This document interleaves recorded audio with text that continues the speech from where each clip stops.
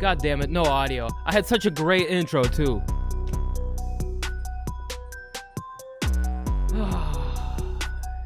Doing it like the professionals. God damn it. Anyways, welcome to the stream, boys and girls, ladies and gentlemen, fight fans all over the world, as we have not one, but two events today. UFC Vegas 24, as well as the big fight. Jake Paul taking on the ambassador of our great sport of mixed martial arts, Ben Askren himself, coming out of retirement. Ladies and gentlemen, we are back at it again. Dim TV fucking up off the get-go with technical difficulties, but never fear, we're still here.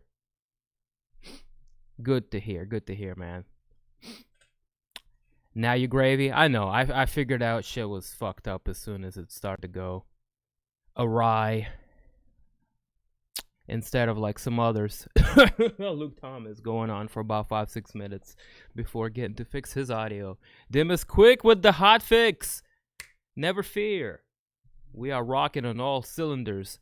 This would be the pre-game portion of our little show we got lined up. As I've already previously mentioned, we have a little bit of a circus celebrity boxing match, as well as a somewhat solid UFC Fight Night Vegas card. Not too bad, not too bad. Excited mainly about the main event on that one, being Whittaker taking on Gastelum. Last minute replacement notice. The fight that was originally scheduled to go down in UFC 230 something. What resulted in actually Izzy taking on Kelvin Gastelum in that pay-per-view. But this fight, you know what I'm saying, finally it comes to fruition. It's a good matchup. Should be a fun one. And then we have, of course, kind of like, you know, a bit of a freak show happening there on the tail end of the night with, of course, Jake Paul taking on the ambassador of mixed martial arts. Well, tonight anyways, Ben Askren. Also on that card, the undercard of that Triller pay-per-view, Frank Mir making his return to combat sports in what should be, you can backtrack and do a do-over. Nah, I can just like erase the first two minutes that I was going on in, but it's all good, man. It's just, you know, this is what happens in live broadcasting, and I make mistakes all the time, as well as other professionals. Shit happens, right? It's not like I have a team behind me, you know, helping me. Running tests, making sure everything is everything. But we all good, man. As y'all can see, I got little homie Max on deck. He's getting... Hey, stay away from him, bro. See, I have to keep him... Yo, like, chill, leave bugs alone.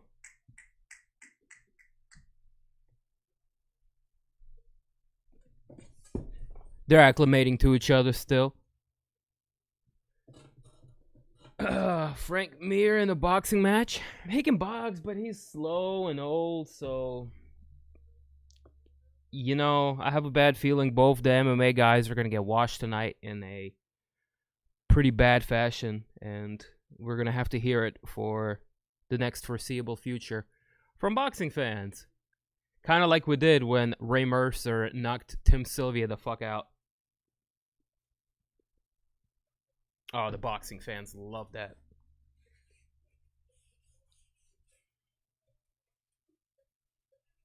Hopefully Ben double legs him. How's all the firsters doing? Good. Little one is recuperated. He's up and around. We brought the big one back, and he's not, you know, he's not really having a great time with the little one around, because the little one, he's not too socialized. See, I have to go and separate them right now. They acting a fool. Yeah, you. Come here.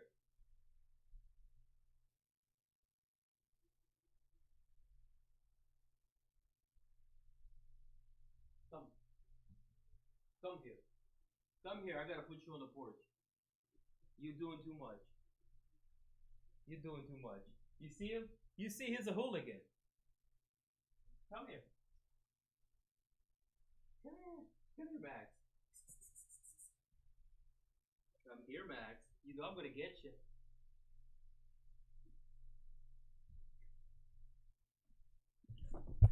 See what I have to live with? Hey, leave him alone. You leave him alone.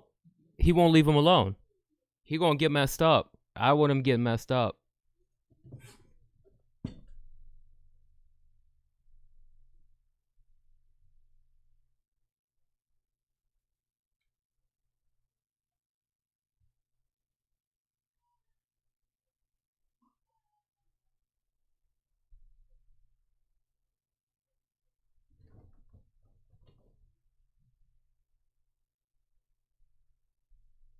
Come here.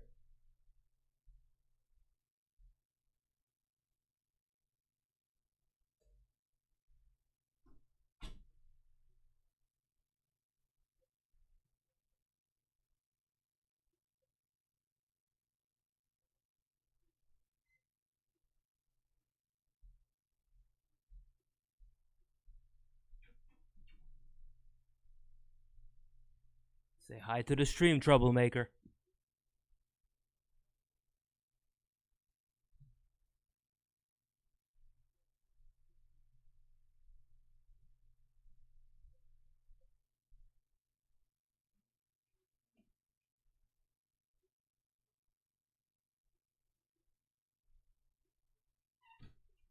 You be nice to him.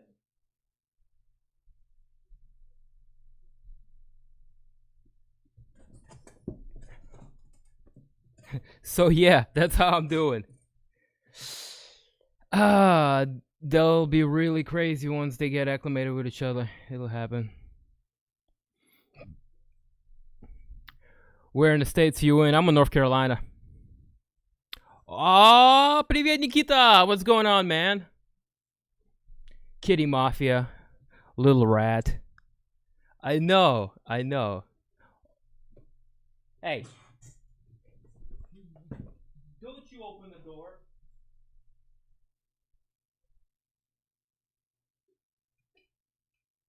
Get out of here.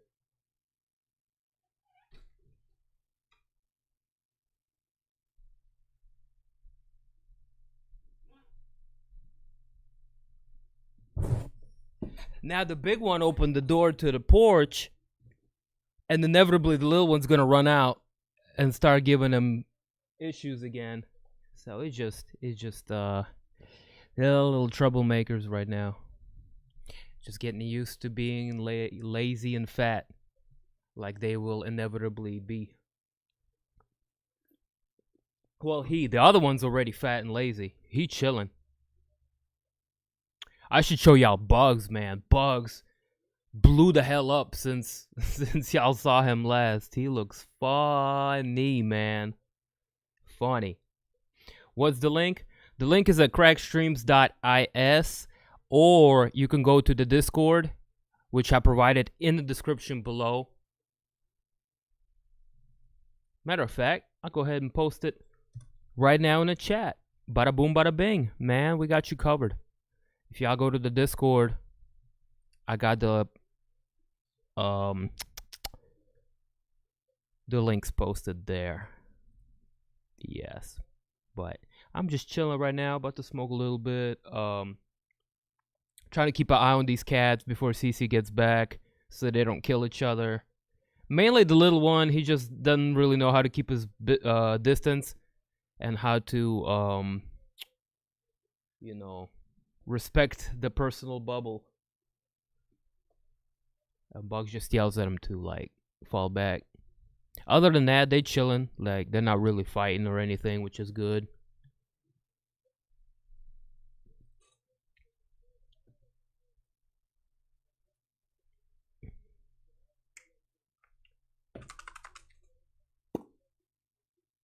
Still a few minutes before UFC starts. So, just got a little bit of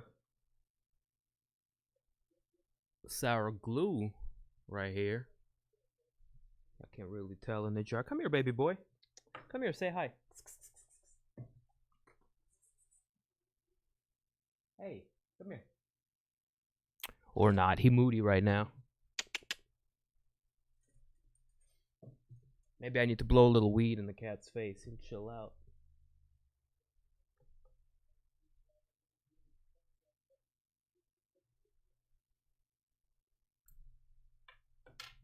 But yeah, man, we'll just pregame a little bit. We'll talk about UFC. They'll be kicking off in a couple of minutes. Decent preliminary card on that. Boxing prelims start at 8 my time. That would be 1 hour from now. But there's nothing to write home about on there. Really, the only fight worth watching will be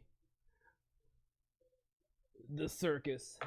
No, I'm lying. There's at least one decent actual boxing fight on there.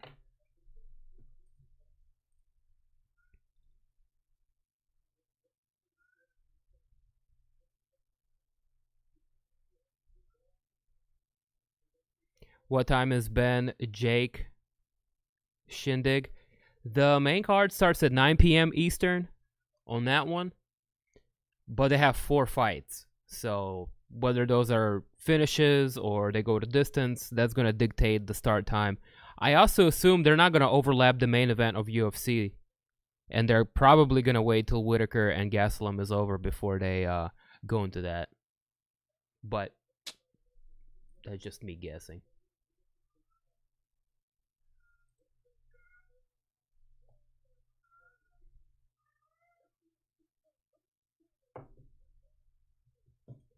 All right, hold on 1 second. I gotta let the cat out.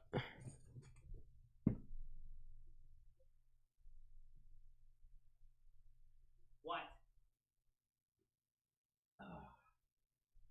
Show everybody how big you are. Show everybody how big you got. Look at this. Look at this guy. Say hi. Oh. Okay. Yeah. Don't complain.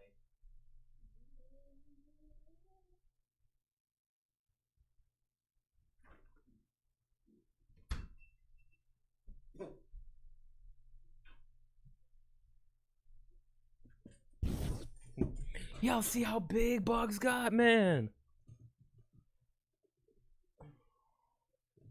He is a vicious beast. I know.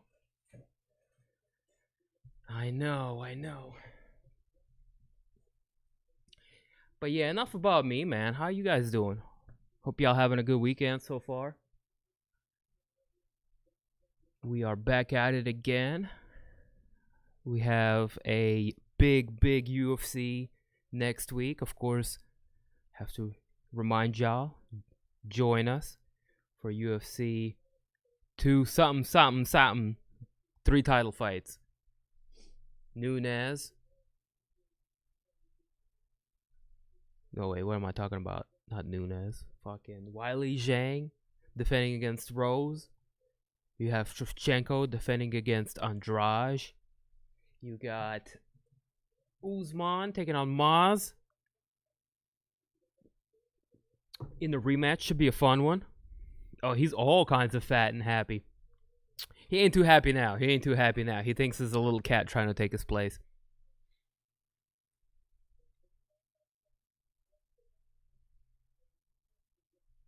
But he'll be okay.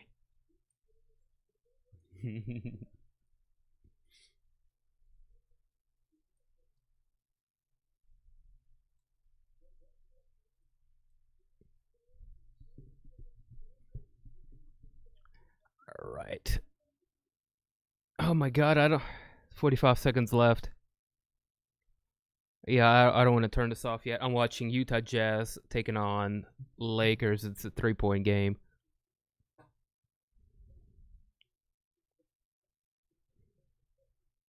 Watching a little basketball this season.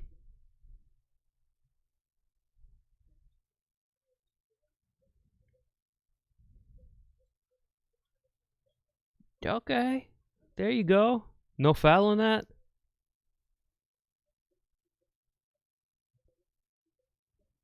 Clutch layup made by Utah. 1 point game. 107-108. Lakers going to try to drain the clock here. Attempted a 3. Okay, they got 22 seconds. It's a 1 point game. Utah down by 1. They're going to call timeout. Get a reset with 15 seconds left on the clock. Interesting. I'm rooting for Jazz, man. Lakers is fun to root against. Kind of like Brooklyn. Just a powerhouse team, you know, heavy on the talent. 5 years with 2 of these little shits and they still hate each other. Yeah, mine have no choice but to get along. 'Cause I'll show them.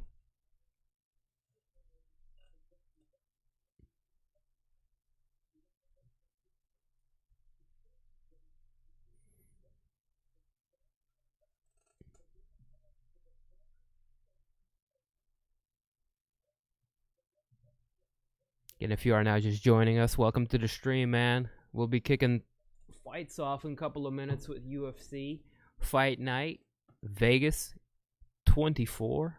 One of those names.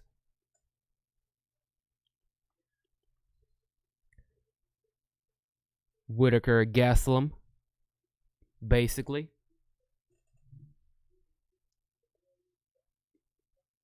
Of course, Jake Paul also taking on Ben Askren later on.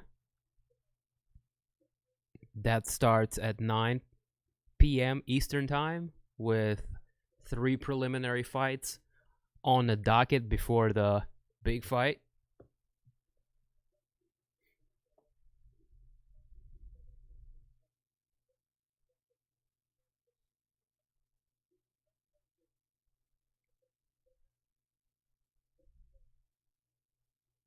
Come on, Jazz. Come on, Jazz. Big 3. Oh, shit! Yes! Yes! Big 3. 8 seconds left in the game.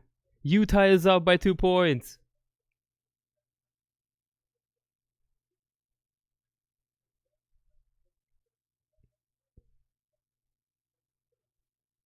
Oh, beautiful.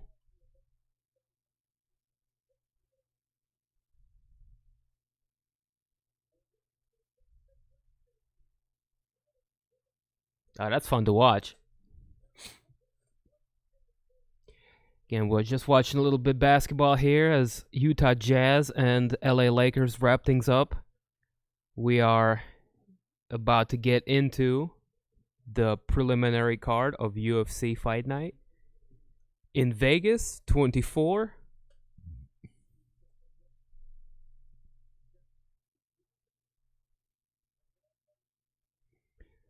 Lakers don't have no timeouts.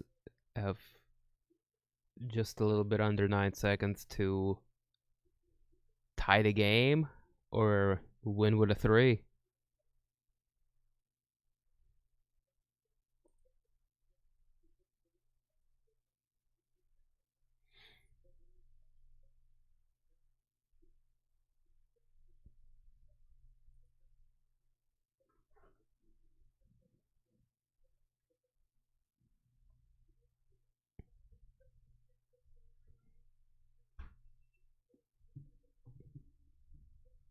And UFC just started, but it's 8 seconds left in this game.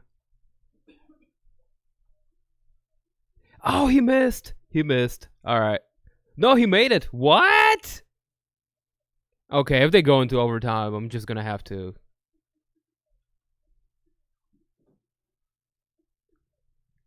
All right. That's exciting. Okay, they're going to go into overtime. I'm going to have to check back in later about what's going on with this Lakers and Jazz game, but hey man, let's go ahead and switch over to the reason why we're here. And get a crack-a-lacking with Robert Whittaker, Kelvin Gastelum.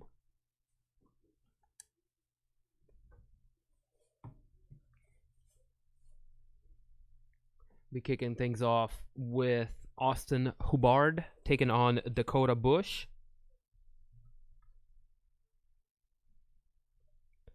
Steven's fight is off. Oh man, that really sucks. That sucks. Big donkey balls.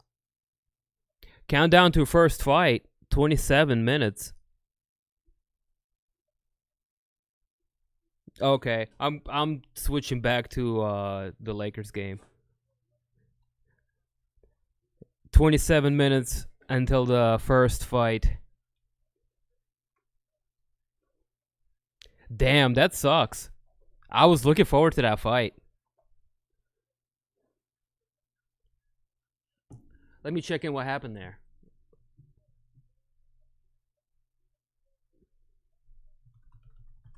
Our new co-main event, of course, Andrei Arlovski taking on Chase Sherman, getting bumped up from the undercard now to co-main event status.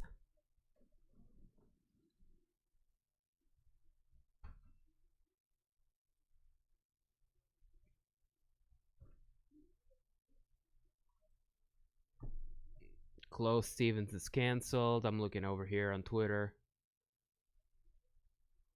Kevin Iole. Yeah. Klose injured. So close to the fight? How? That's crazy, man.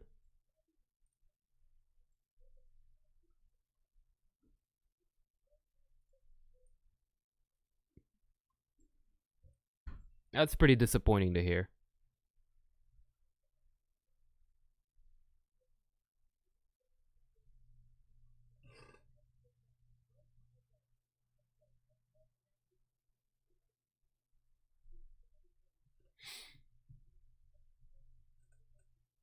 Either way, the fight night carries on.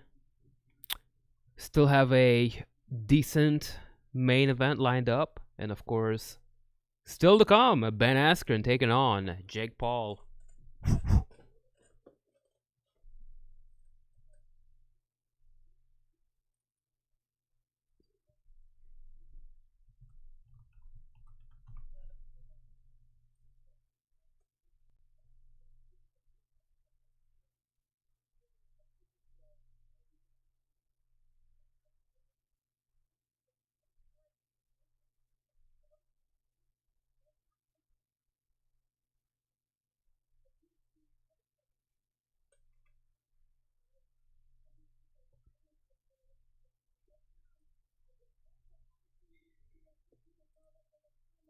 Still to come.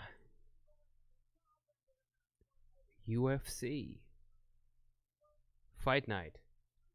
What's up, bro? You're back. You didn't spend a whole lot of time out there. You wanna come say hello again? Come say hello. Come say hello. Big boy. Big fella. Say hi. That was a good one. There you go. Oh. That's a vicious beast right there.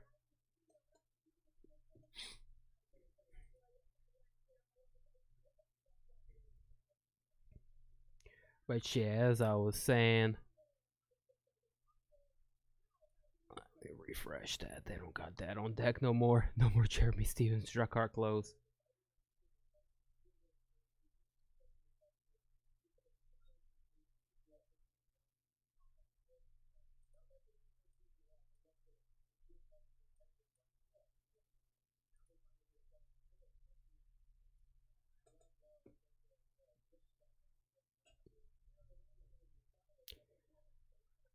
I guess with the reshuffle, they'll be kicking things off with Tony Gravely and Anthony Burchak.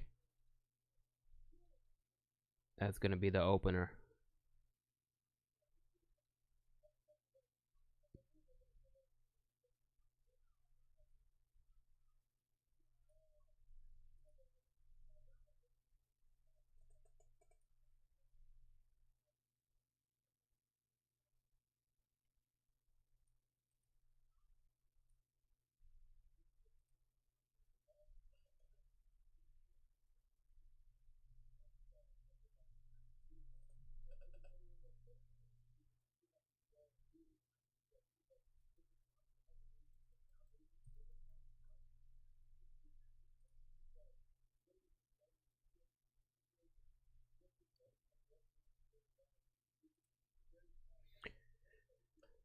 Arlovski stayed, but Overeem was kicked out, although they had the same fees.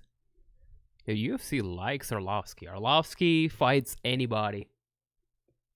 It's like they need a guy to step in on last minute. Andrei Arlovski's the guy. This guy had big name value. He's been around forever.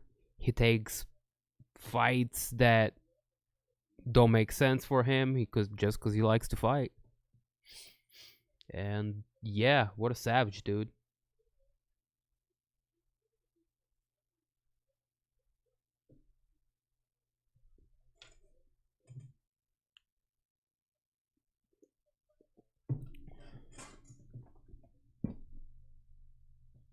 What? You want to go out?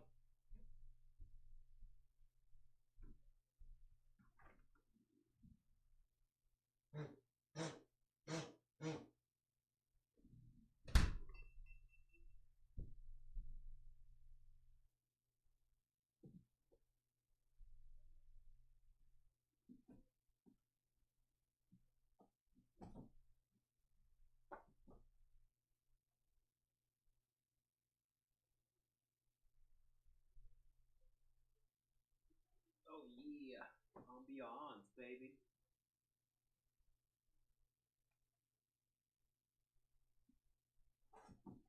Let's get it.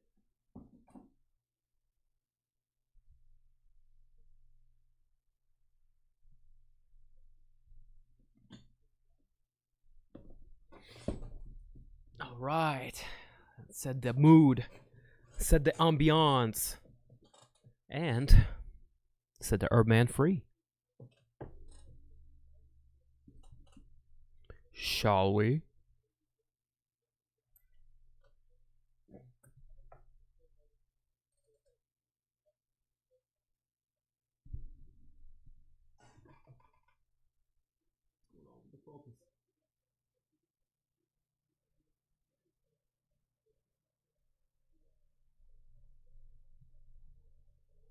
Hello.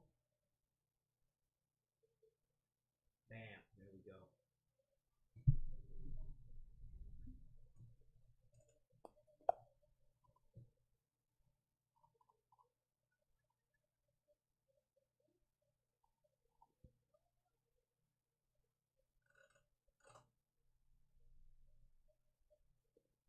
Overeem don't like UFC? Nah, Overeem, man, Overeem. Overeem, I think, was expensive, and he lost like 3 fights in a row.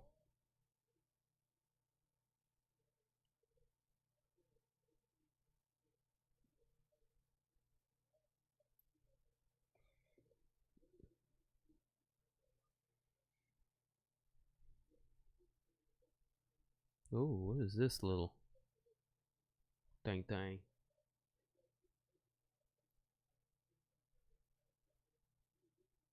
I think UFC gets Arlovski for a lot cheaper than they did Overeem. So I don't think the fee is the same, Nikita. I don't think it is, bro.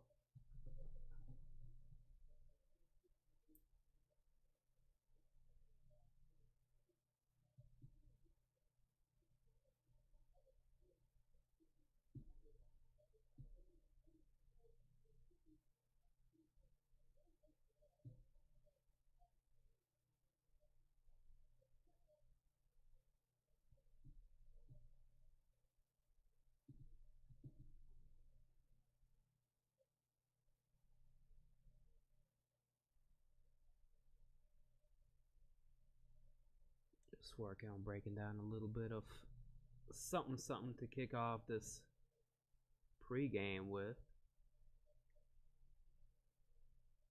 I want to hear who you guys have for the. I already fed Bugs. Yeah, yeah, he's had his food. I put it up because he didn't want any more. He only ate about half of it. But yeah, give little one his food. Bugs needs to.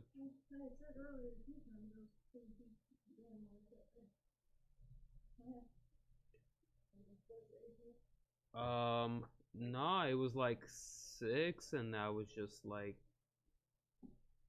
started to give Bucks food because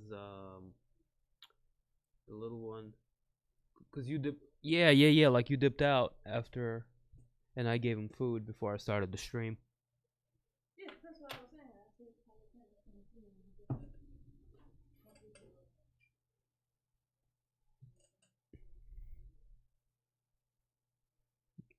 No, just feed the little one. Give him whatever's left in the can. Bugs should be good. Bugs is... Y'all saw Bugs, man. Bugs is good.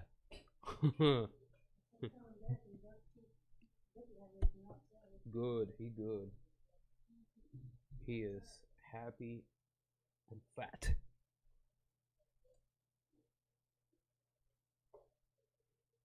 Fight canceled due to close injury. I like how they have non-COVID related in parentheses.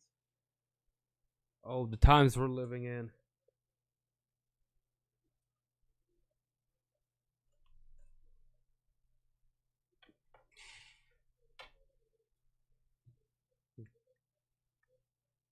I showed him on stream.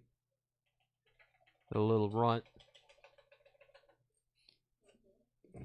People laughed at him. This is being so teeny. Listen to him. Ah! You're being really dramatic, mister. Listen to that. Just wait. Oh, okay. Oh, listen to that. Beautiful. I'm about to cook some eggs. Hell yeah, bro. What are you gonna have with your eggs? Some bacon, some sausage, some chicken. You got some pancakes. You got some biscuits. What you got rolling? Fried eggs. Well, I myself am from Belarus, so gotcha. I'm happy about it. For potatoes. Yes. Yes, indeed.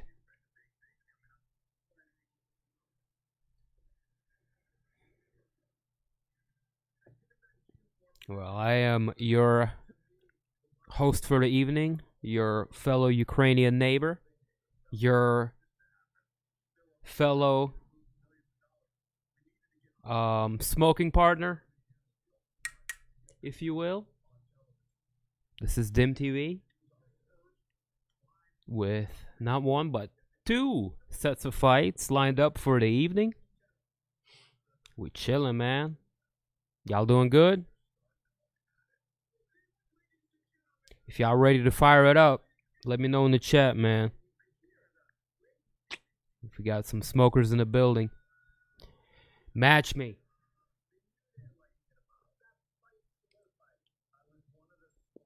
Hey, speaking of smokers in the building, Jason Carley, what's going on, playa?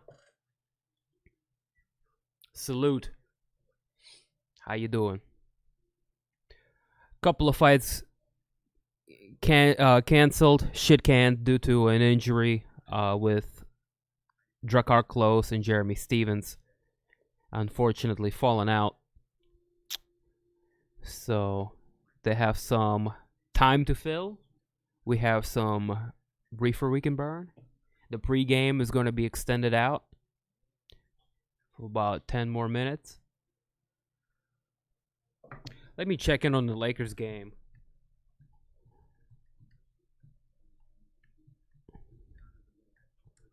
I was keeping my eyes on that LA versus Utah game that was going to overtime. Oh my God, Lakers pulled away by 11. Yeah, that ain't happening. 40 seconds left. Fuck. That sucks. Utah Jazz, man. They had a hell of a run this season.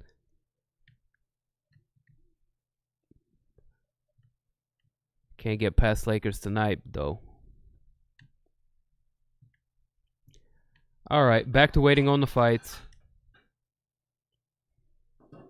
CC, they pushed us up by 30 minutes, man. I hate when they do that. The co-main event fell through. I just want to see Jake Paul get dusted. Dude, that's not happening. I think our boy Ben Askren's going down tonight. Unfortunately. Like, both guys representing MMA might get beat up pretty badly. And I'm just a little anxious. I'm a little anxious. Yo, yo, yo. Good evening, gentlemen and Miss Sierra. Laying low for a bit. Migraine. Oh, shit. Well, hopefully you feel a little bit better. Get you a little aspirin or an Advil going, so you hopefully feel a little bit better before the start of these fights. Because we have not one, but two main events on deck. MMA and celebrity boxing.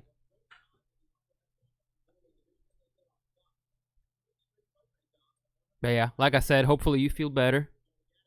And yeah, I'll smoke one for you. Cheers.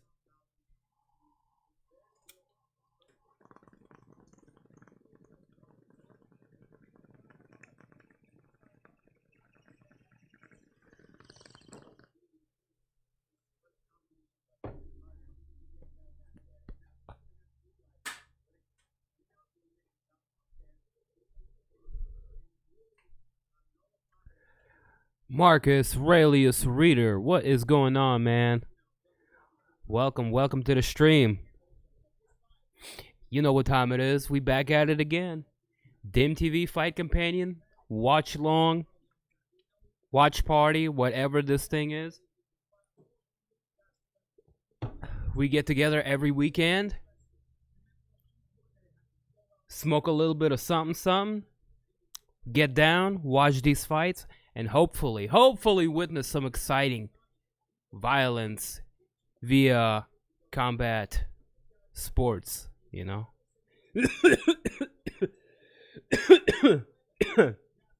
I don't know if that made any sense, but I'll roll with it.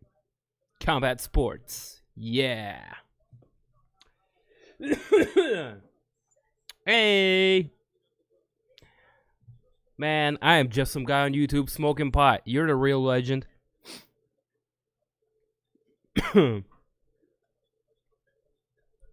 We depend on you. Here at Dim TV, like, Bisbing depends on that glass eyeball. Burning one myself? Yes, here every weekend. Almost. Well, I try to make it to every UFC event.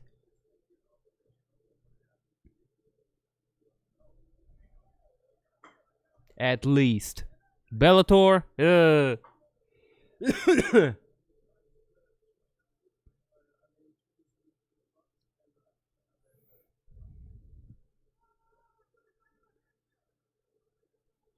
No, sir. Fuck to you.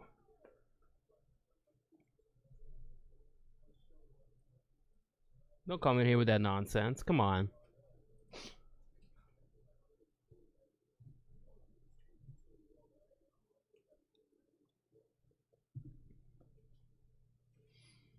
If you ask nicely, I would even spot you a link or something, but just coming in here talking out the side of your neck, man, I can't.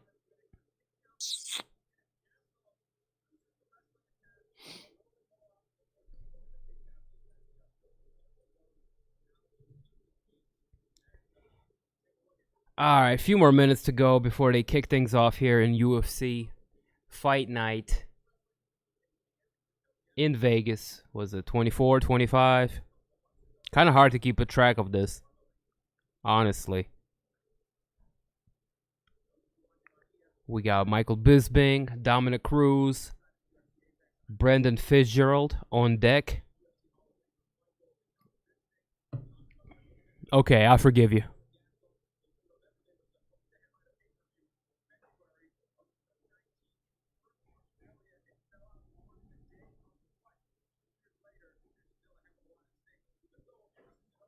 Yo, what up, what up, what up? Brandon White in the building.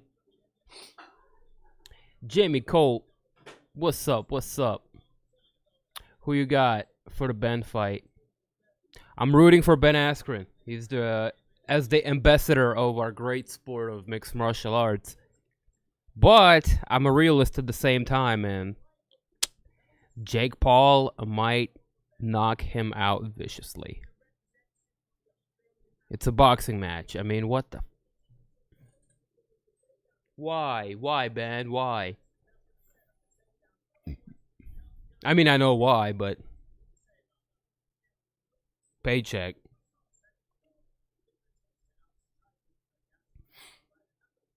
Who do you want to win? I want Askren to win, but I don't think that's happening.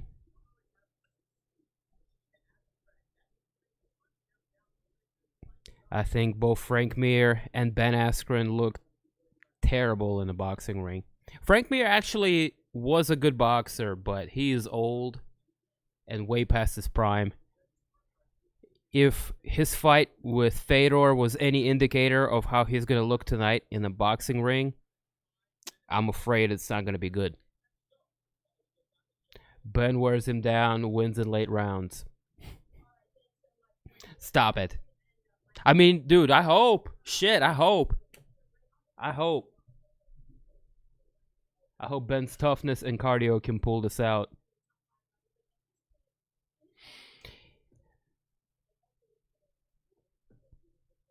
Come on now, I hate Jake Paul.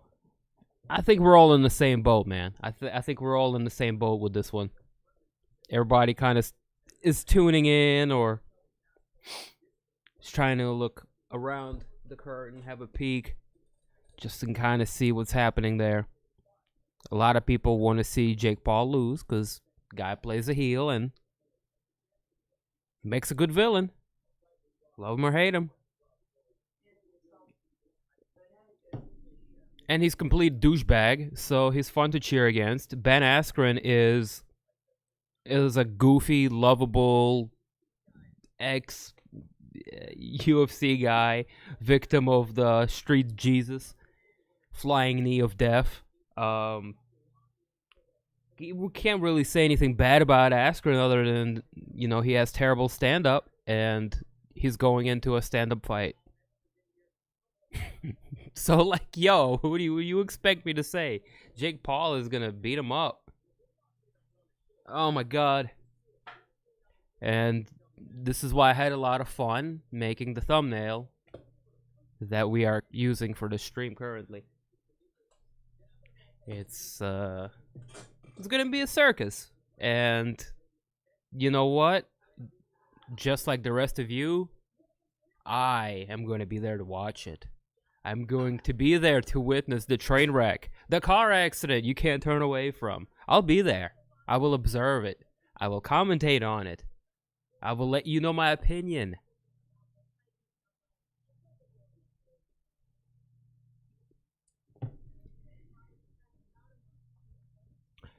We'll come down to the ref. If ref lets Ben hang on to Logan, Jake, he's fighting Jake Paul, then Jake is in trouble. Jake owns the ref. Then get that big belly.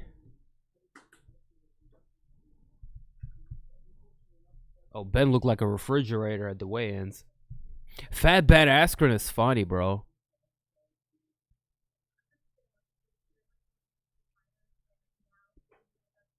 He didn't cut any weight for this. It's going to look a little amusing. It's going to look a little amusing when you see them in the ring. It will literally look like dad sparring against his rebellious son.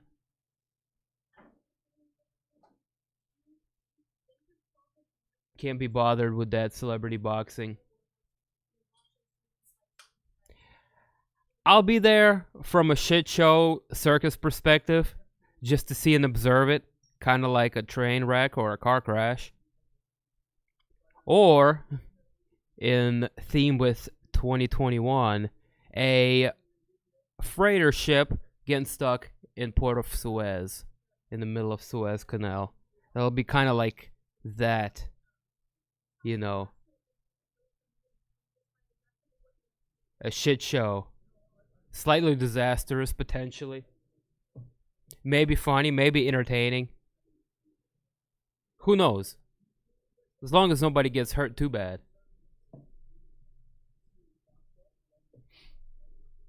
I want Ben to make Jake rethink his life, publicly acknowledge he's not ready to be a boxer, and to apologize to the boxing community for embarrassing the sport. I think that could be said for almost all of us here in the chat. But the reality is, as much as I hate to admit it, and as much as y'all hate to hear this, Jake Paul is going to beat him up, man. It's going to be bad. It's going to be funny. It's going to be a lot of things. But one thing it won't be is a good look for MMA.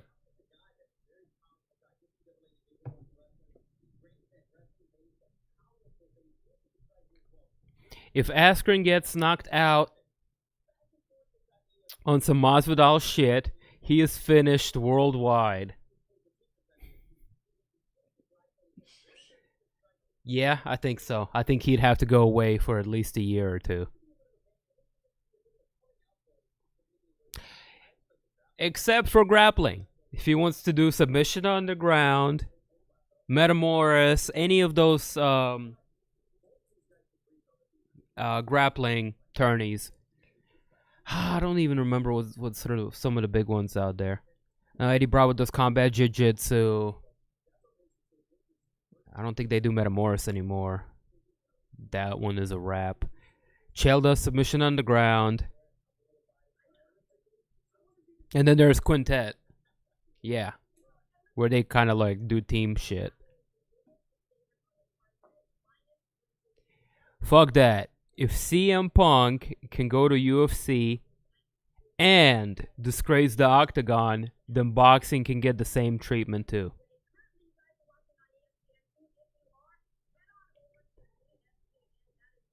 Boxing has been dabbling with celebrity boxing, you know, for quite some time. Way before MMA even took foothold in the mainstream, you know? So this is nothing new.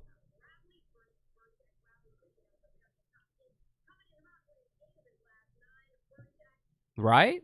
Like, am I wrong? No. Reality in YouTube world. Damn.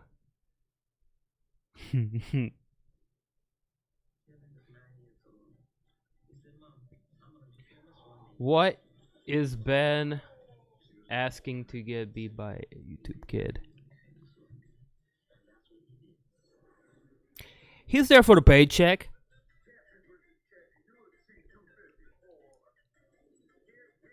I was thinking on this earlier, guys.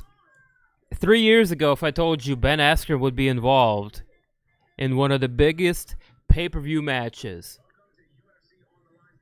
headlined one of the biggest pay-per-views in 2021. What if I told you this 3 years ago? You would laugh at me, right? You, like, say, coming off of Masvidal. When did they let him go?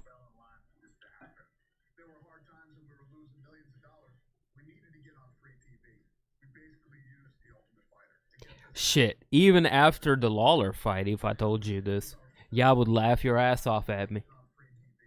Yet here we are. Cheers. What's good, fam? You're right, Muhammad Ali, and that was more of a actual fight, less celebrity boxing, but it was anyway the grappler versus Muhammad Ali, and that went down, I think, in the 70s. Largely forgotten about match because of the nature of it. I think Inoue just butt scooted and tried to get Muhammad Ali down and into his guard the entire time, and Muhammad Ali just danced on the outside and landed leg kicks and punches.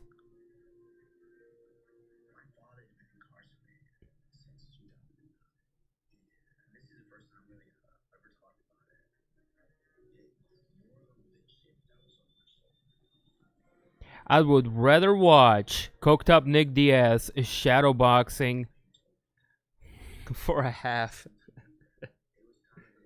I would rather watch stoned Nick Diaz play with nunchucks. Nah, I'll watch both, man. If it's on, I'll watch it. Sometimes, you know, I'm in the mood for the highest of the high levels of mixed martial arts. Fights that really, really matter. Ranked opponents making way to the contendership. Up-and-coming contenders. You know, upsetting the setup.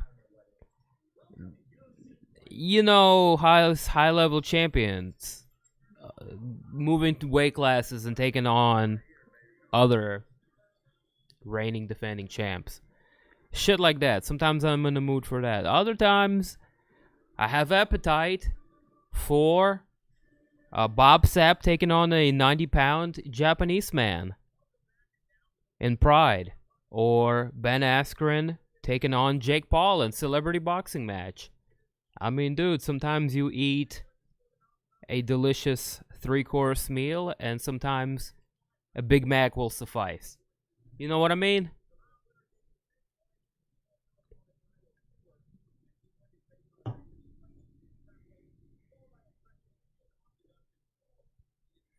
And that's how I'm going to compare this fight. It's like junk food. Forget all them. Trav is in the building.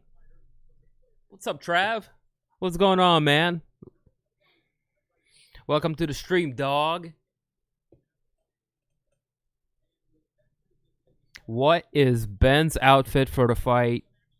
Is just him getting knocked out. What if Ben's outfit? Like he wears. No, why would he do that? That would be like bad juju or a bad omen. He wants to remove all that negativity going into this fight. But not that it's going to matter. He's going to get put on the poster by Jake Paul. Of all people. Hey! Look who it is! Dad bod for the win. The Funky Beer Belly Bomber. What's going on, Mike? Welcome to the stream, man. How you been? Caden Sims, what's going on? I got you on the link in the description below. Check out my Discord channel. I got you. I posted everything you need to find in my Discord. Let me go ahead and put it up again, actually. I got you, dog. Give me a second. My man. Bad Mug. Appreciate the little $1.99. Little $1 holla holla. If Ben wins, boxing is a joke. Nah, because Jake Paul isn't like a serious boxer. He's he's a celebrity boxer. A YouTube guy.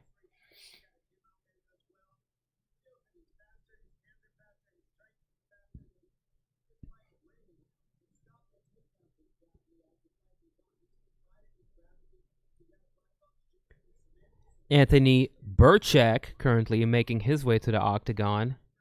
Finished 13 of 16 fights. He's got submissions and knockouts on his record. Interesting, they bumped this up to be the first fight. Usually matchmakers, they like to kick things off in an explosive fight. Usually two guys that really have something to fight for or have a certain fight style that lends for a early finish.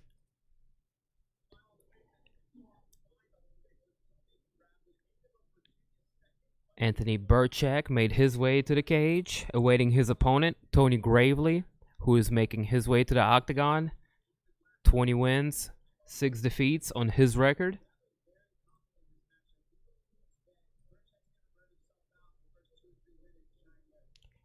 Fights in American Top Team, really solid camp. Based in Coconut Creek, Florida. Born originally in Martinsville, Virginia, which is not too far where I'm from, about 45 minutes. I'm in a different state, though. His last fight, Geraldo de Freitas, was a decision win.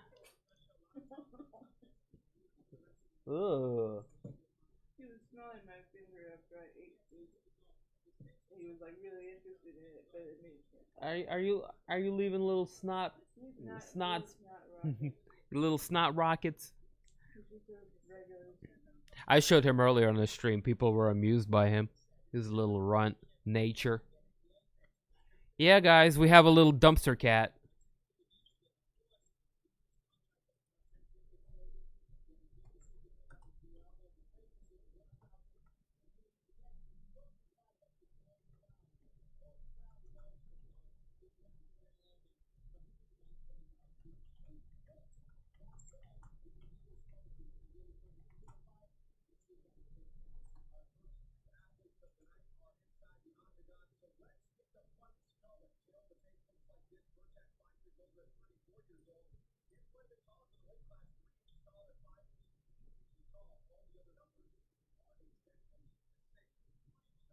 Burchak going to be 3 inches taller than his opponent. Other than that, pretty identical.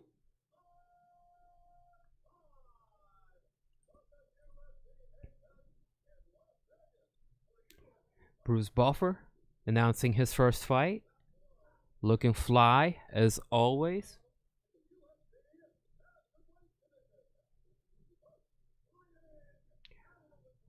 Burchak representing that 10th Planet Jiu-Jitsu.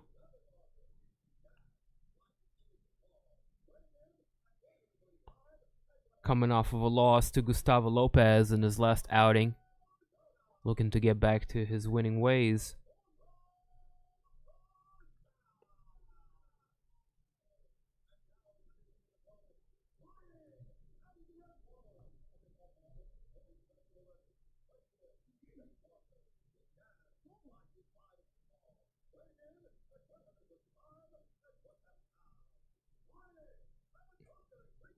Have you given the firsters any catnip?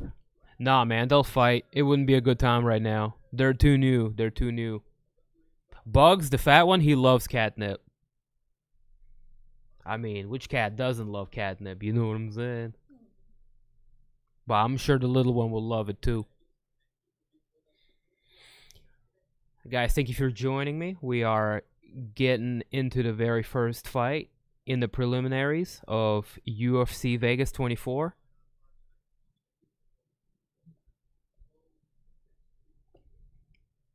Gravely is in the black trunks. Burchak has the white trunks. Kicking things off is this bantamweight bout. 135 pounders.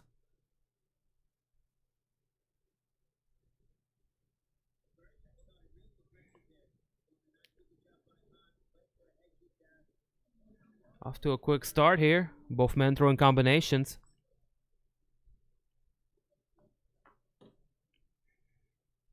Straight punches too, nothing too loopy. Series of good leg kicks for Burchak. Fighting long.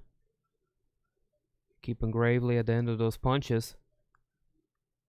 Now Burchak looking to engage in a clinch. Gravely looking to be stronger of the two. Backs him down against the fence line. Oh, and a beautiful switch. Wrestling takedown for Gravely, who has now got both hooks in. He's got the back secured. Now he's going to move and try to get that choke. Just utterly controlling his opponent right now.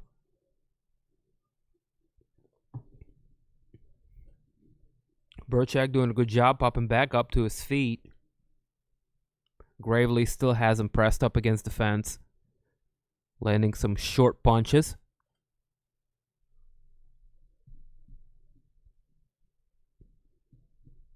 If Dana White was to actually get in the cage and fight, who would you love to see him fight? Oh! Big right hand lands for Gravely. Down goes Burchak. That was clean. That was clean. Oh, nice.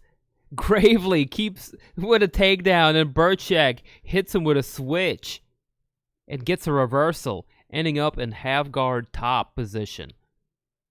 That's some of that 10th planet grappling starting to show. Mr. Burchak landing some good practical elbows. He's got a neck. Looking for a guillotine here. Burchak holding on to that neck. Got the arm and guillotine. And Gravely pops out. Good defense.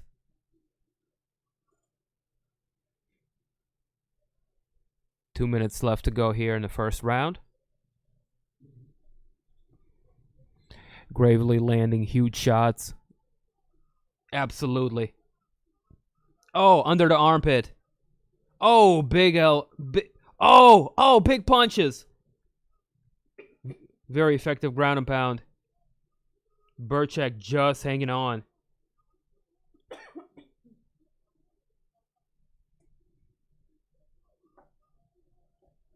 And just back and forth action. It's a good scrap. Big punches from Gravely. Burchak pops right back up on his feet. Gravely's got... He's got him in the body lock.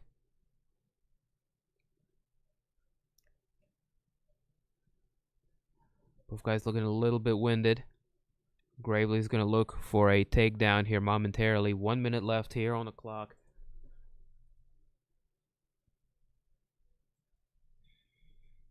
Oh, big takedown for Gravely.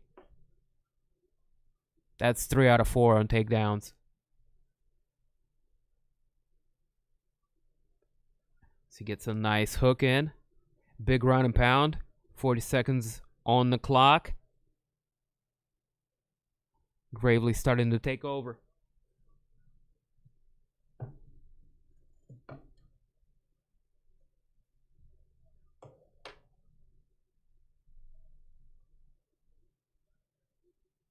What do you think? Can Alexander Rakic get the belt? Too early to say. Too early to say. Right now, no. But in maybe down the road, 2-3 fights, it's possible. He's young and there's potential for improvement.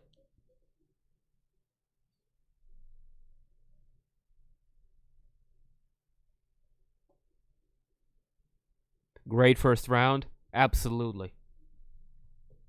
Yeah, and to think I almost hopped in the shower and missed this. Hey, sometimes the fights are a sleeper. This is one of them. One of them sleeper fights.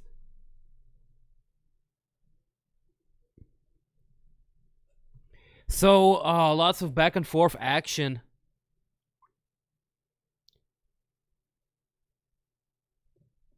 Again, slightly more technical of the two is Burchak, but Tony Gravely just grinding him out and just outworking him. He's got better wrestler and really good ground and pound. Burchak's got a little bit crispier striking, and he's got really good jiu-jitsu. Back and forth fight, but Gravely won that first round with the knockdown, some big punches landing in the end. Huge thunderous ground and pound. you know, you name it. He did a lot of things. So here we go to round 2.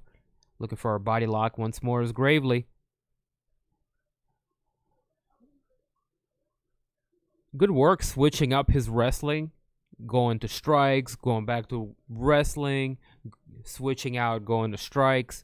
Just really, really good job for Gravely at keeping his opponent, Anthony Burchak, guessing at what he's going to do next.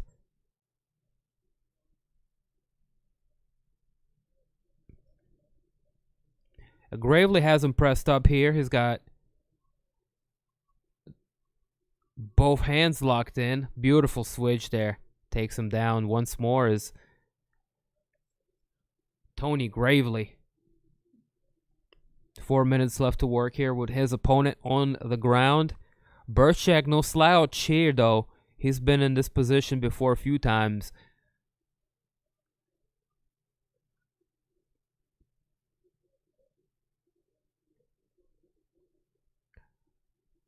Hey. Jimmy from Ecuador. Very, very good job. Welcome to the stream, man. Thank you for coming here. Welcome to the stream. We are watching Tony Gravely taking on Anthony Burchak. Oh, beautiful counter shot for Gravely. I think that might have been a jab, if not a left hook. But the referee is going to step in. He's seen enough. He's going to call the stoppage. A bit premature, but oh, it was a check left hook as Burchak was throwing a bit of a lackadaisical front kick.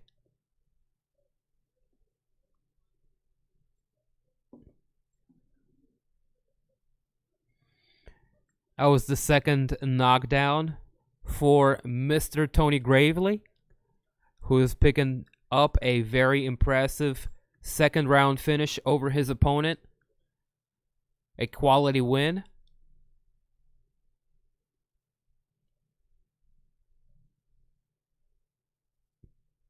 He gets it done. Bodied him. Yes, sir. James Gonzalez, welcome to the stream.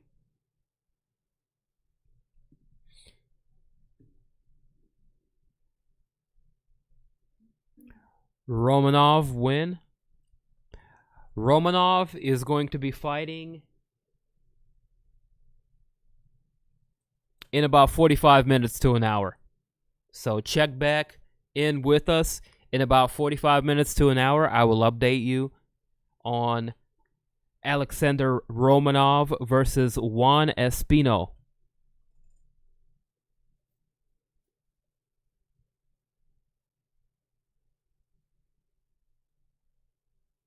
Get ready for the rest of the card. All right, bro. 3 katanas. I see you.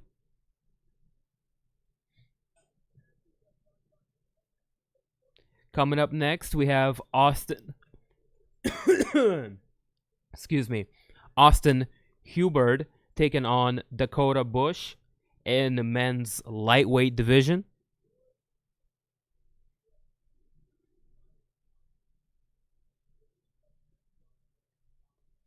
Even better, Danilo. If you go to my Discord channel, I posted the links there that you can go to and enjoy the fights yourself. Word of warning, though. You're much better off watching them if you are on PC or a laptop. They don't work as good if you're on mobile or console. So just a word of warning for all of those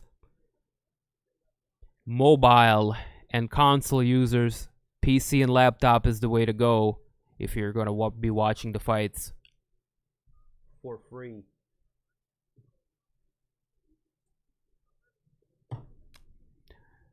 Tony win? Yeah, he looked very good. Very good. Good quality win. Second round finish. Was that KO? Yeah, I would say that was a KO. Very, very beautifully timed left hook. Catching his opponent in the middle of a kick. Getting that knockout. Second round again, I was pretty impressed. Pretty impressed. See, I kind of called it on the switch around. I'm like, hey, if they're gonna put this fight as the first one, that means these guys are good, because they like to kick things off. They like to start off with a knockout. I don't know if it's fact, but if it's just something I noticed, they like to start with a really good fight on a early undercard, and sometimes they will put somebody on there that probably deserves to be a lot higher, but just for the sake of starting things off with a good finish, they'll do that. And hey, man, it sets a good precedent for the rest of the fighters on the card. Like, hey, go out there and try to get this knockout bonus.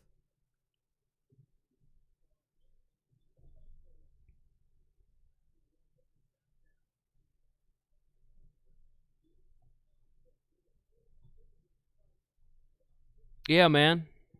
Wait, what did I explain? I don't even know. I just sometimes... Same, that's my favorite takedown also. Left hook, this being is a G.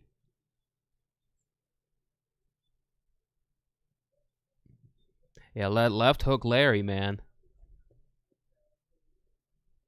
That's that Jan Blachowicz.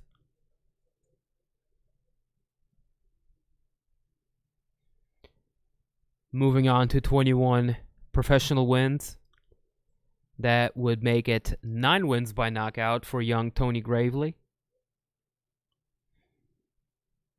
It will be exciting to see what will be next for him in 135-pound division.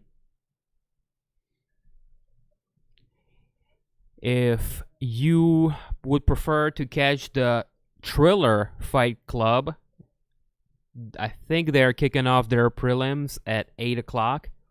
If you need a link to that, go to the Discord, which is provided in the description below. I got you guys covered. I posted the links up there to both events, should you need them.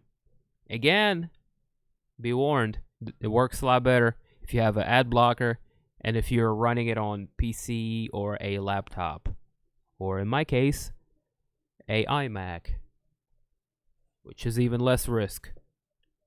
Less capability, but also less risk. Yo, what's happening? What's going on? Danny, my man.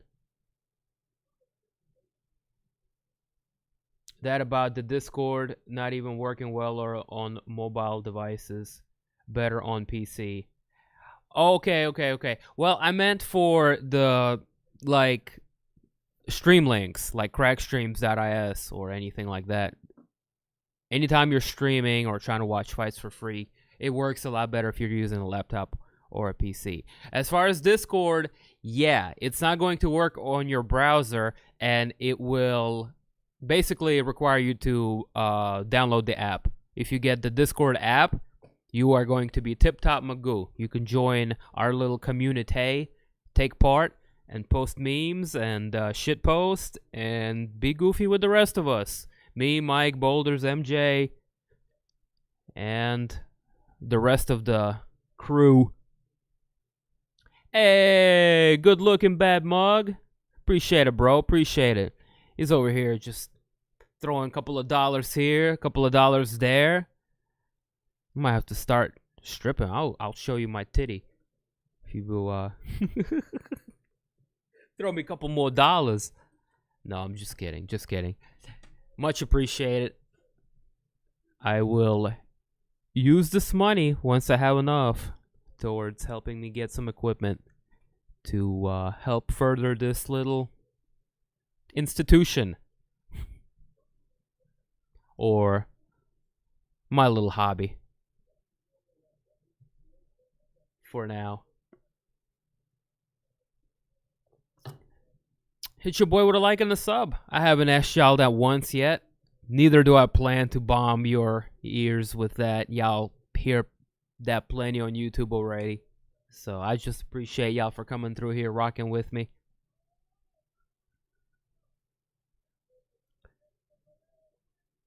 Oh, some of these highlights are showing Yoel Romero and Robert Whittaker. Epic. Epic. I mean, who's willing to go in there with Yoel Romero? twice. Twice.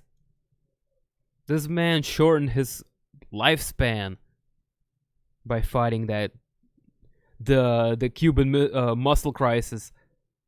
Sheesh. That's why we love him. Whittaker, just like from purist standpoint, is a fighter's fighter, you know? That's really fun to watch when he gets in there, puts it on, performs.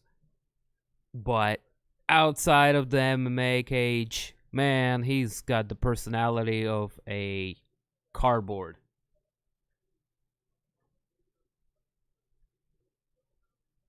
But that's not what, the highest level of martial arts is all about.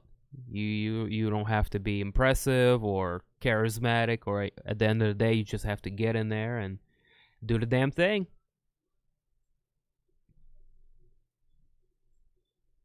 Should I fuck with Discord or what? Of course, man. Most definitely. It's just like a little chat room where we post shit. Every time we don't have a stream and there is something happening like a low-key MMA event, I'll post the finishes to that, or we'll talk about it there, etc. In the middle of the week, you can just kind of keep in touch and enjoy some of the shit posts and memes. But yeah, we got like 200 people in there now. Most of them just use it to get links and dip out, but a handful that does stay, they're the true soldiers. Those picograms. Cuban pico crisis. That's funny. I think Romero's fighting soon. Yep. I think in less than a month, maybe a month.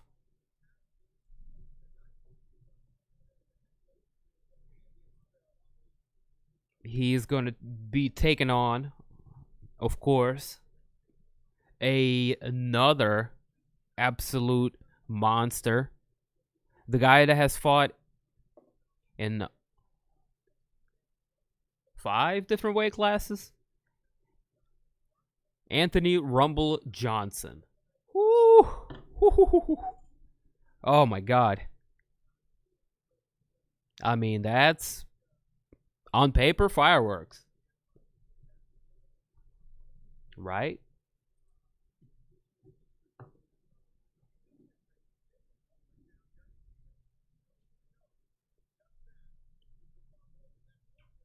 Oh shit. Things got heated. Drakkar Klose and Jeremy Stevens weigh in. Oh man. He canceled after that? That is unfortunate.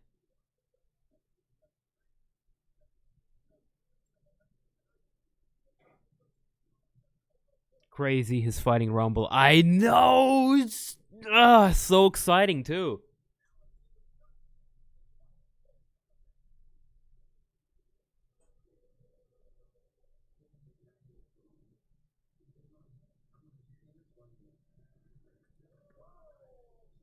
I'm very much looking forward to that fight. And that would be one of the few occasions that I will do a Bellator stream.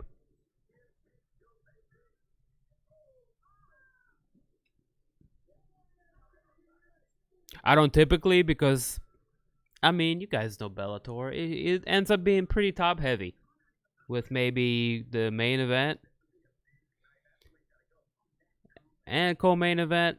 Sometimes no. Sometimes the co-main event is not.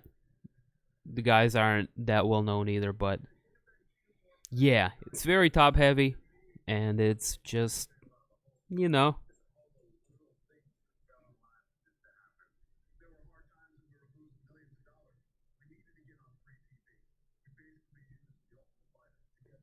I can't show the fights on YouTube, but if you go to my Discord channel, link to which I provided in my description, I posted the links there, man. Hope it's a good fight. You know something, if it's a crazy fight on paper, it could be boring in real life. Francis Ngannou, Derek Lewis, right? Hey, are the girls fighting right now? No, Jessica Pena and Lupita Godinez is going to be going down in about 30-40 minutes.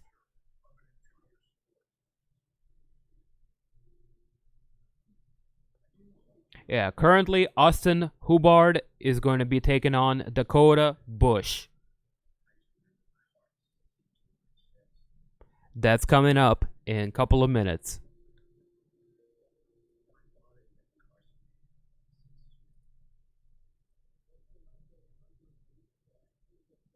You're welcome.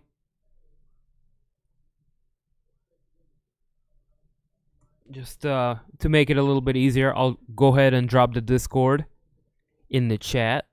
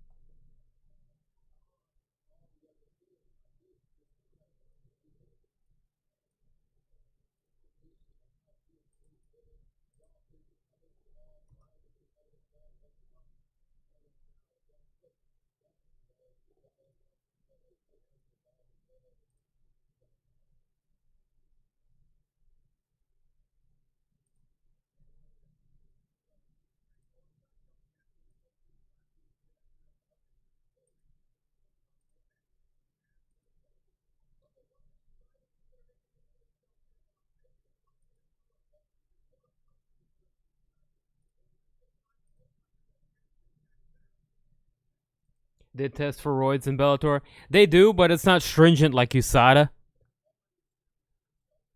So they'll test for maybe like 3 types of things that are just like outright should not be used, like anabolic steroids, but everything else is like, hey, well, it's whatever, man. So they're a lot more lax. They also don't test their fighters overseas, I imagine, like USADA does. But don't quote me on that. I don't know for a fact.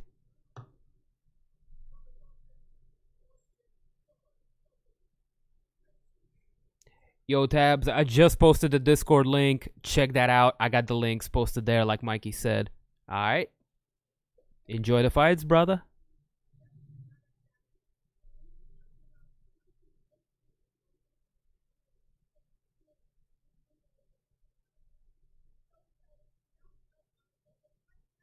If you are now just joining us, we are getting ready to observe Austin Hubbard taking on Dakota Bush, our second preliminary fight of UFC Vegas 24. Still early on in the big night of fights. Still to come, the main card. Ben Askren taking on Jake Paul, Robert Whittaker, Kelvin Gastelum.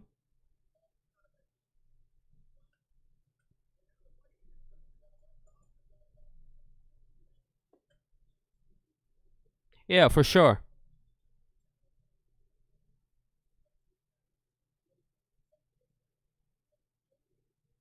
Has Stevens really lost by DQ for pushing Klose? No, Klose was unable to make it to the fight due to an injury. He looked a little wobbly at the weigh-in. Well, at the stare down. So I don't know. I don't know.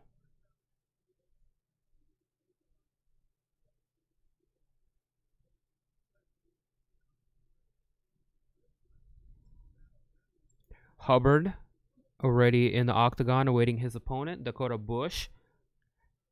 Currently walking out. He is going to enjoy a 2-inch reach advantage over his opponent.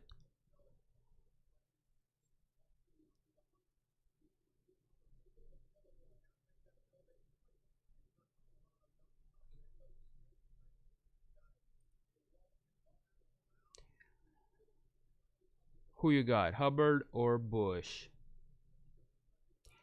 I'm going to go with Hubbard on this one.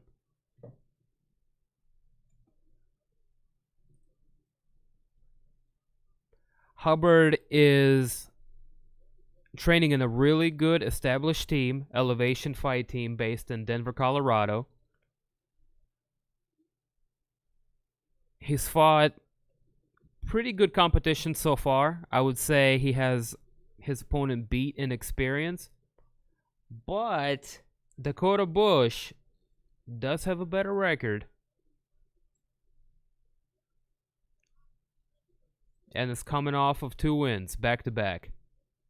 This is his UFC debut.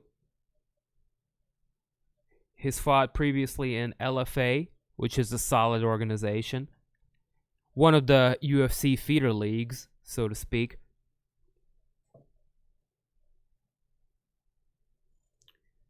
And one thing to note, both of those back-to-back finishes were first round KOs. No, excuse me, one of them was a submission, the other one was a KO.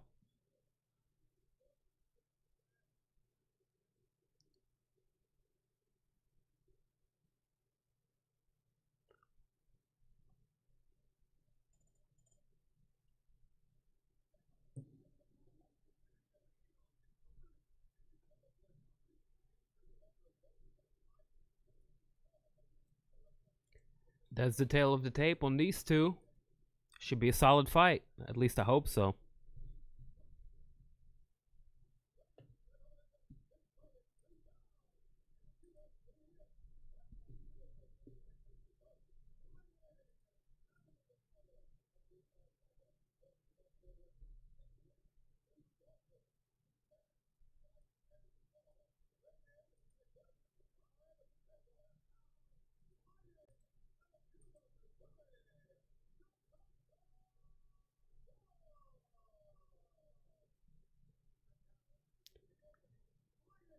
Is Dakota Bush's nickname really Harry? Because that's hilarious. Dakota Harry Bush. Hey.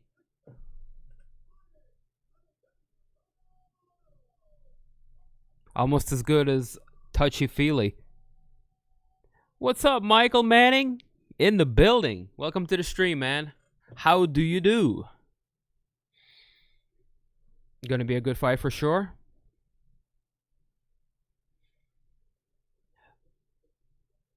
I hope so. One's young and is a good prospect. Other one's making a UFC debut. Coming off of back-to-back finishes. Blue trunks for Austin Hubbard. Black trunks for Mr. Dakota Bush. Getting things started with a couple of leg kicks for Bush. Not much of a feeling out process. We swinging, baby. Woof! Some good punches getting through for Dakota. Hubbard able to check some of those kicks. But Bush staying much more active here, lunging forward. Oh. Just missing with that spinning back fist attempt is Dakota Bush. Hubbard now starting to settle in a little bit.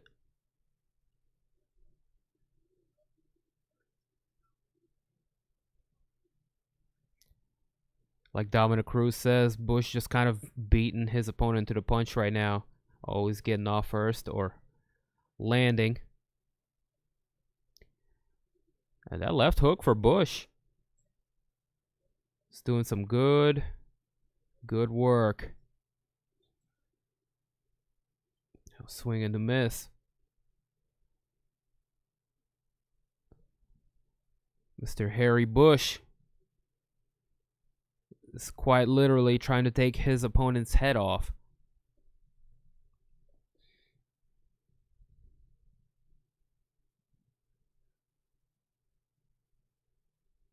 Hubbard hasn't been able to land anything significant, but he's staying in there, checking kicks, constantly staying in his opponent's face, and staying busy.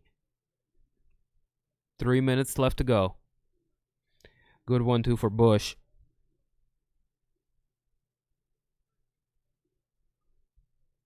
What up, man?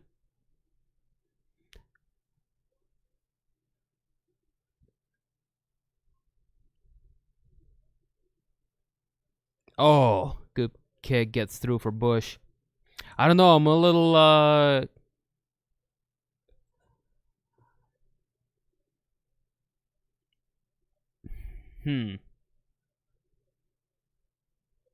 It's an interesting fight. Bush has got really unorthodox timing. And that way he's staying ahead of Hubbard, who looks to be the more technical of the two.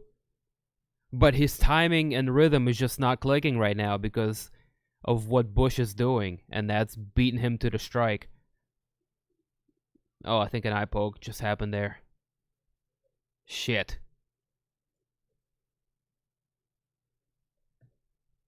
Dakota Bush just got poked in the eye. Gonna take a minute to recover there. Damn.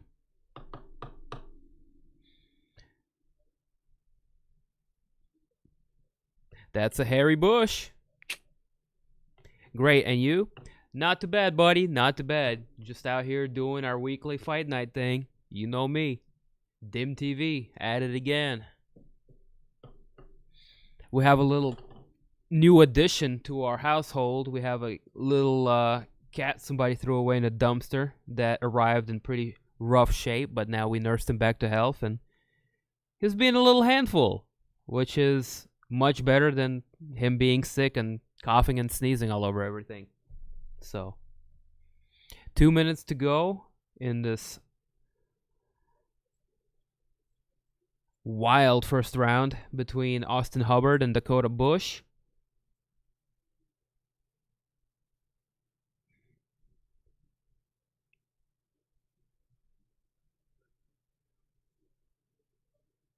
Lil Max.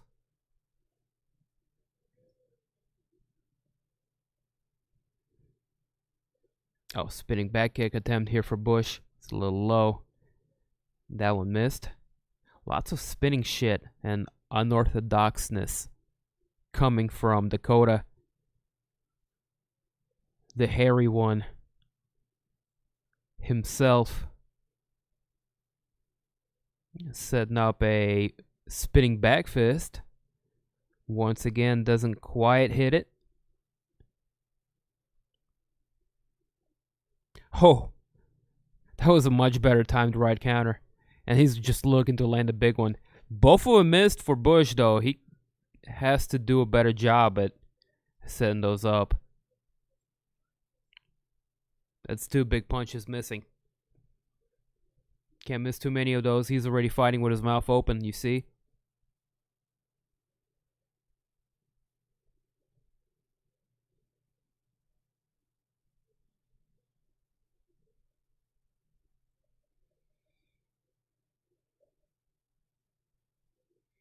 Yeah, links. They're crackstreams.is links. One is to the Ben Askren fight, the other one's to the UFC.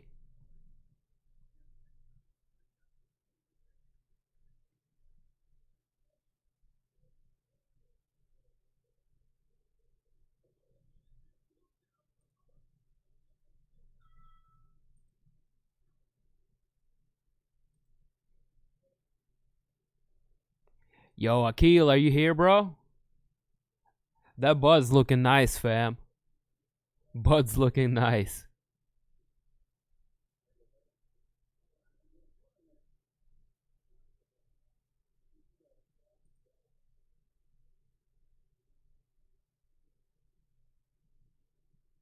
Yeah, man, for sure. I love animals. I can't stand to see. Dude, I was so mad that day that somebody threw him out.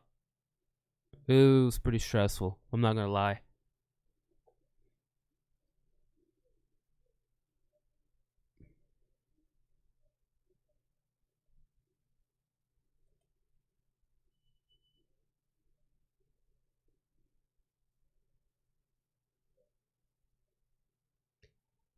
Any locks for tonight. Locks like predictions? Yeah. Jake Paul is going to beat up Ben Askren. MMA is not going to look too good tonight. And as far as Robert Whittaker taking on Kelvin Gastelum, I got Robert Whittaker in that one.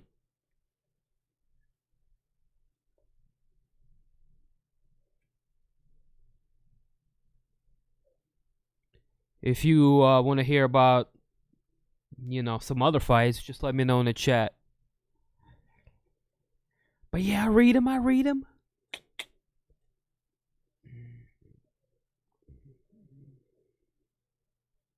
Yeah, you're welcome. Enjoy the fights, alright? So either of them get a rematch with Izzy if they get the dub tonight. Tough to say, man. You have Vettori, Derek Bronson, also kind of bidden, throwing their name in the hat for the title contention. These two are also established and are good fighters.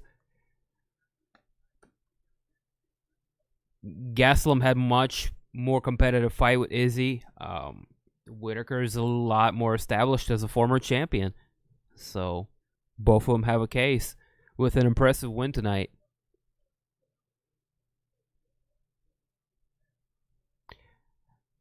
Sesame Street channel. Yep. We are, you know what I'm saying? We're very friendly. Advertisement friendly around these parts.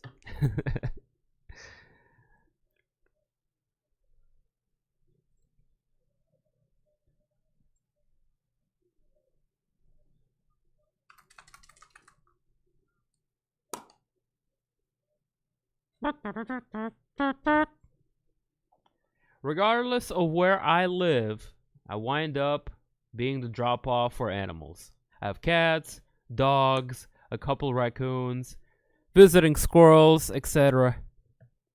I feel like I end up being that guy too. And you know what? Fuck it.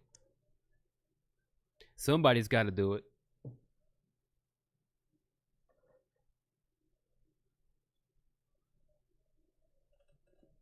Man, Bobby, you're distracting me from a fight, bro. I'm supposed to over here be on top of my commentary game as Hubbard was able to wrestle his opponent down to the flow with 2.5 minutes left on the clock.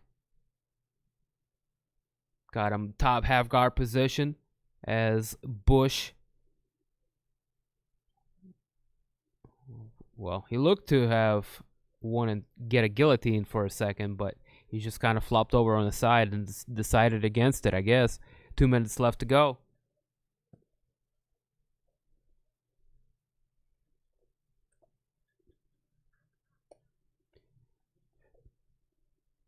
You think that Ben can get knocked out by Jake?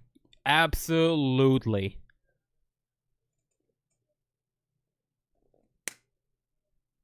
Ben's not a good striker, bro. This is a boxing match.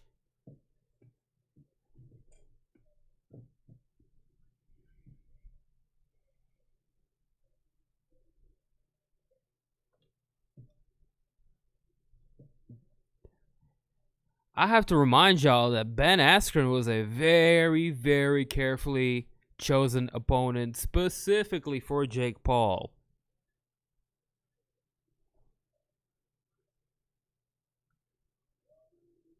The odds are against him here, my guy. But I hope that, Ben can shut him up, just like the rest of you guys here in the chat.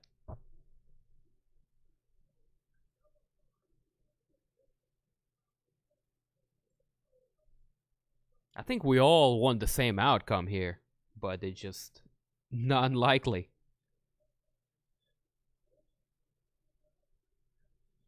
Hopefully Ben shocks everyone and KOs that douche. Yep. Oh, Hubbard's got really good position. Mount. 30 seconds left to go. Not a whole lot of time, but he's landing good elbows. Really taking advantage of the time he has left. Let's go ahead and check out the fight stats briefly and see if we can piece this thing together. Total strikes landed, Bush 34 to 29 of Austin Hubbard. About same insignificant strikes, 22 to 24.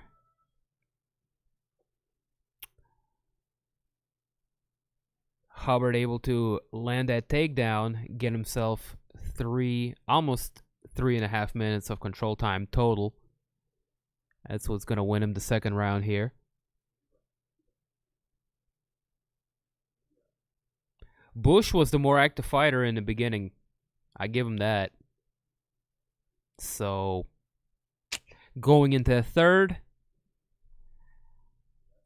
I have to say it's a 1-1.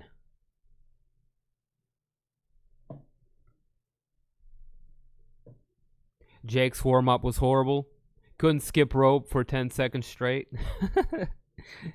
Hey, come on, man. He's not a real boxer. And we know this. Man.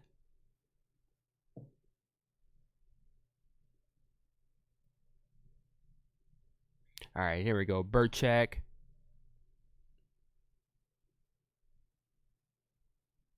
What the hell? I haven't even updated the fight. It's fucking Hubbard and Dakota Bush. Oh my god. I am fucking up.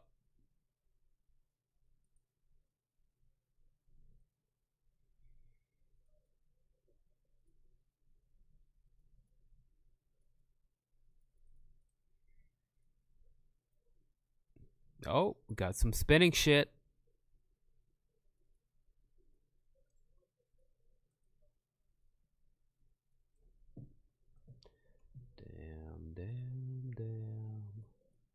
Damn.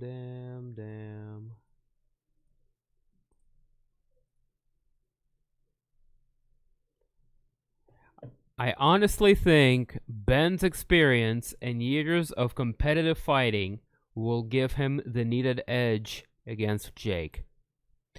That's certainly going to help.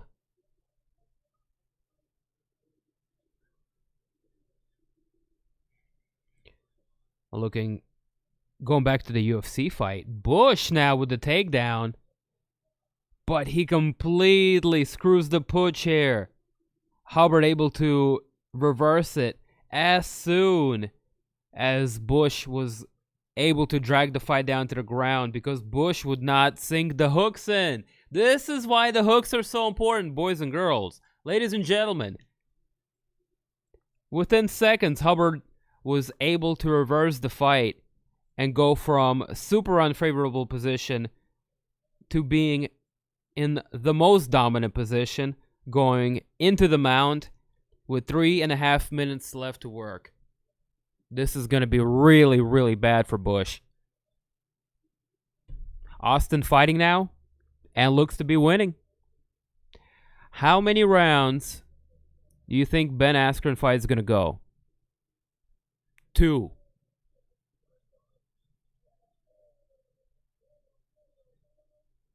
At most. Big elbows from Hubbard. Raining down from the mount. Bush is going to look to buck out using the cage, but he is just too tired, man.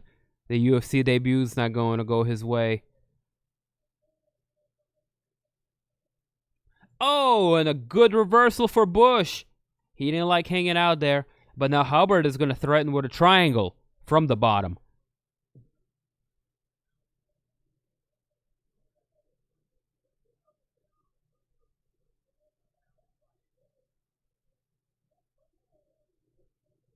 I'm with you on that too. The experience is going to help, most definitely. But most of Ben's experience lies in wrestling, the thing he's not going to be able to use against Jake Paul tonight.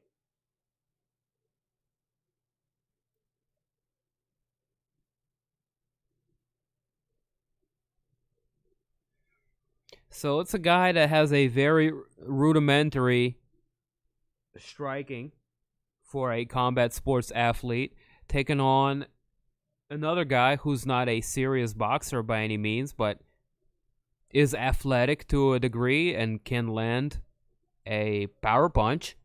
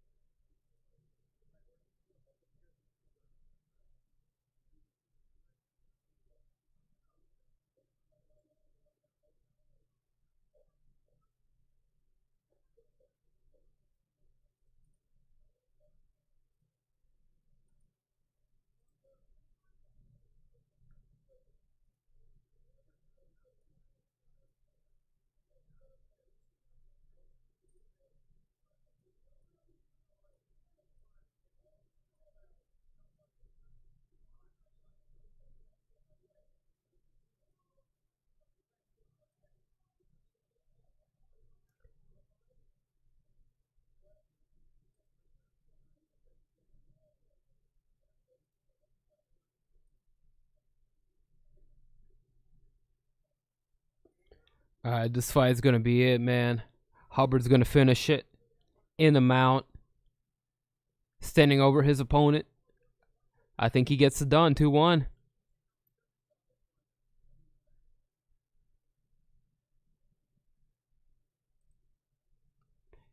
It keeps sending me to the, hey, you should. This thing works best if you're running it off of a desktop or a laptop with like ad blockers, because if you use a mobile or console, it's just difficult to get around all of that shit. So if you're looking to watch fights for free, you're going to have a lot of a harder time watching it off of a mobile device or a console.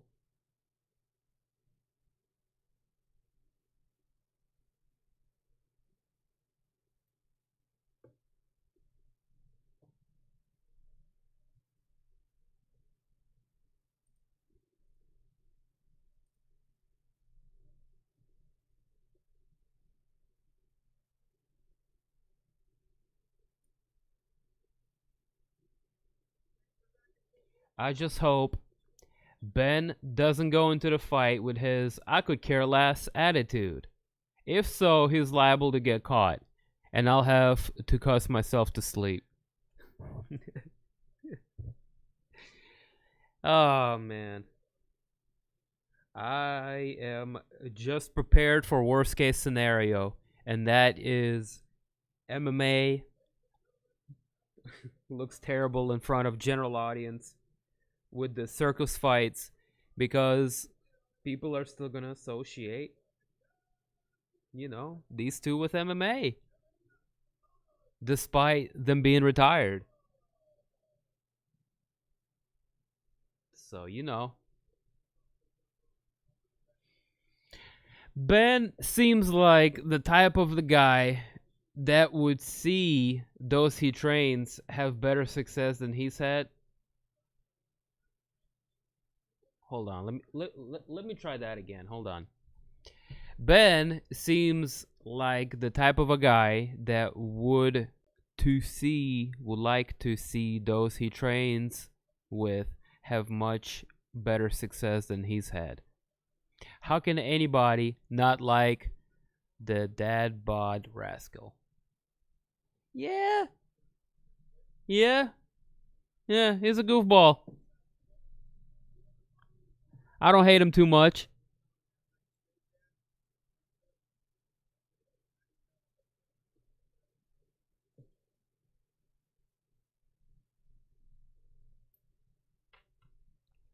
He took that loss to Masvidal with grace. Connor like grace, actually. Yeah. He was funny about it and didn't try to hide. He owned it. It's the best approach to it, man.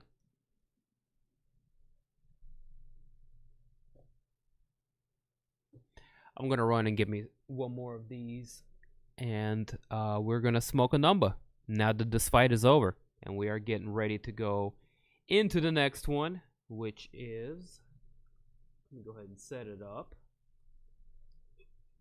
Gerald Meerschaert, the human sloth himself, making a comeback against Polish Bartosz Fabinski. I can't believe it's not Bader. Fabinski, yes.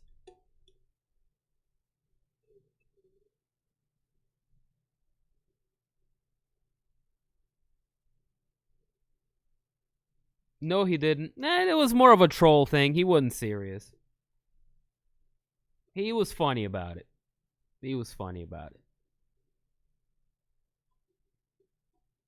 I got you, Bama. I was able to decipher that.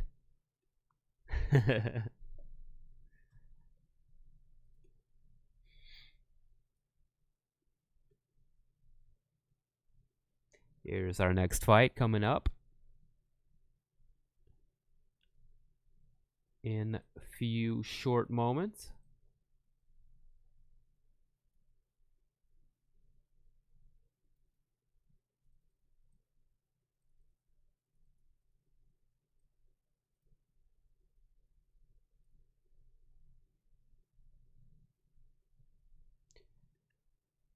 My typer thumbs were having seizures or some shit. I know, right? And YouTube doesn't let you fix your comments either, so you're just gonna have to live with what you wrote.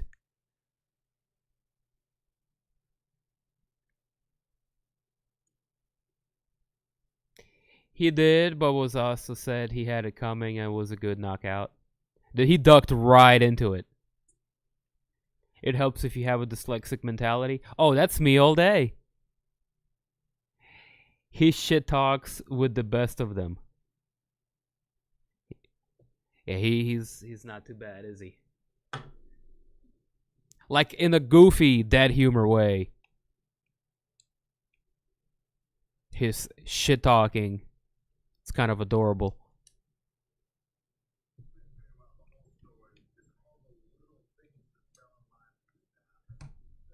All right, I will be right back. Clear my piece and get me some drink.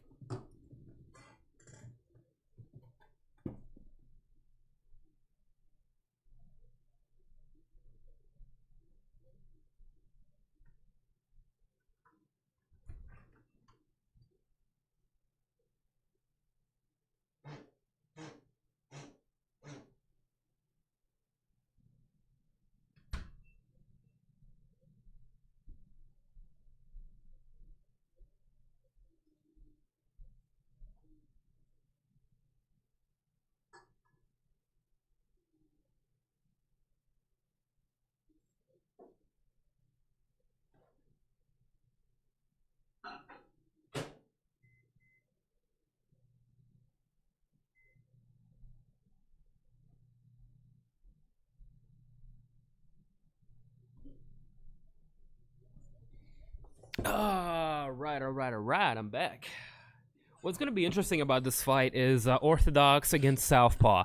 Always a very interesting matchup, Southpaw and Orthodox. Southpaw meaning dominant hand lead. Well, not necessarily dominant hand lead, but right hand is in the lead.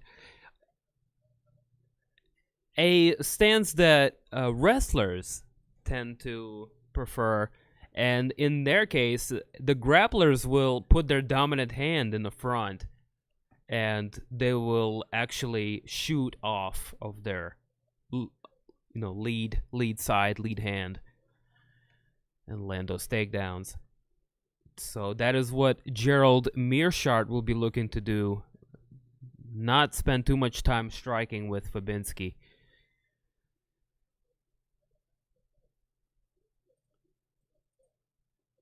Take the screen down so we can see the cat wrestling. Well, one of the cats outside, but the other one, little one's already got some food, so he's passed out. He's on the couch behind me. I don't know if y'all can tell. Here, I'll bring him out.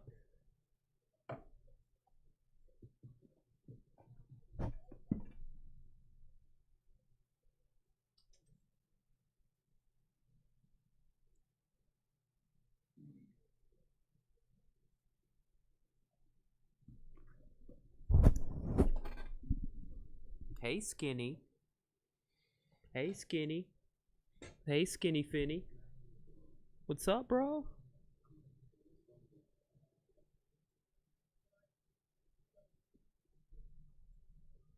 Say hi.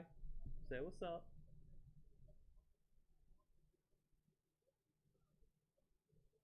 Hey, Sleepy.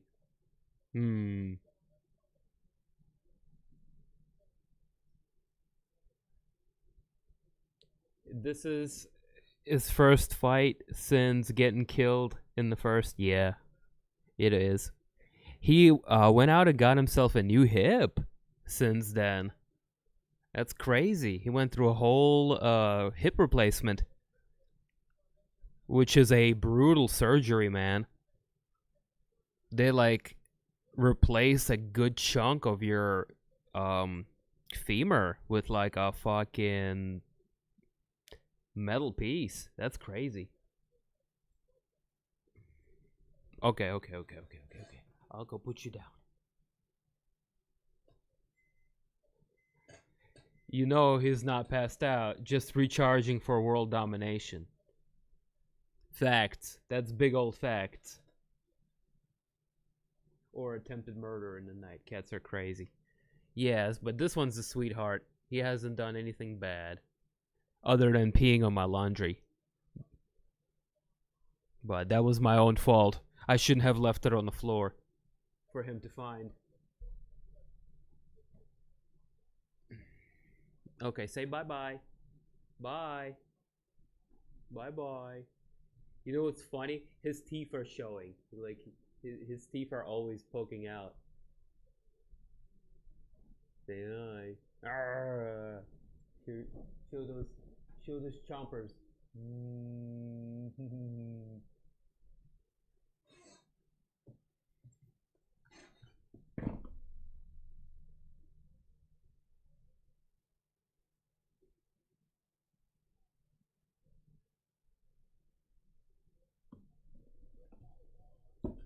He's a little jacare.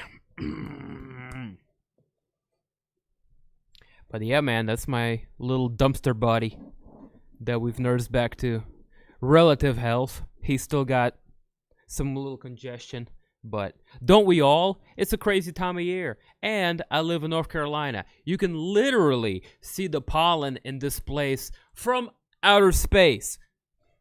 Space! You have spoiled asses rotten already? Oh yeah, dude, I've fucking adopted 4 cats over the course of last 10 years. All of them are awesome, by the way. Rest in peace to OG Monty Johnson, my first.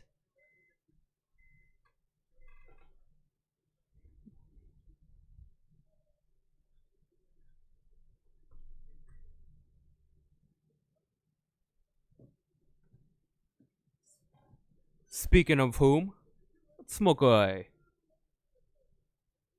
Bungaruski one time for your motherfucking mind. Out of respect for the OG. Monty Johnson, the best cat I've ever had.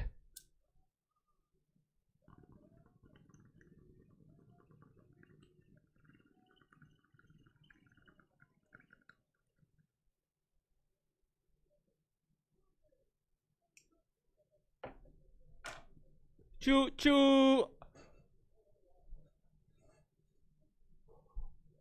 Woo.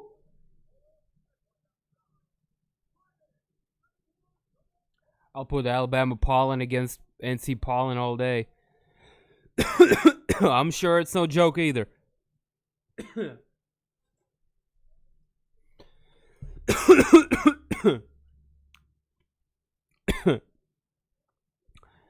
We both get it pretty bad, I reckon.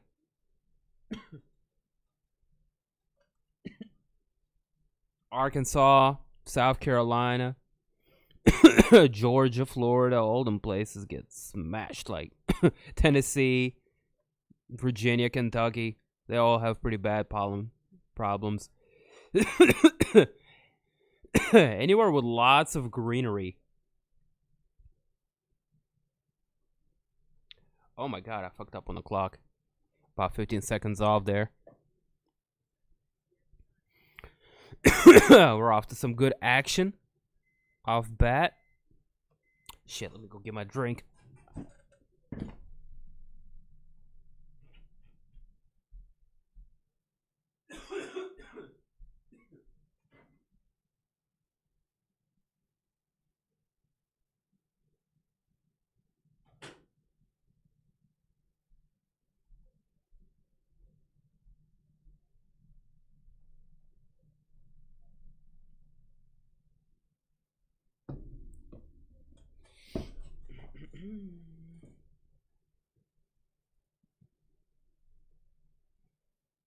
Oh my goodness, are we still live? What the fuck is going on?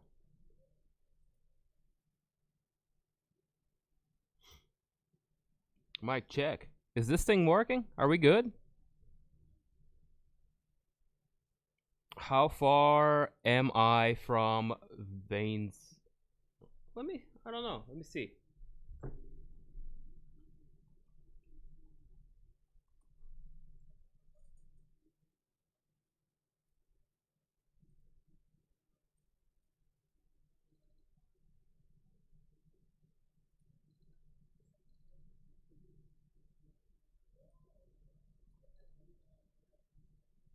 Oh, shit, guillotine. Oh, Meerschaert from the top, pulling off a guillotine. He's got the good squeeze on him. Oh, shit, Fabinski was out. Woo! Yes! Meerschaert, the human sloth, putting his opponent to sleep. First round submission finish. Nice.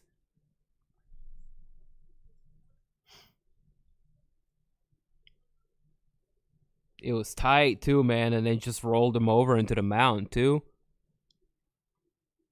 Help him seal the deal. Getting that extra leverage. Beautiful, beautiful work.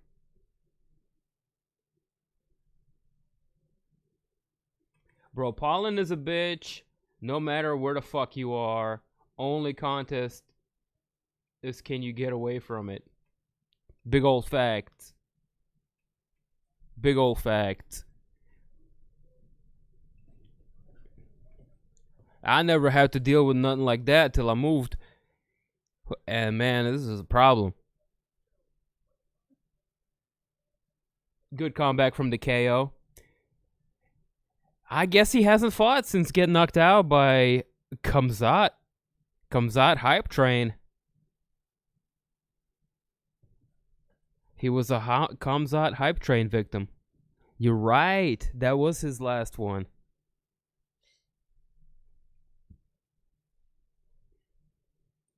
Let me just double check. I don't think he's fought since.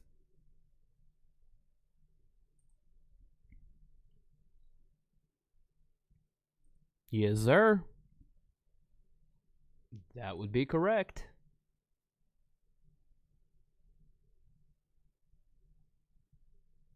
When Jake versus Ben, in my opinion, I want Ben to win, but I know Jake is going to win, sadly. Yeah, I'm with you, Xavier. Same exact opinion. I'm of same exact.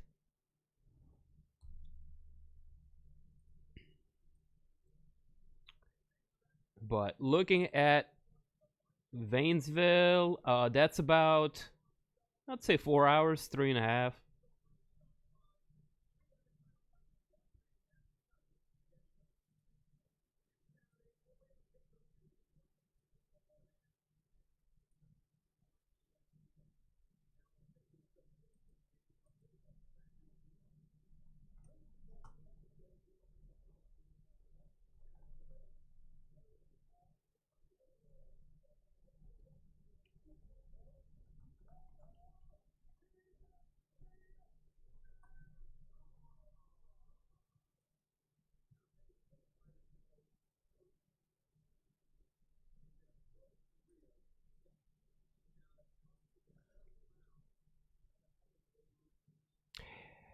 Yeah, brother, check out my Discord.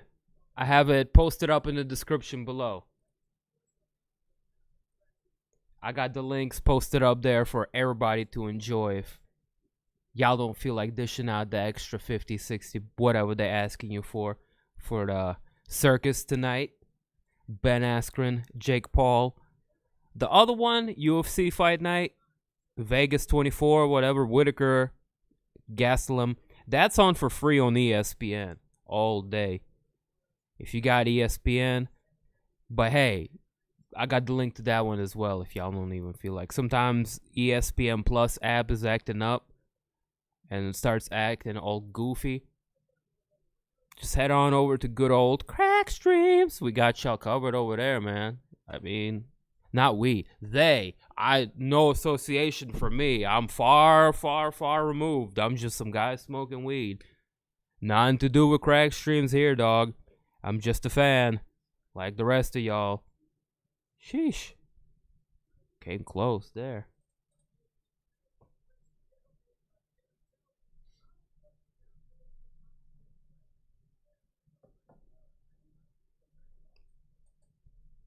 But yeah, man, head on down to my Discord and enjoy the fights.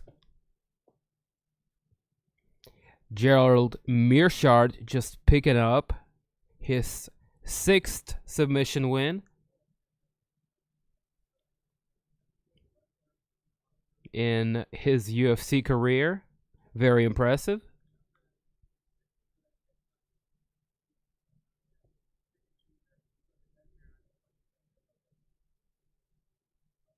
All right, brother. Thank you for pulling up. Leave your boy with a thumbs like. If you haven't already, I would greatly appreciate it. Try to get some more heads on here participating, talking about this fight.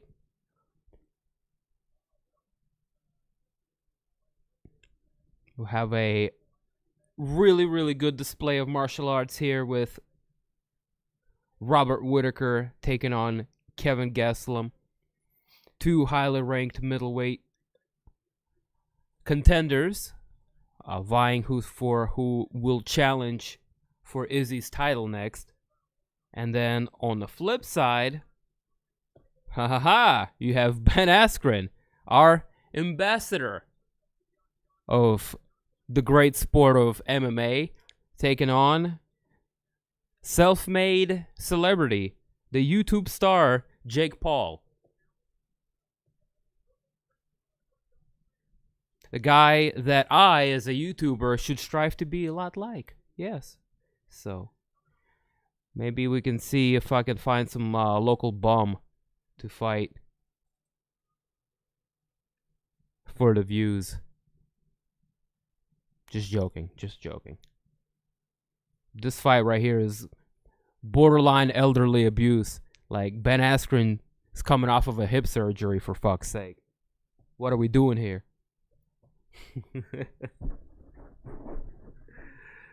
Oh, shit. I'm just talking shit, man. Trying to pass a little time before the next fight comes up. Which happens to be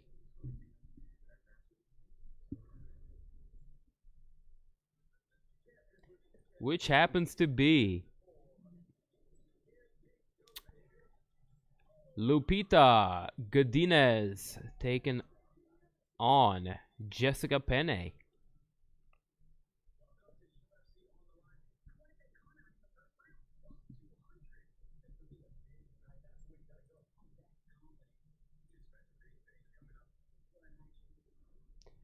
I'm fucking starving, fam. Dude, get you some food, man. You're not gonna miss out much if you go now. We got Jessica Pena and what's this other girl's name?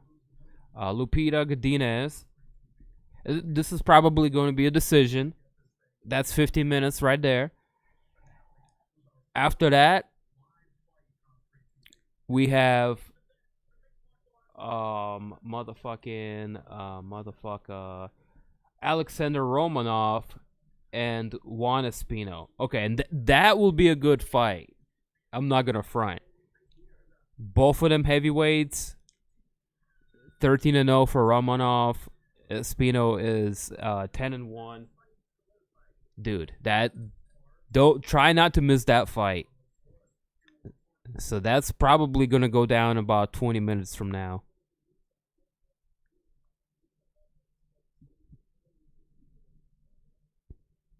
Or something like that.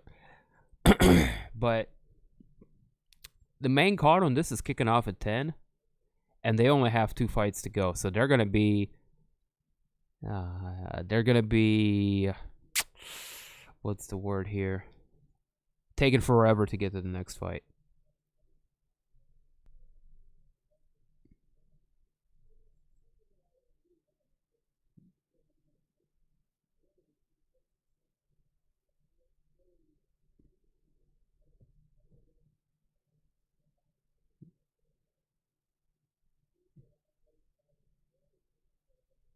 Smack yourself for saying that.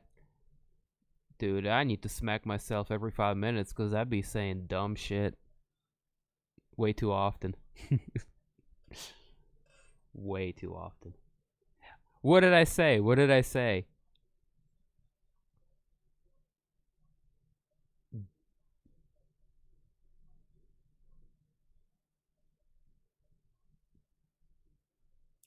Wear headphones and watch and listen to that knockout.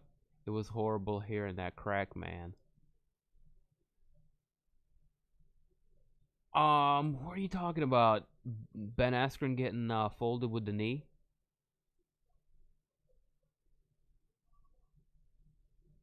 Oh, okay, the Kamzat one. Gotcha. I had to scroll up and see what we were talking about. Bama has a higher humidity than NC, but NC actually has a snow season that helps a little bit more with the pollen. Bad everywhere, but Bama pollen laughs at you when you're washing your vehicles. It's rude. Oh yeah, it's not it's not a good time. Can you post the link to your? Okay, all right, you got it. You figured it out. You're a savvy individual. Have any of y'all thought about the gender changing stuff going on in sports? And can't help think about someone like Amanda Nunes against a gender change guy to a girl. And Amanda still whooping the shit out of him. Dude, Amanda, there's a handful of girls. Amanda being one of them. Chris Cyborg being another one. That could hang in there with a guy their weight.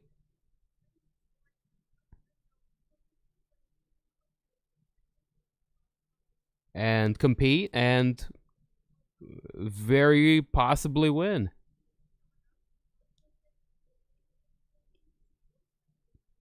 And those girls are built different.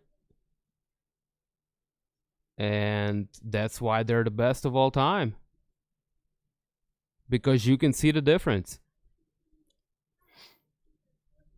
I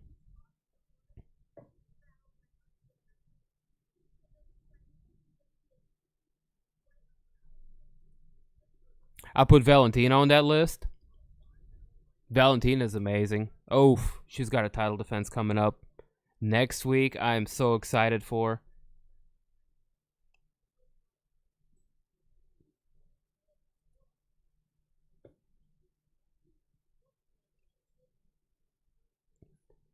I mean, dude, without the gender changing stuff, like going back 10 years, there is a, maybe even longer than that, but there is a video of Jermaine Durandamy fighting a dude, beating the shit out of him.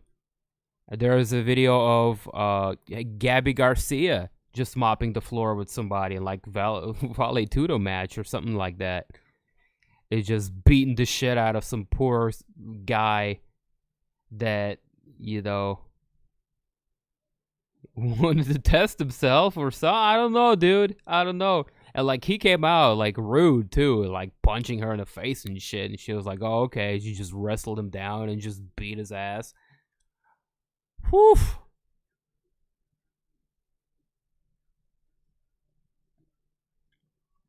Dude, yes. So yeah, to answer your question, there's a list of names of absolutely capable chicks of beating up transgender fighters and male fighters.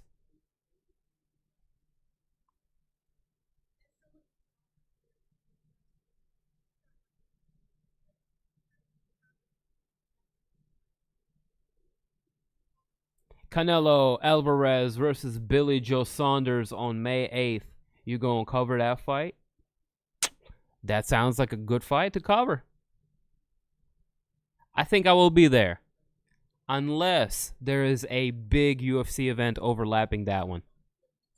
In which event, that one will probably take a seat back.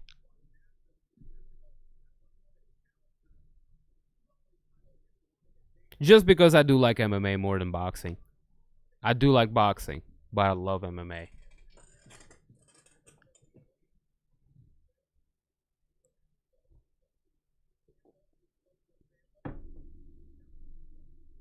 Again, man, shout outs to the chat. Appreciate you guys for dropping in. Lupita, aka Lupi Godinez. Jessica Pena is our next fight. Coming up shortly.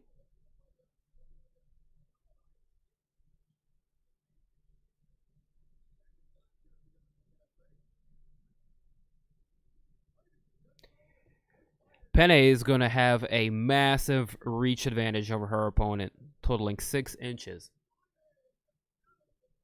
She's also going to have a wealth of experience on her side. That being said, Lupe Godinez is minus 280 favorite going into this fight with an MMA record of 5-0, undefeated fighter. I'm really curious to see why she's such a big favorite. She's fighting 6 fights into her professional career against a former contender.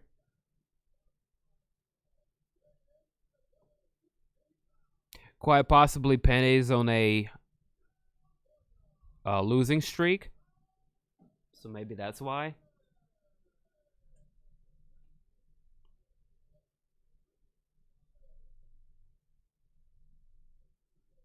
Hey, that's kind of how I feel. We're like a little renegade group of potheads, yet educated MMA fans at the same time.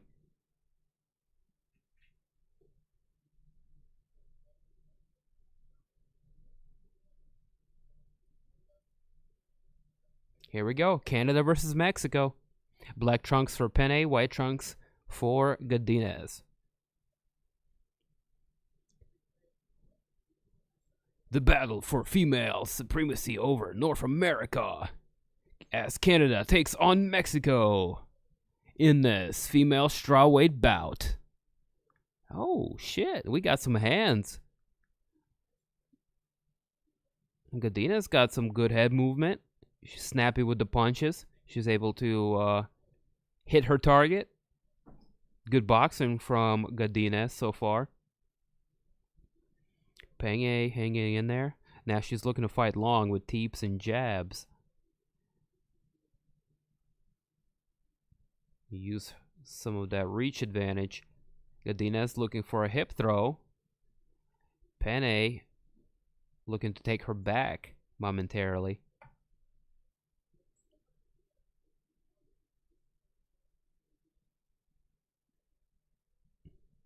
Oh, good takedown lands for Godinez, who backs right off of it and then charges forward with landing some punches.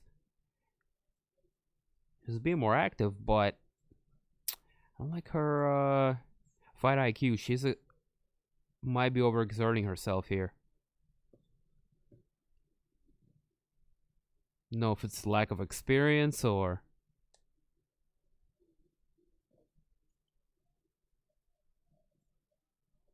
Oh, good combination. Pena clinches up. Lands some knees from the Muay Thai plum. Beautiful trip from Godinez. She's got some good judo chops. Watch out for this girl.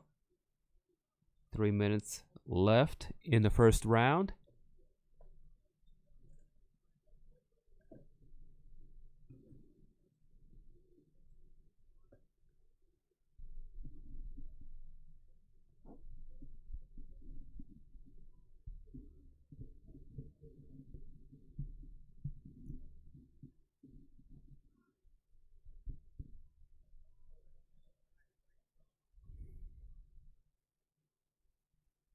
Hey, baby.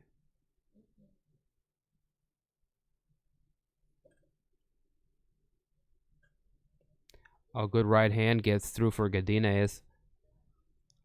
Pena just no-sells it.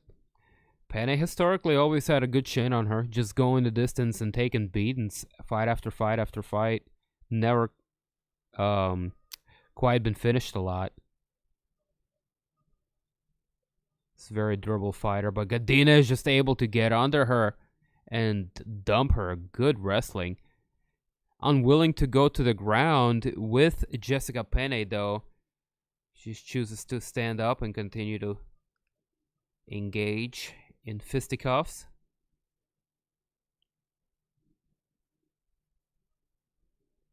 Oh, swing and a miss right into a takedown. Pena looking to reverse. She takes the back, and that's the thing about poorly set up judo throws. Sometimes you end up giving up your back. Pena's got both hooks in. Godinez just stands up. Man, this girl is strong. Jessica Pena is looking to get under her chin. Godina is doing a good job of hand fighting.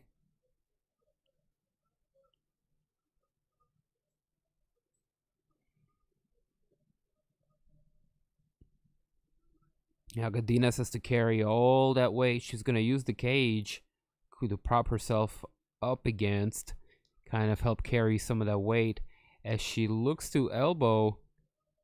Well, now Penny's all over her looking to get under the neck again, so 45 seconds left to go. Godinez is doing a good job of fighting off the hands. Couple of elbows to the thigh of Penne. Penne's got the body lock, and she is really working for that rear naked choke from the standing position.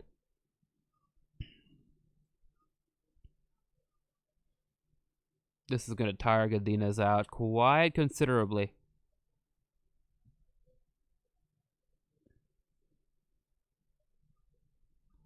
Penne gets off, looks for a takedown. With seconds left in the round. Really good work for the veteran. As soon as I saw the odds, I was like, dude, minus 280 favorite against Jessica Penne with only 5 professional fights in your career. I don't care who you are, man. The odds are... It should be a lot closer than that. I'm going to leave it there.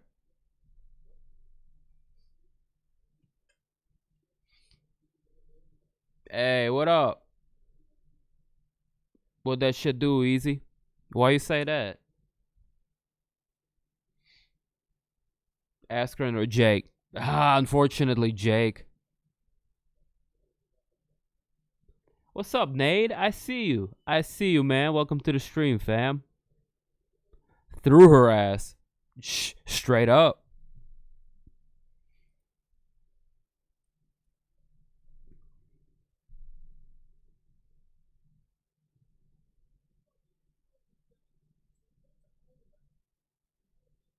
Look at that, just big girl style.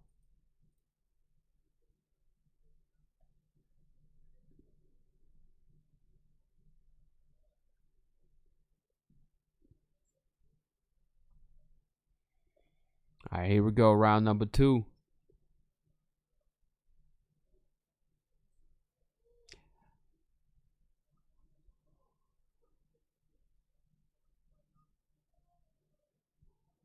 Penne going back to what made her successful, and that's make herself stick to her opponent, and just basically try to wrestle her down.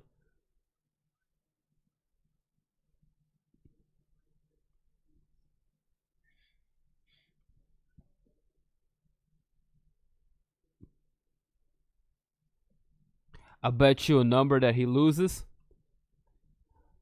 I bet. That's a bet.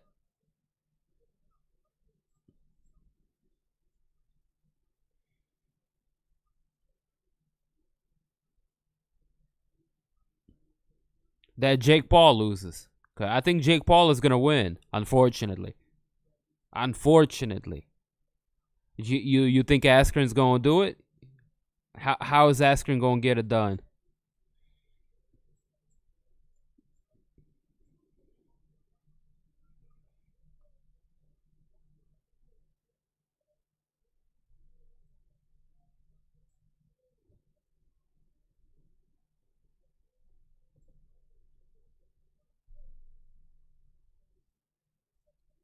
My man Nade.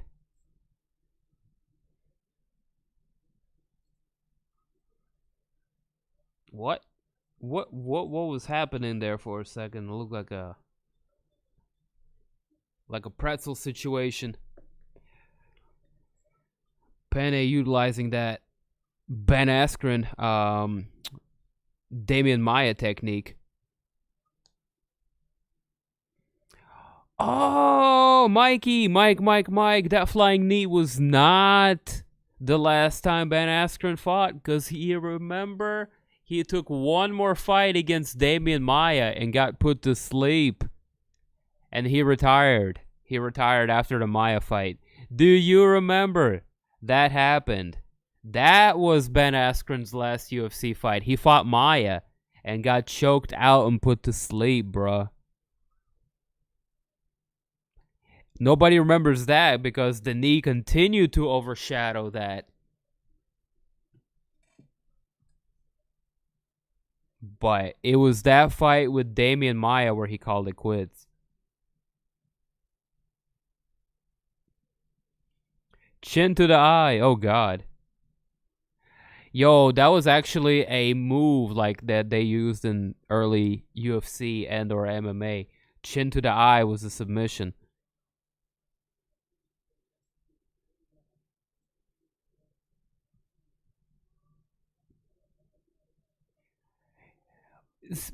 Well, in that case, that depends on the referee. If the referee constantly separates him and doesn't let Ben clinch, then Jake Paul's going to win. But if the referee is Lexi Daisy and lets him like wrestle in a boxing match and lets him clinch all the time, then maybe. But that will make for the most boring shit ever. And I would hate to cover another Jake Paul fight ever again in the future. I wouldn't. This will be the last one.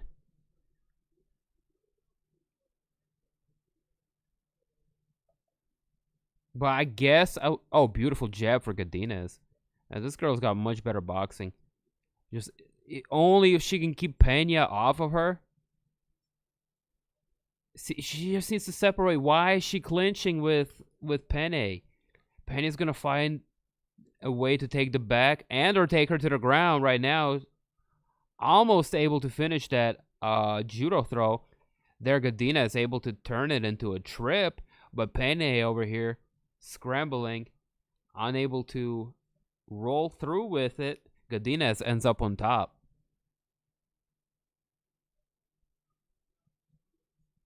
Pena's going to look to grab a hold of the legs, creating a nice little scramble. Getting back up to her feet. Seconds left on the clock. When is the freak show? What time? I think the prelims just started on there, so I'm gonna keep my eye on it, and I'll keep y'all posted.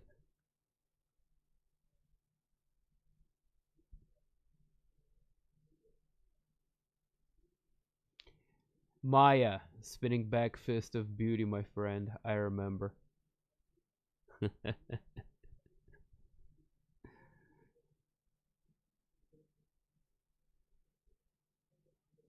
No, I don't think it was a spinning back fist. I think Maia took him down and it just choked him out. Like jiu-jitsu domination.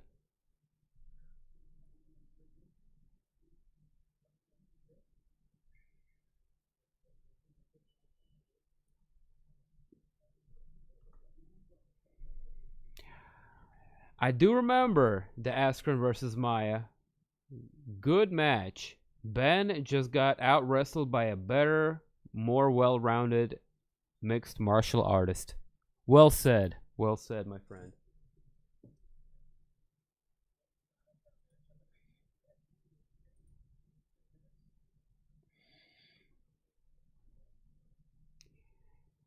Godinez quite possibly is up 2 rounds. Pena's going to have some work to do. Let's check in with the fight stats. Total strikes landed. Loopy Godinez is leading the charge here. Outlanding insignificant strikes as well. 3 out of 7 takedowns with 2.5 minutes of control time, as opposed to Juliana Pena's 1 for 3 with 3.5 minutes of control time. Very interesting.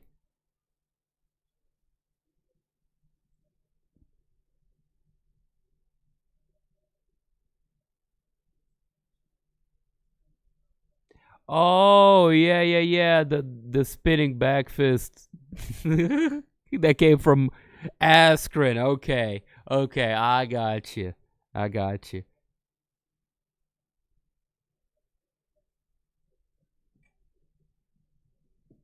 That did happen. And Mike, who knows? Maybe we might see the treacherous spinning back fist come tonight. Yo, if he uses that against Jake Paul, I would be quite entertained. Let's just say that. I posted it in Discord.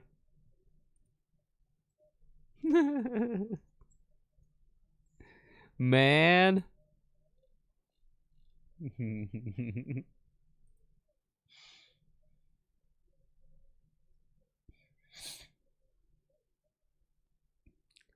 I was about to be like optimistic and say I've seen worse, but then I come to think of it, I don't think I've seen worse. I don't think I've seen worse.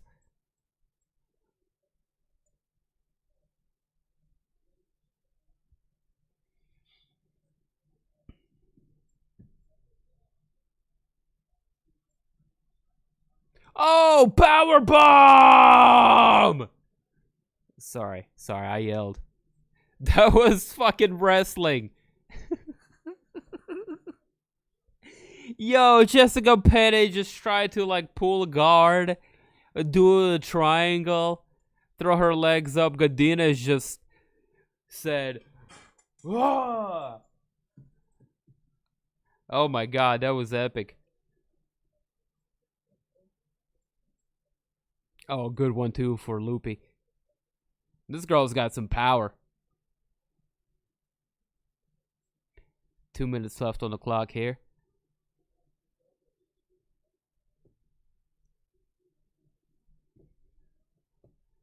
Hey, can I get a thumbs up for the power bomb? That was fucking epic. I'm telling you, if MMA doesn't work out, this girl has a career waiting for her in WWE Performance Center. Let me tell you. At least AEW.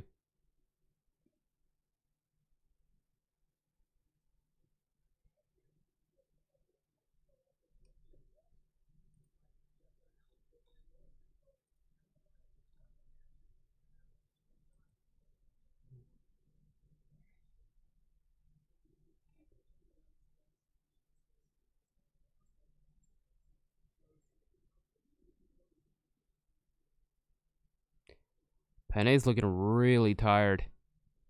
Godinez, even though slower, looks like she has a little bit more left in the gas tank. As she ties up Pena, pushes her up against the fence line. As Pena looking to pull guard once more. And drag Godinez. Godinez just holding her up.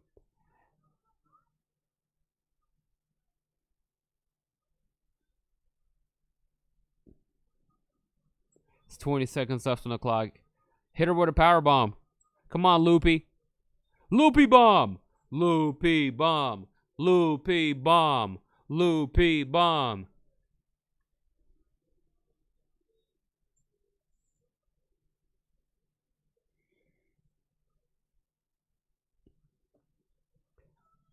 Good, well fought victory over a UFC veteran.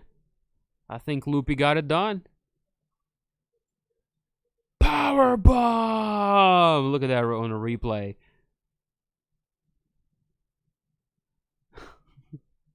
Look at her eyes all wide and shit. Jessica Pena looking all wide-eyed. Can't believe you threw me down like that. Give her a spine buster. Hey, Judy. Hope you're feeling better.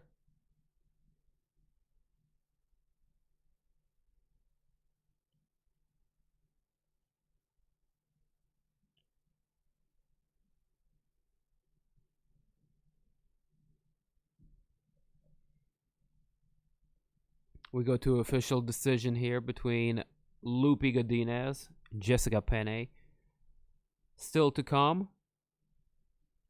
Alexander Romanov taking on Juan Espino in our future preliminary bout of UFC Fight Night in Vegas 24. Still to come, Whittaker and Gastelum, our co-main event. Oh, it is our co-main event considering the big fight is Ben Askren taking on Jake Paul tonight. Yes, yes.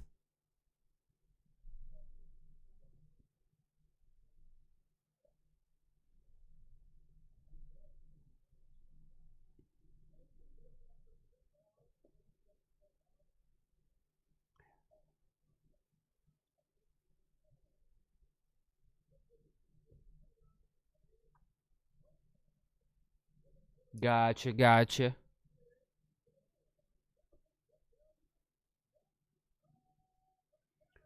Oh, shit. Pena gets it done by decision. Of split decision nature. I don't agree with this. I don't agree with this. I think looking at that's not pulling up. Tail of the tape. Okay, she's gonna hump her corner man. Is that Angie?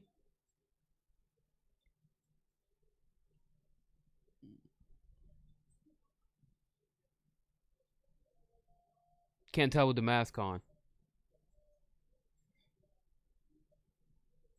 I think so.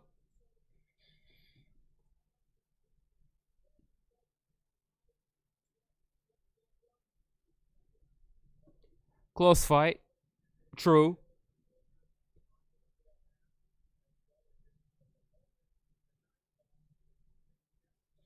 Oh, you don't know yet, Bobby. Bobby don't know. Ah, you don't know yet, do you? Stephens is close and Klose is off. Close last minute injury. But yeah, dude, I was looking forward to that fight. And last minute, this is why they started the fights 30 minutes later. 2 of the fights fell out today.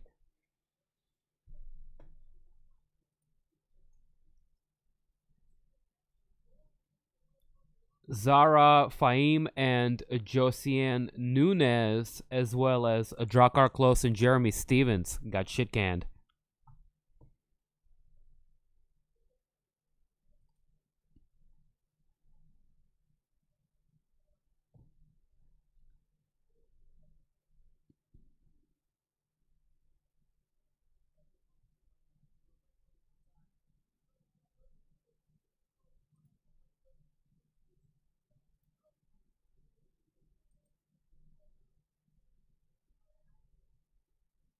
Yeah.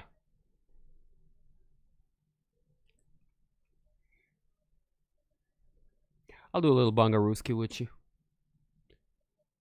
If you are getting ready to do a little dab. Bro one, bro. Trev said. Alright, I got a bro one for Trev, dude. The request of the peoples. Alright, man. Check out the tail of the tape on these 2 giants that are about to throw down next. Juan Espino, Alexander Romanov. As I go clear out my chalice and reheat my tea. I will be right back.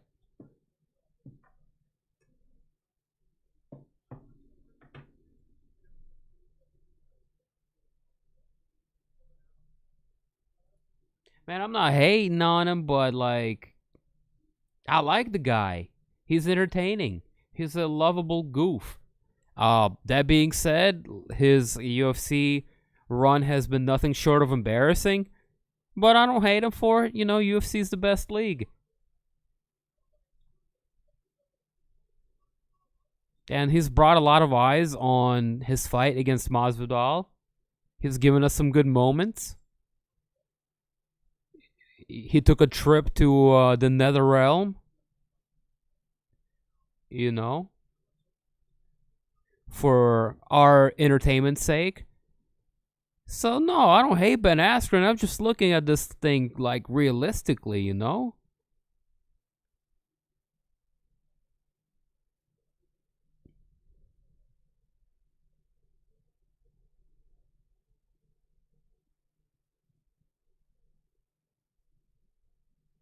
Oh yeah, I didn't finish reading your comment before I started talking. Oh yeah, I feel you. What is this, Vin Diesel? John Cena? Fast and Furious 9? Oh my god. Yeah. I was saying I didn't read the rest of the comment. Yeah.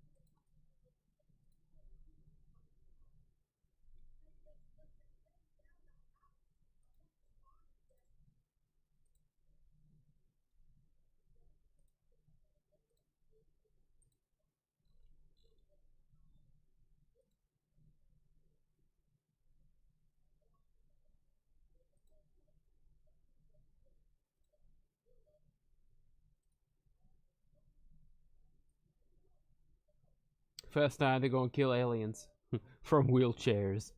Shit.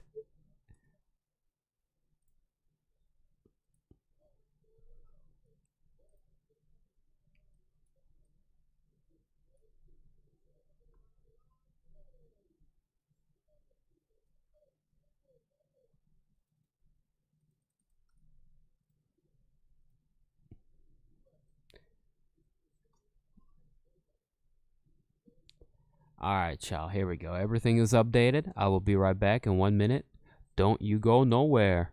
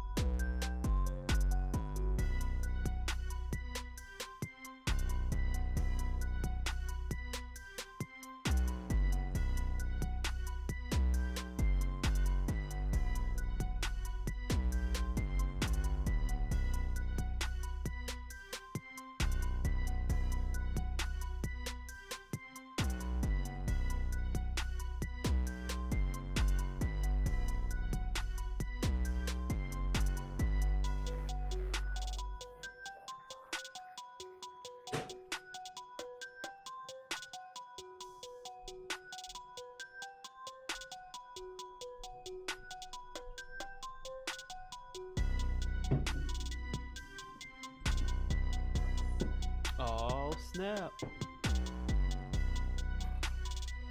We back up in this thing. Alexander Romanov, Juan Espino, our featured preliminary bout of the evening. Going down UFC Fight Night in Vegas 24. Still to come, our main event, Robert Whittaker taking on Kelvin Gastelum, number 1 and number 6 ranked middleweights respectively.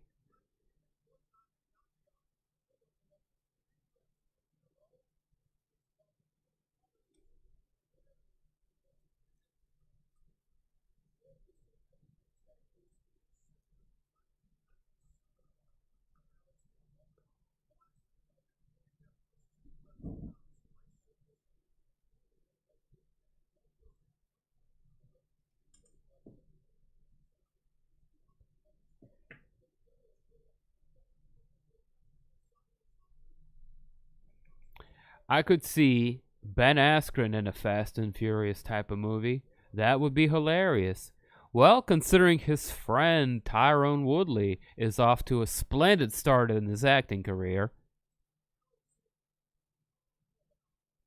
I could see Ben Askren following suit.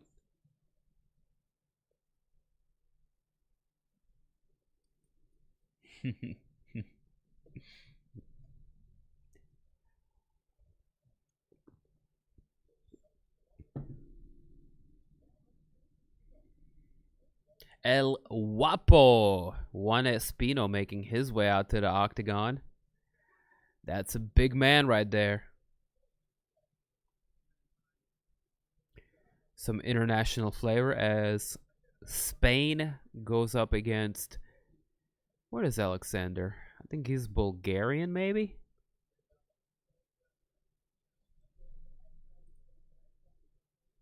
Let's go ahead and check that out. I think my man Romanov, he is Moldovan. Okay.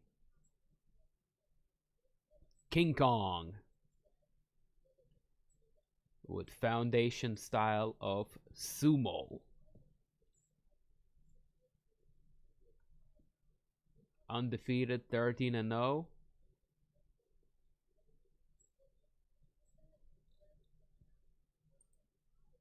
Espino's no slouch himself, coming off of back-to-back wins via submission.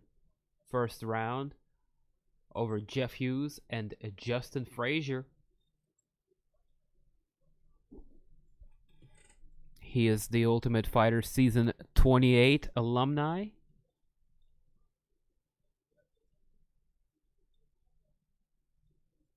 His one and only loss comes from Vitaly Minakov. It's back in 2011. S70 Russia versus Spain card. Since then, he's gone undefeated. 10-win fight streak.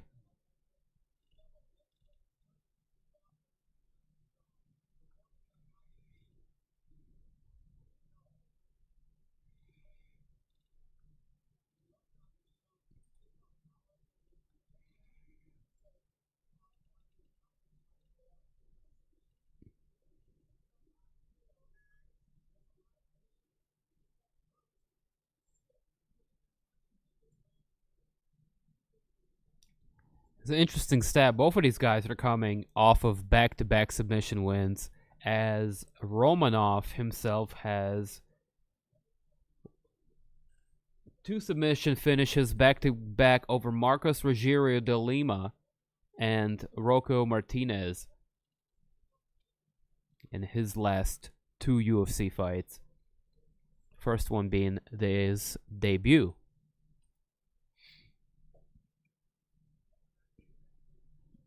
Sup, brah? Wakey, wakey. Y'all got a new cat, man? We got a new cat, man. Have y'all seen the little guy?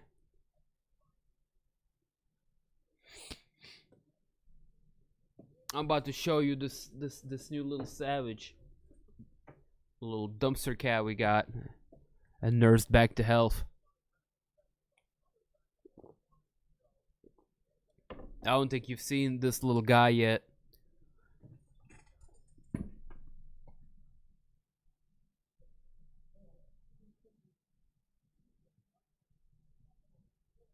Stop sleeping all the time. You're gonna wake up at like 2 in the morning and start chasing everything. Watch Askren get wrecked by that clown, more like it. Look at this little guy. Look at this. Look at this guy. He's sleepy. Oh, he's sleepy. He's like, fight the power. I fight the power. Why are you giving a little Nazi salute right now?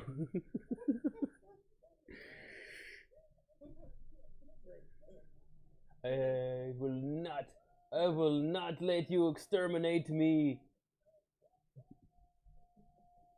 Just getting a little what's the word here? Politically sensitive here. It's all jokes, man. It's all I kid. But yeah, there's the little guy, man. He's the little this the little savage. Look, you can see his teeth.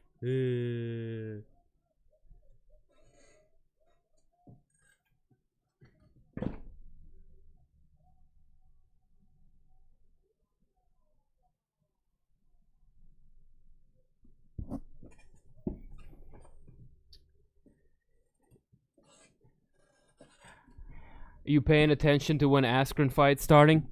Yeah, it's probably gonna start in like an hour and a half, maybe. But I'm keeping my eye on it. Oh shit! I almost missed the timing on that timer right there. Black trunks for Romanov, white trunks for Espino. Battle of the heavyweights here.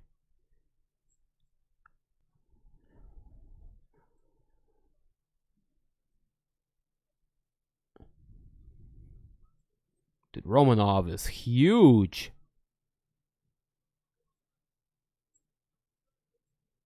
This guy out here looking a little bit Roy Nelson-esque with his physique.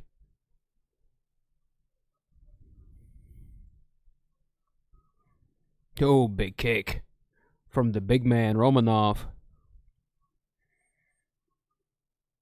Espino swinging a miss with right hand. Romanov ducks under it and takes him down with a beautiful wrestling trip. Now we're going to go into the realm where both guys are comfortable and have a good degree of expertise. The realm of grappling. Both of them come in off of back-to-back wins via submission. It's no surprise this fight has been taken to the ground this quickly into first round. Fat light heavyweights. Oh, they're heavyweights.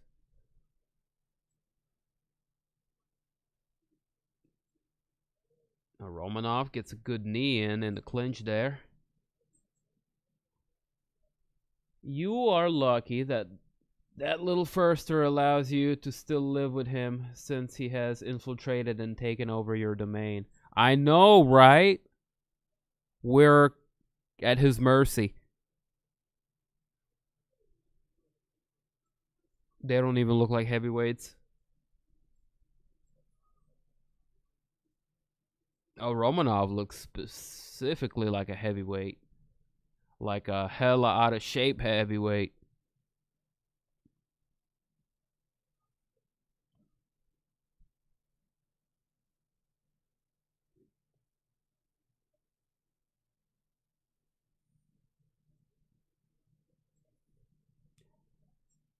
Not a whole lot taking place as Romanov is holding Espino up against the fence line. Oh, beautiful judo! Espino takes him down with a Uchimata from hell! The impact of that 500-pound slam! Whew!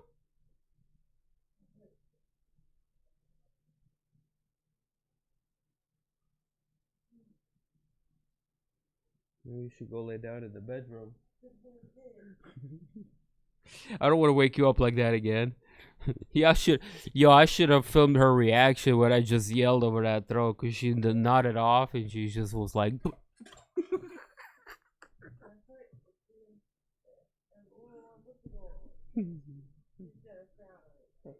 I woke the cat up too. Look at him. Max. My bad, man.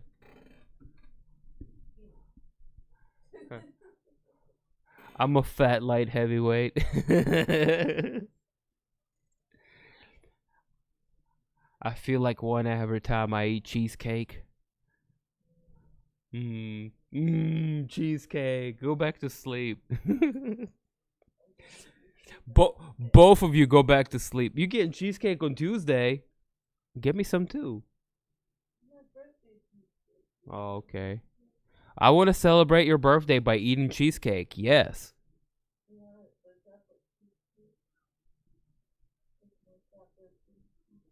Yeah.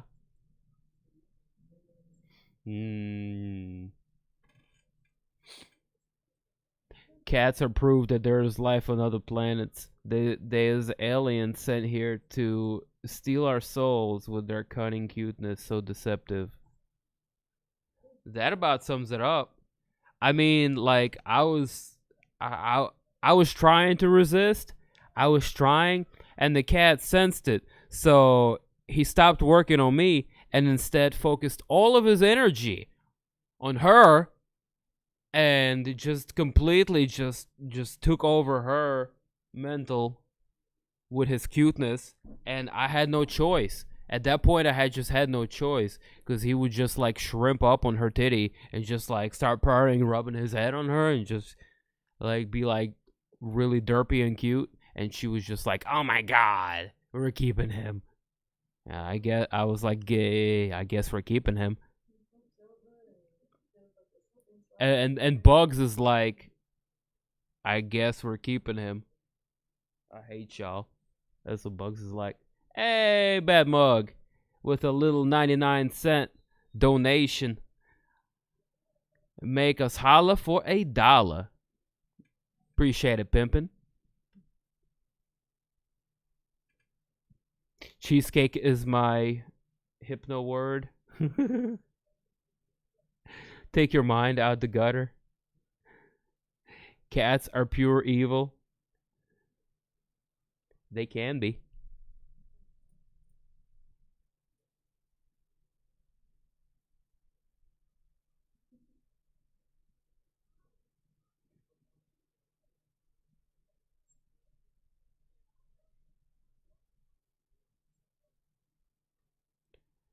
All right, here we go. Round 2 between the big fellas here. It's turning out to be a bit of a heavyweight slop fest. Oh, big punches. Big punches. Romanov charging in with all 265 pounds. Charging like a bull. Pressing Espino up against the fence line. That is a lot of weight for the Spaniard to carry. 265 pounds of Moldovan. Oh my god! The big knee from Espino. Oh. And a guillotine attempt. Espino loses it on the way down. Romanov takes him for a ride.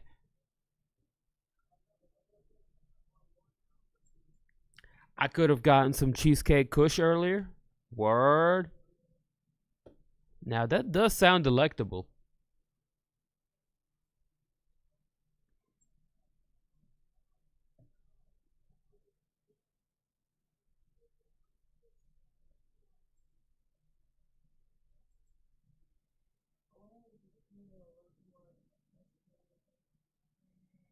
Cause he in better shape. Yeah, they're the same way. I mean, heavyweight has a little bit more disparity because they can be like he can be like 250 for example, but Romanov has to cut down to 265 because he's a fat. You know, but then he comes back like weighing 270 or 275. Wow, big round and pound from Romanov here in top guard position. Good hammer fists as well. Short little elbow. The onslaught of punches continues. 2.5 minutes left to work as we hit the halfway point in this fight. What up, Nick Biggs? Yo! Hope y'all doing great and staying safe.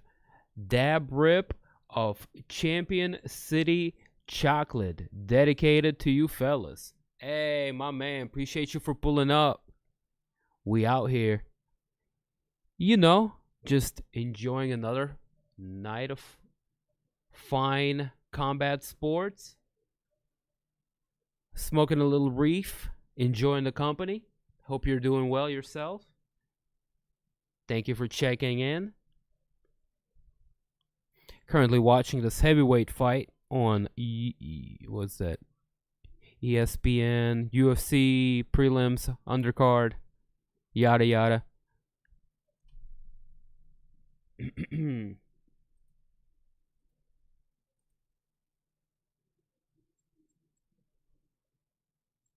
Why the website go down? I'm not sure. So everything is everything for me.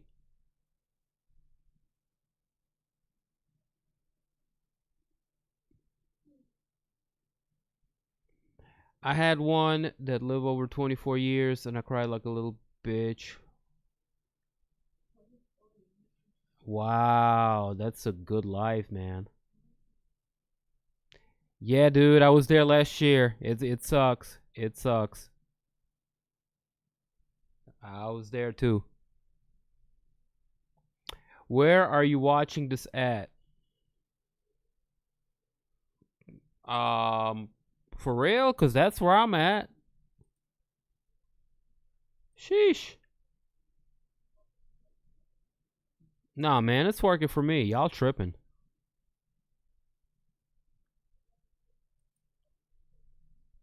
Go to the link in my Discord.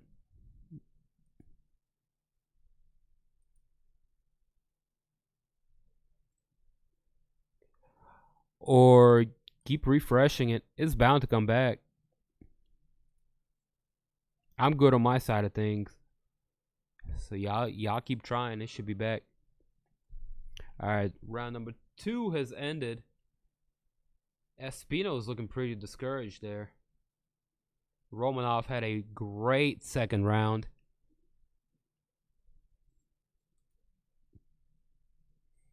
The situation is going into the third. It could be 1-1, but Espino is looking really worn out, tired, and discouraged in this corner currently.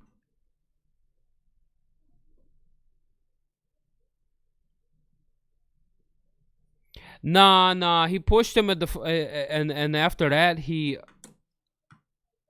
claimed injury, but then he did look really crappy after they had their like stare down or whatever, cause he like I don't know if it was a bad weight cut or what, but he was like wobbly after getting pushed.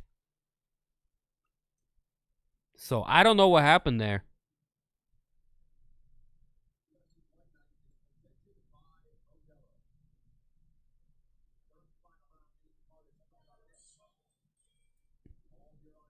All right, third and final round.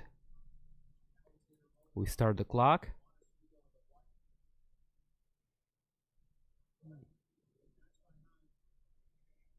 Yeah, bro, go get your coffee. you ain't even looking for the right website. Oh, big takedown for Espino. He really needed that. But Romanov just pops back up to his feet like Derek Lewis style with no technique. He just stood back up. Espino got another takedown. And he's going to need to do work such as this if he wants to win this fight. So far, so good for the Spaniard.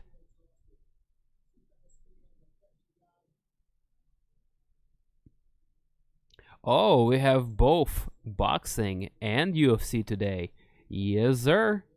I fell asleep. You good, man. You didn't miss too much. Well, Jared Meerschaert pulled up a good submission. Other than that, you ain't missed too much, man. Oh, low blow. Romanov is down on his knees. That's not good. No, he's saying it's because Stevens pushed him. What? See, I didn't have a lot of time to look into the details of what it was because people told me it was off while I was already streaming. So all I had time to do was just check in on Twitter real quick and see if that was in fact true. But if that is in fact the case, then that's kind of weak. That's really fucking weak.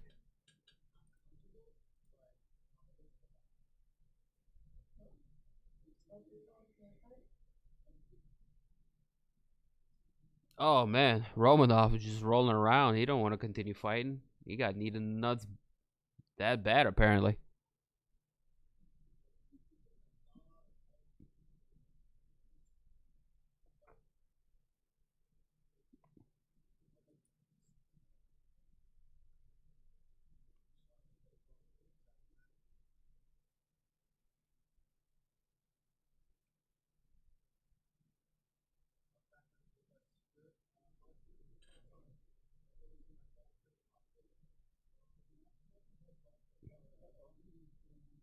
Yeah, I don't think that. See, after reading that, he's not saying it's because Jeremy Stevens pushed him. He's just saying that he felt bad after the stare down.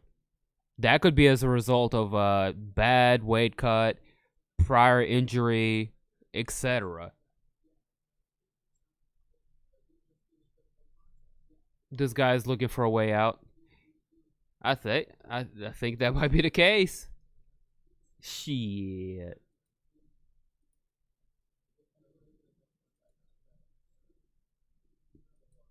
Sounds like what you said concerning effects of the weight cut or something. Yeah, and listen, he could have been on the fence already, you know? He was like, shit, I feel terrible after the weigh-ins. Then he got pushed and he just fucking stumbling around, didn't have his balance. He's like, that's it. I can't even do the face-off. I'm so fucked up. And then he withdrew after that. Like, it's easy to say, yeah, he withdrew. He didn't want to fight. He was a little bitch. But we don't know what the fuck happened with the weight cut. There's people not making it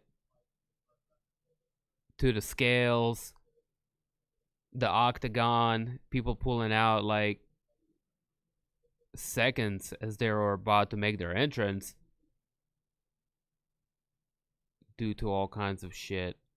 And like, this shit got even worse with COVID season. Just because there's more last minute replacements, mismanaged weight cuts, rushed training, etc. So I don't want to jump to like the most basic thing and say, oh, he a bitch, he didn't want to fight. Because it could be a bunch of different factors. What is certain is it's a big loss for us as a fans, because that was a fight that I was really looking forward to. Jeremy Stevens is a fucking hitman. And Klose is exciting too. Like, he's got power, he can punch. Just sucks.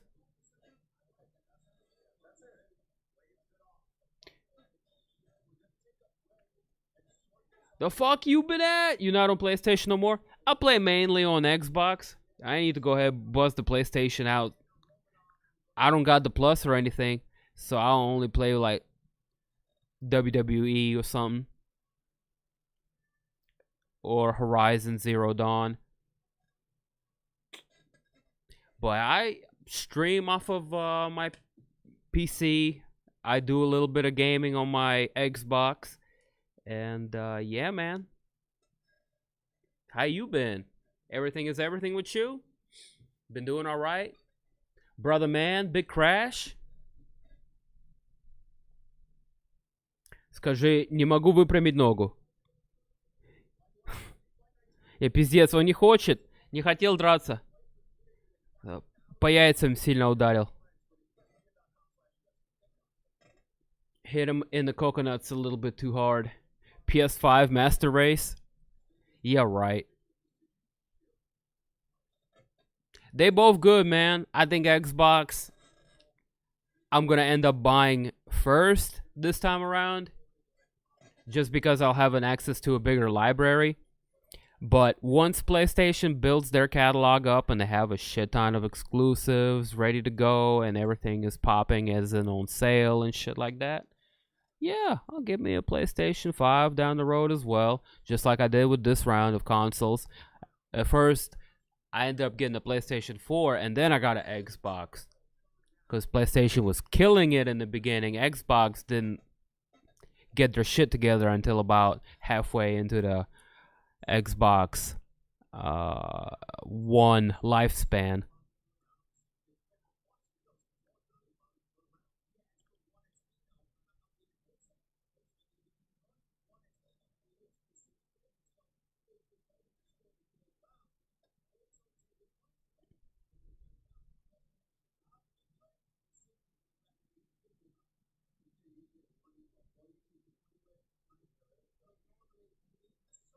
What are you talking about taking a point away? Is that a second or third foul that Espino has done in this fight? Can y'all fill me in? If that is that something I missed?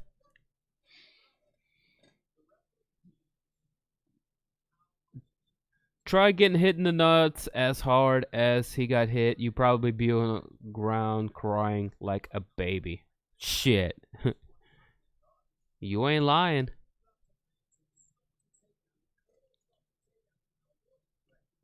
Even with a cup, that shit will hurt.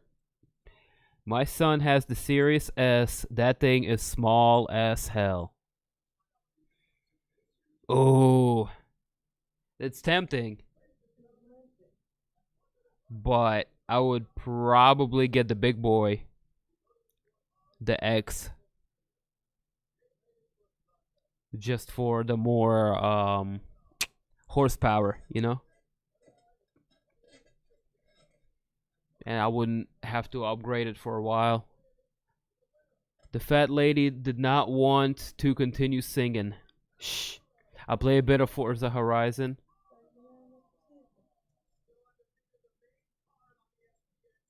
Winner by split decision. Hold on. Why was that not a no contest or a DQ? I missed that part.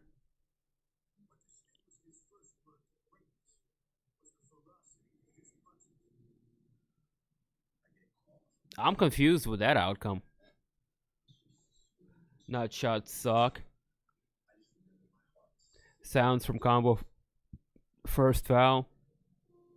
Bro, you get time to recover. 5 minutes, man. That's not enough.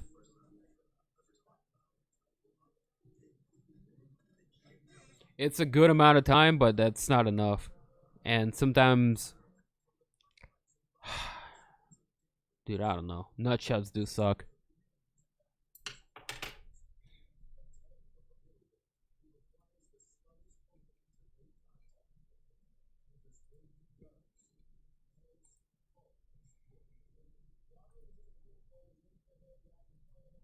Alright, let's check in with this boxing here.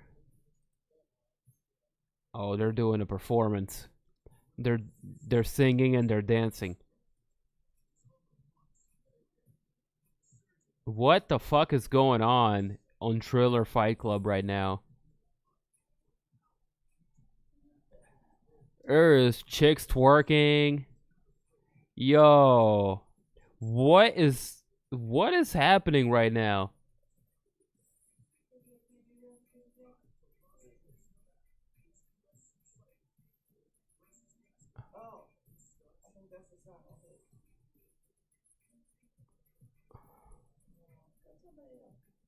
Shit, I don't know who that is.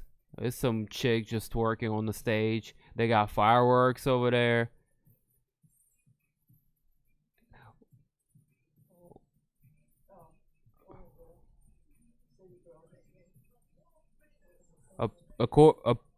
According to Cece, it's one of the city girls. She think. We think.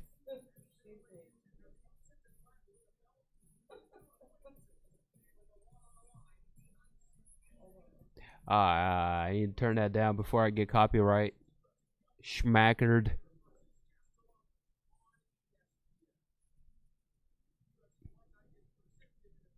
I have no idea where they are at on that Triller fight card, but there is big booties twerking there right now. And fireworks and fires and...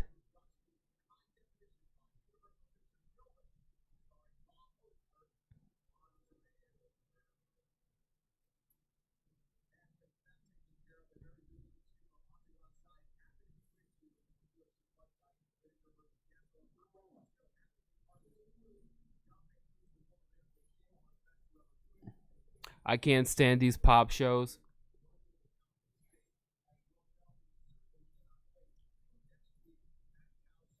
Think of it as like junk food, Farhad. Sometimes you want to have a full 3-course meal with an appetizer, a salad, a soup, the meat, the potatoes, and the dessert. You know what I mean? Catered and cooked by a chef. But other times, a Big Mac will fucking do. You know what I mean? This Jake Paul, Ben Askren is the fast food of combat sports. While we have, you know, Robert Whittaker taking on Kelvin Gastelum in what's a fine meal prepared by a chef. Two of the best mixed martial artists in the middleweight division going at it. You know what I mean? So you get a little bit of best of both worlds here at DIM TV as far as I'm concerned. We cover both. Do a little bit of this, a little bit of this, and a little bit of that. Y'all ready to set the herb man free?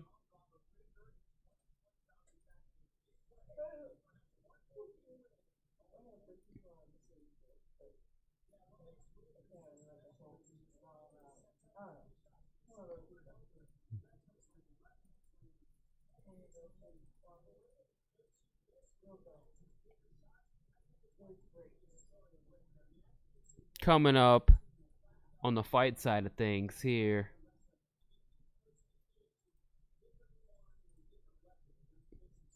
we have Tracy Cortez taking on Justine Kish, the violent Bob Ross, Luis Pena taking on Alex Munoz. Just a couple of fights to kick off the preliminary card, or excuse me, the main card of UFC Fight Night Vegas 24.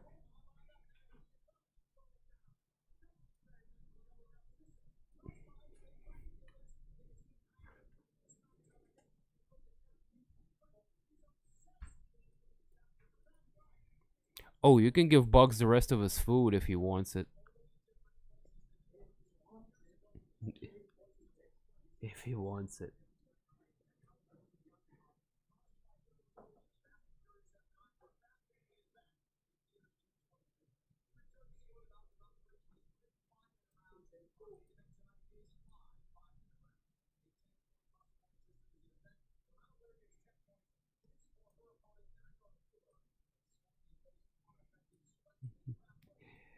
Farhad, you will eat it and you will like it.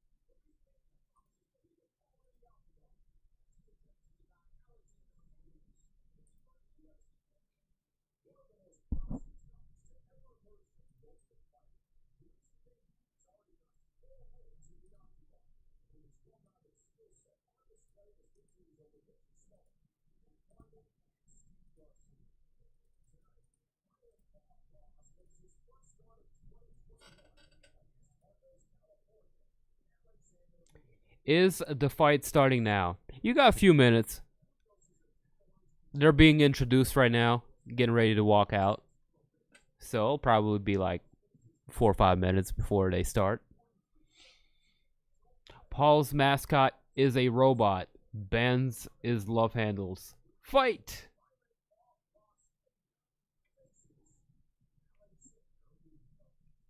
Fuck. Sometimes when you get hit in the nuts, that shit still hurts for 1 hour after getting hit. I know I got hit one time playing dodgeball. That motherfucker hurt for the rest of the day till I went home. I still think he needs to work on his cardio. For sure. Oh, baby. Hey, look who it is. It's the big fella. And I ain't talking about Alexander Romanov. It's Bugs. What's up, big boy? Mwah. How you doing? Show everybody how big you got. Look at this. Look at this one. Look at this. He's so big. Wow. You let them know. You let everybody know. What are they doing between fights? Bong rips. Black Rob died? Damn, bro. DMX and Black Rob? Shit. Shout out to my cuz, Danita. Yo, shout outs to Danita. Appreciate y'all for pulling up, man. Snoop Dogg is commentating on the Triller. Yes, yes.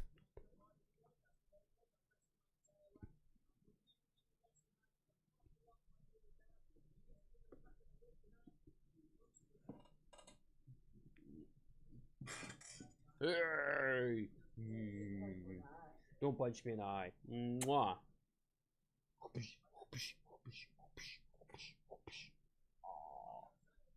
Knockout.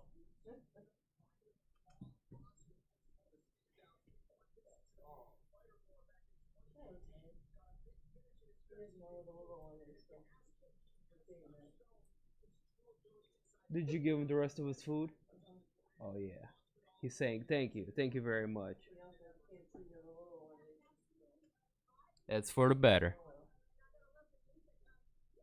It's probably for the better. Making his way to the octagon is Violent Bob Ross, a man by the name of Luis Pena.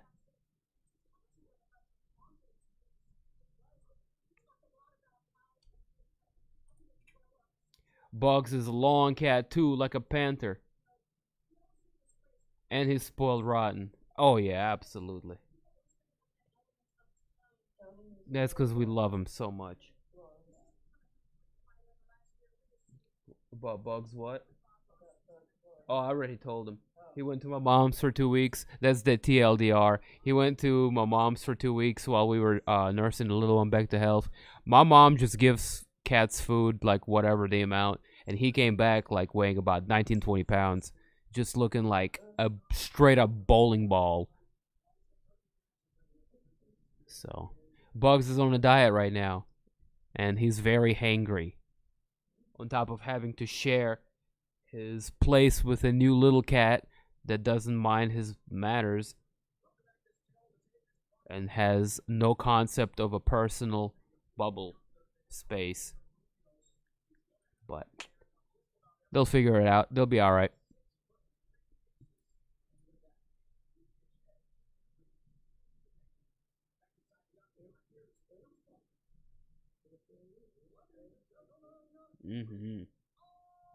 Motherfucking cats, dog.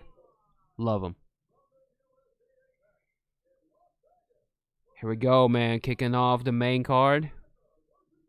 Alexander Munoz taking on Luis Pena.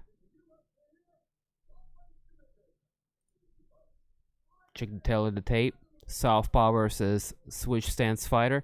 Luis Pena is going to enjoy a 3-inch reach advantage as well as a 4-inch height advantage over his opponent.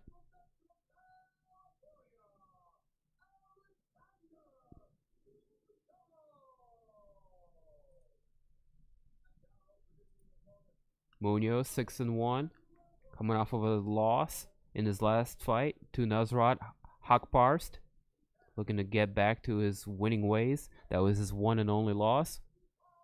On his record, Bob Ross fighting out of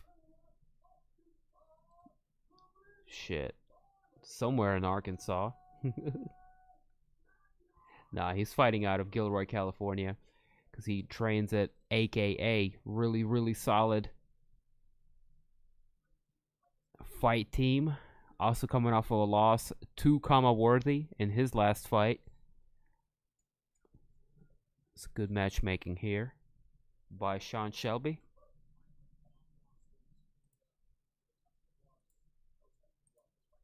Here we go, round number 1.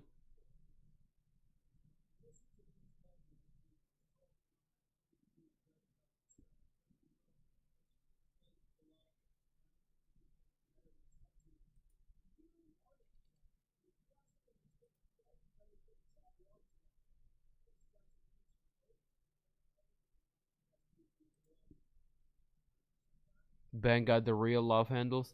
Dude, are they walking out or something?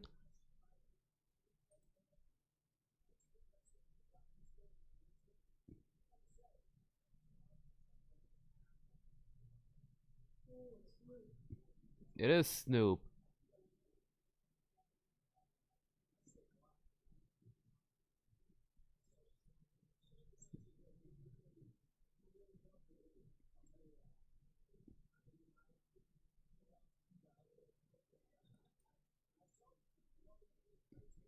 Why is the show showing us that Jake Paul shit? I don't know. I just turned off and went back to this fight. Munoz got Pena down, looking to pass to half guard. He's got the body lock. Pena pops right back up, able to utilize that reach and height advantage as being a hard competitor to take and keep down, really. Munoz continuing to utilize the wrestling heavy approach, not letting go of that body lock. He is wrestling Pena up against the fence line.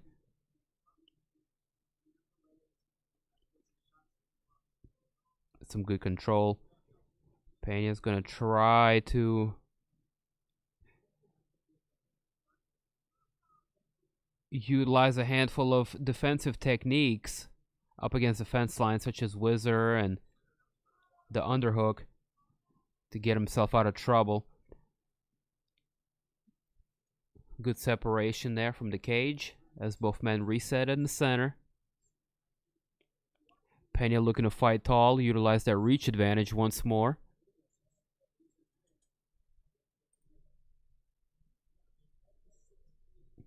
No Snoop Dogg chewing on the blunt. Ha! Askren bet all by himself in his locker with.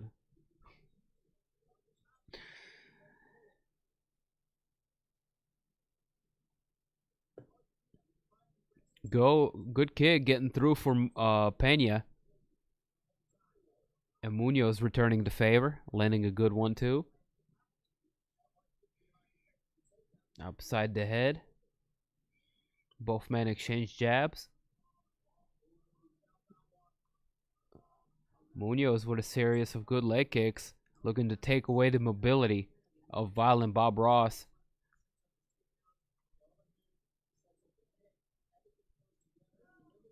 Munoz chewing up that lead leg of Bob Ross.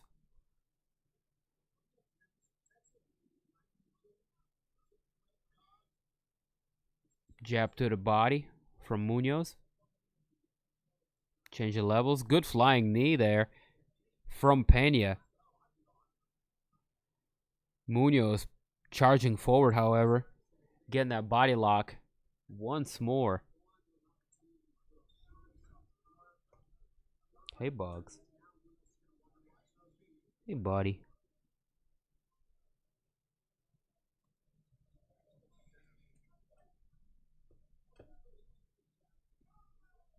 Flying knee connected.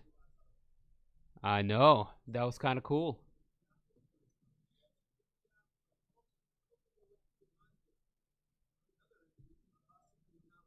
Munoz charging in with lunging hooks.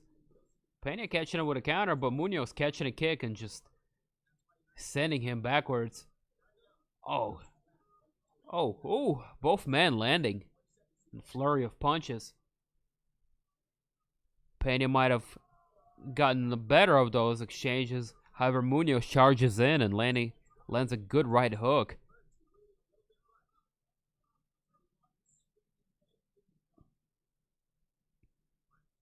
Getting a little bit careless there is Munoz, but lands a good one too as we go to the second round.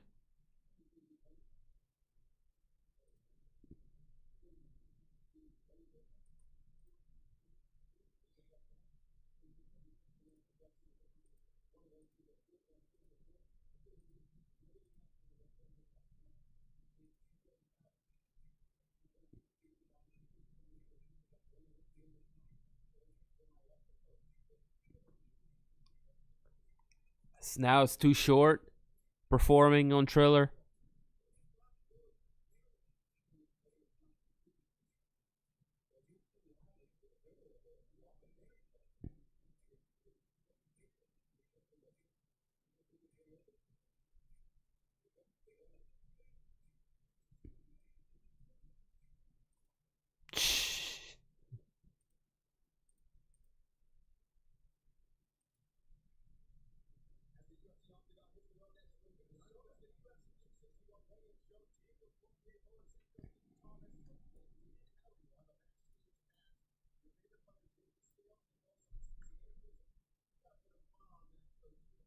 All right, here we go. Round number 2 between these two very talented lightweights. Alexander Munoz outlanding his opponent 2-1, securing 2 takedowns and getting a minute and a half of control time.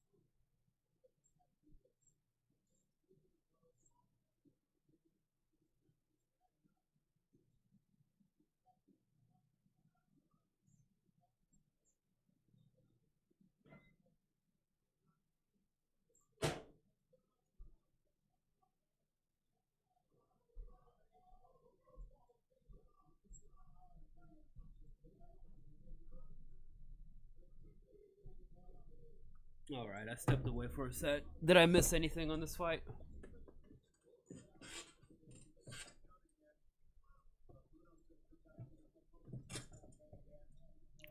These guys are boxing, few kicks. Well, there's a little bit of grappling exchanges now. Munoz continuing to pursue that single leg. Switches, grabs the back. That's really good work from Munoz. utilizing that wrestling and avoiding the reach advantage of his opponent, Luis Pena.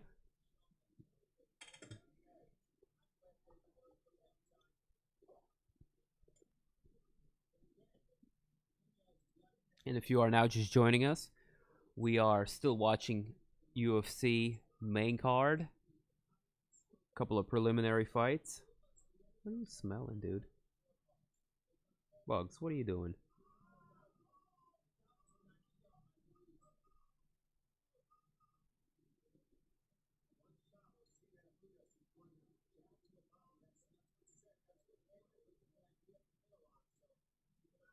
Bugs. Chill. Get away from there.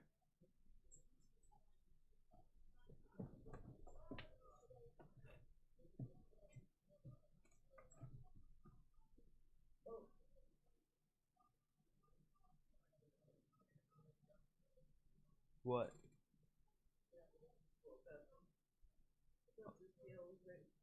Uh-oh. Are we about to have a cat confrontation?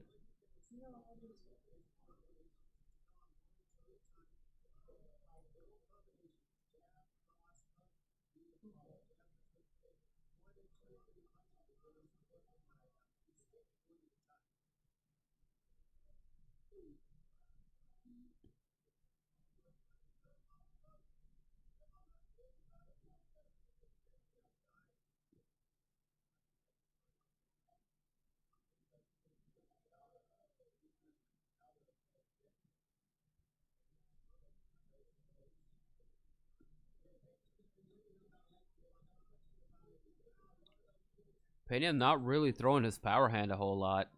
Instead, throwing an elbow instead. Here and there. Just mainly working behind the jab and the lead hook.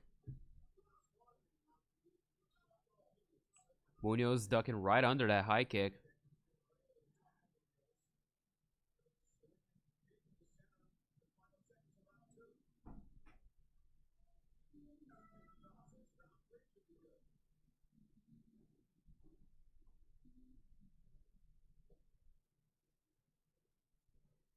I don't think Luis Pena did enough to close the gap there.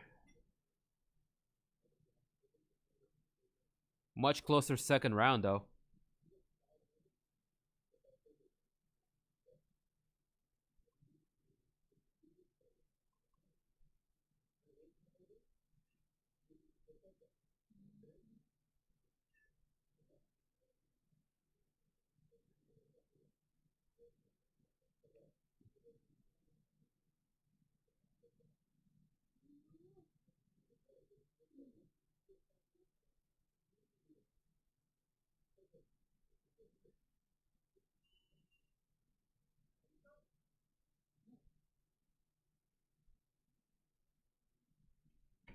Munoz is way more tired. Well, this is where Luis Pena has a chance to come back a little bit.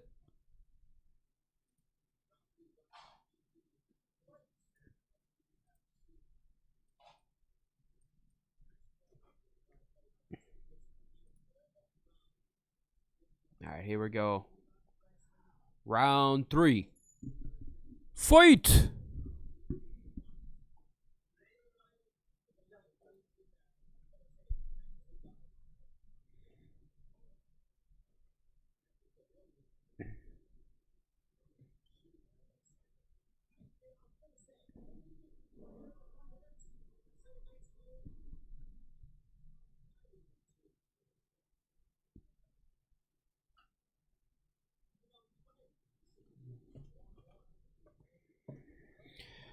This could be a 1-1 type of scenario.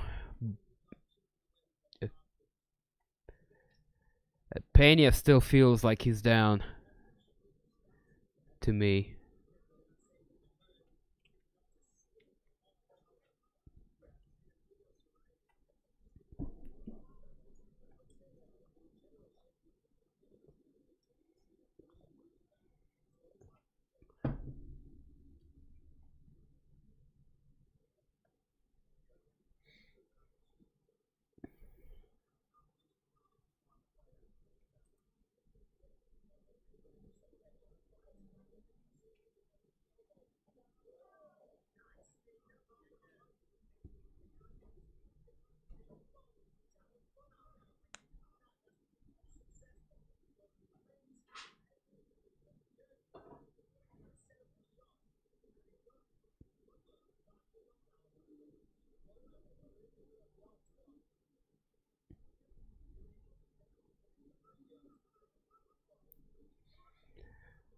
Munoz greatly slowed down his output.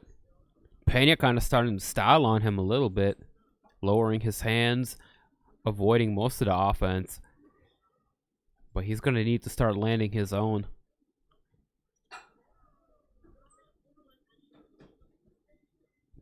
Munoz leads the leg kick.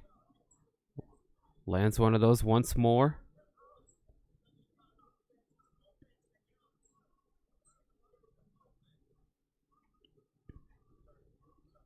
Oh, question mark kick from Pena.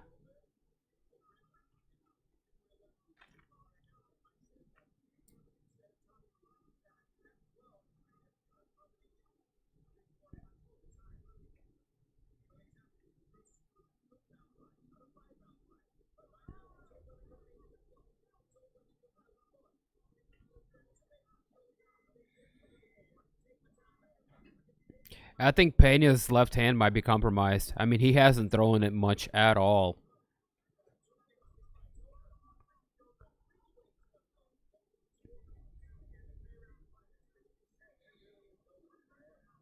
It could work there for Pena on avoiding the wrestling, blocking a punch in the clinch, getting those underhooks. He's continuing to back Munoz down with good straight shots.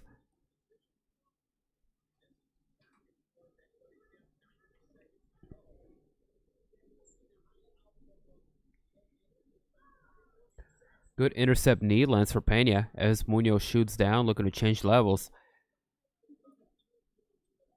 Close fight. This is a very close fight. Down to 1 minute left.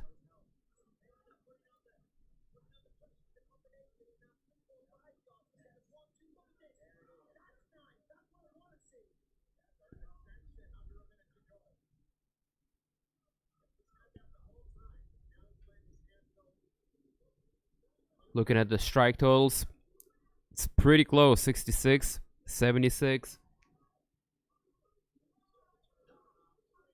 4 out of 9 takedowns landed in favor of Alexander Munoz's course, resulting in almost 2.5 minutes of control time. Oh, it'll be more captivating once we get to Jake Paul and Ben Askren. But that's about an hour and a half from now at least.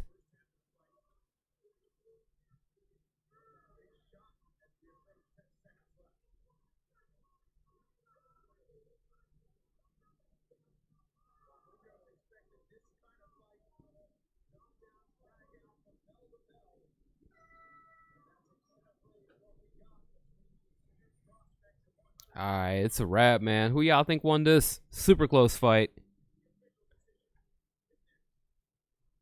Pena thinks he did enough. I gotta give him that third round, no doubt. Munoz was done. Cardio just wasn't there.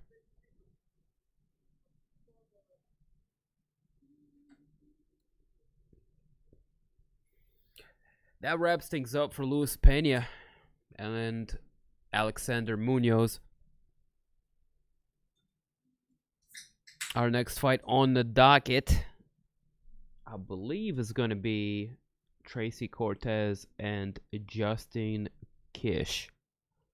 So we go to the judge's decision on this. Let's make it official.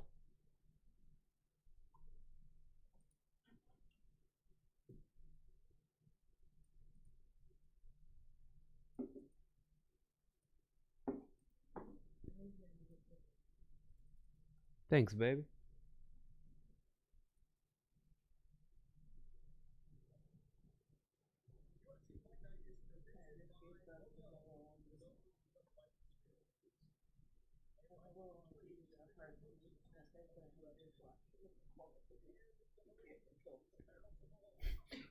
Can you keep an eye on them so they don't eat out of each other's bowls or fuck with it?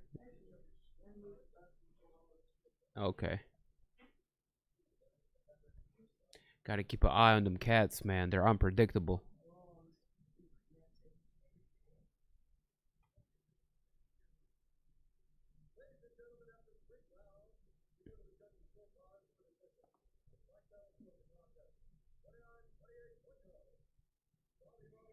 Oh shit.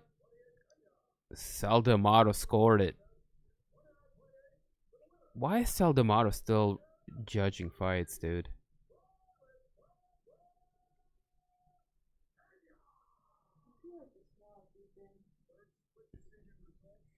Luis Pena getting a split decision dub tonight over his opponent. Let's go ahead and check in what we got coming up next.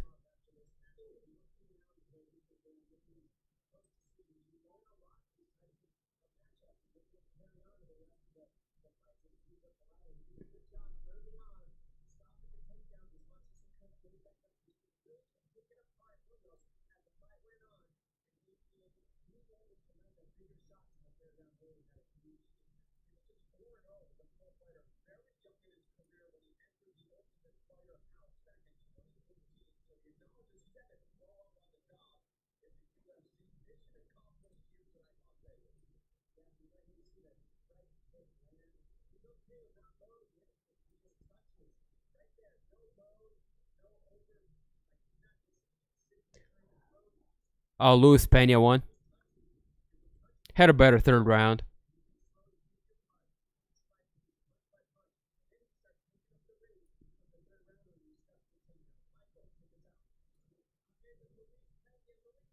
Yep, it was Pena.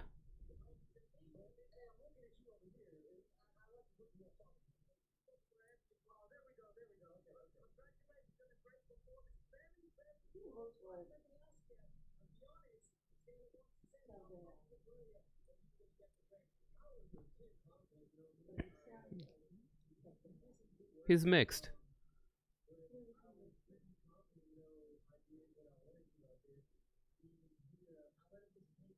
White and black.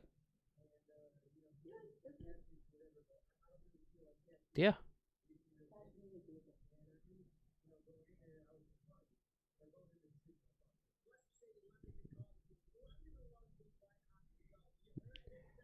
This is what our kid's gonna look like. A white and black ginger. Bob Ross looking motherfucker.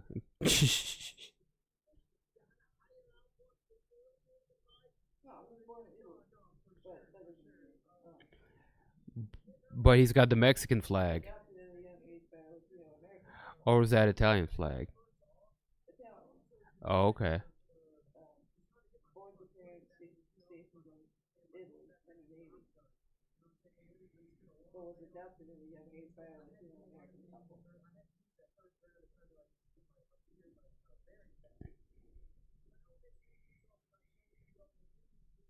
And now here he is, fighting in the UFC.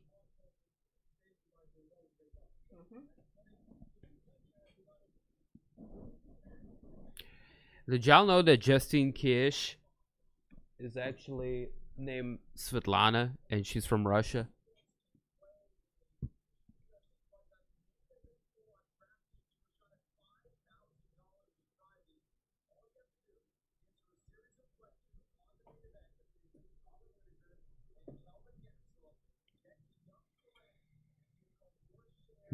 Oh my god, Ben KO Jake. Well, wouldn't that be something?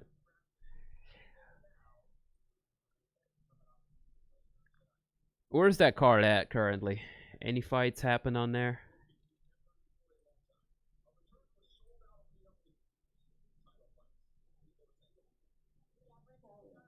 I know they did their prelims.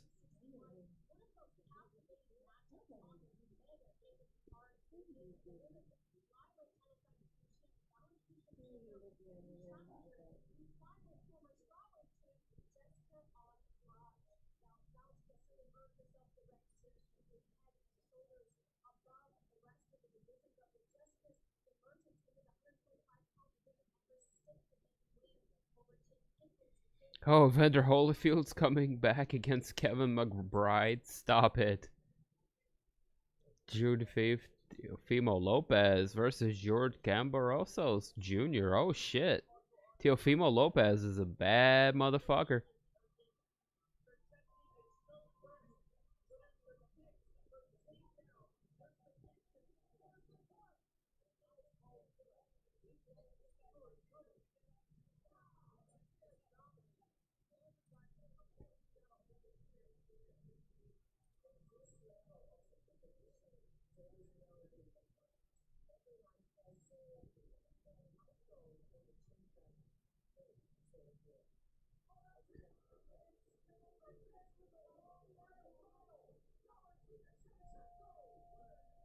Yeah, there's way too much nonsense happening with that Jake Paul stream right there. I don't know, dude. I don't know. But I'll just watch MMA until that fight happens.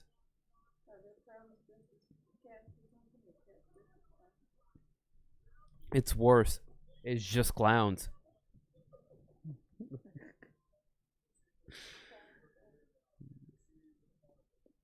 Yeah.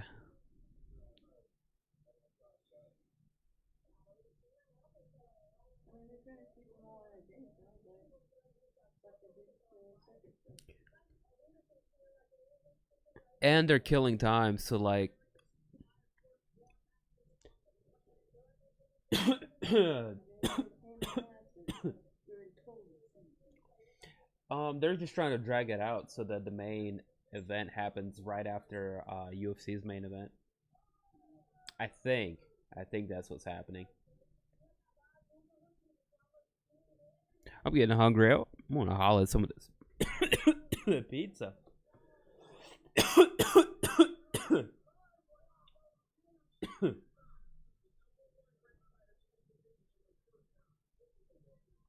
Oh man. What's up, stream? How y'all doing? How y'all feeling?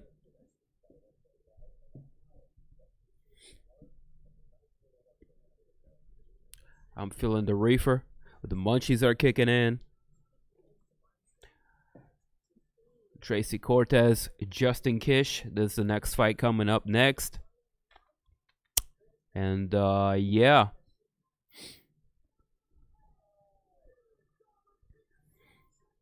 We'll keep our eyes open on the Ben Askren, Jake Paul. See when that goes down.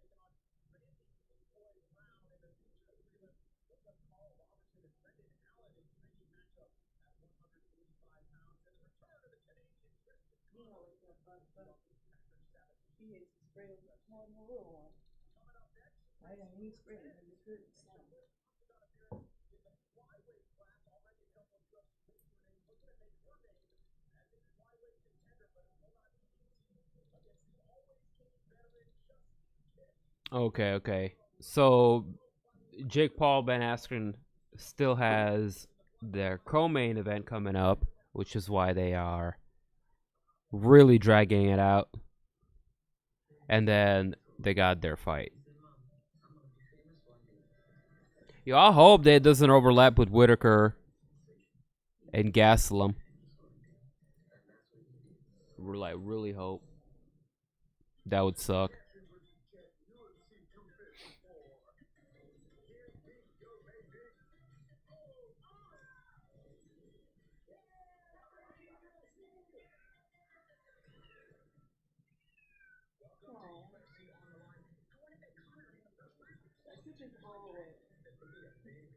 Oh, his meow is developing. Look at that. He can actually meow. Wow. I thought he just squeaks. It makes funny breathing sounds. Like the kid from Hey Arnold. Great. Not.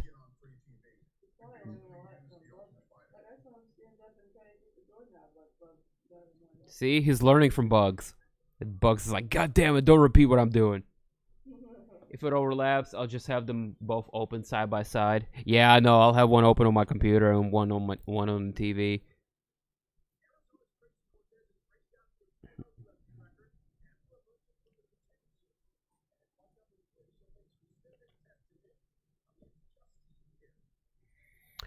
Flyweight ladies bout coming up next.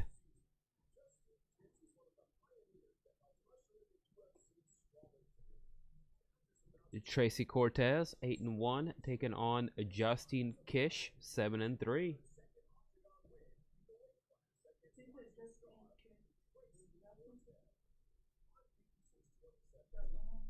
We'll review the full card for the boxing matches tonight. Yeah, man, go to my Discord. I got you covered, bro. I'm watching live from Ukraine. Best channel in the land. Hey, Charlie. What's going on, man? Welcome to the stream, pimpin'. Glad to see you. They're slapping each other about that pop dancing right now.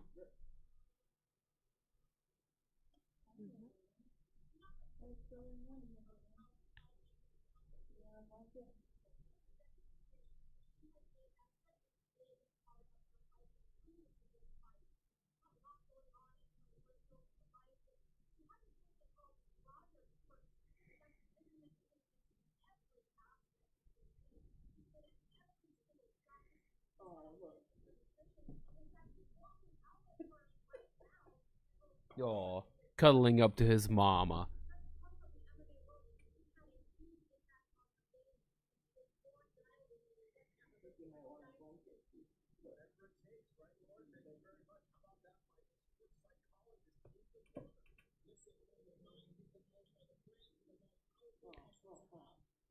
Привет. Смотри кота, мы покажем сейчас. Hey, bring the little one. Come on, just bring him. He'll find you again.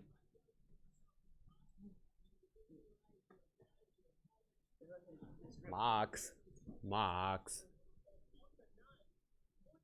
Show yourself.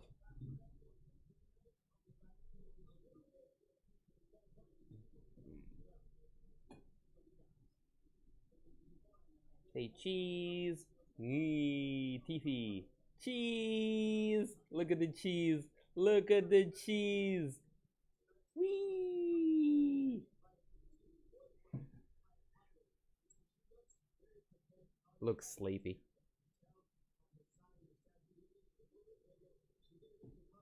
That's the new addition. How can somebody throw this precious cat into a dumpster? This thing is priceless. Look at how cute he is.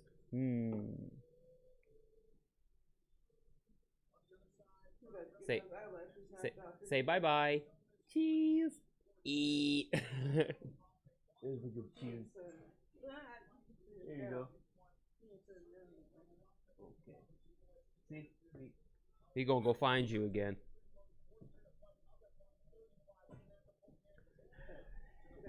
Firsters will just work their issues out. Yeah, eventually. Eventually they will. They ain't got no choice. Just take some time. Oh yeah, like it takes like 3 to 6 months for cats to get used to each other. Then they will team up and destroy Earth. Well, at least more couches. Do you think the punishment should be for Stevens or nothing? I mean, fighters push each other at the weigh-ins all the time. I don't think the punishment's gonna be anything. You named him Mox after John Moxley? We named him Max, but if you pronounce it in Russian, it sounds like Mox because it's like Max. Is she about to get her eyelashes knocked off? I think so. I was like, yo, her eyelashes look fake. And she's going into this fight. But I didn't want to say anything. I'm like, whoa, she just might have really long eyelashes.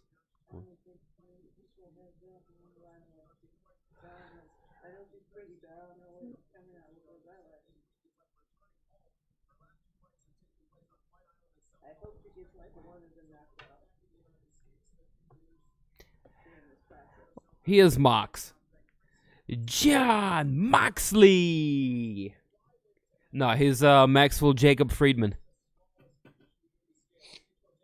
He's MJF.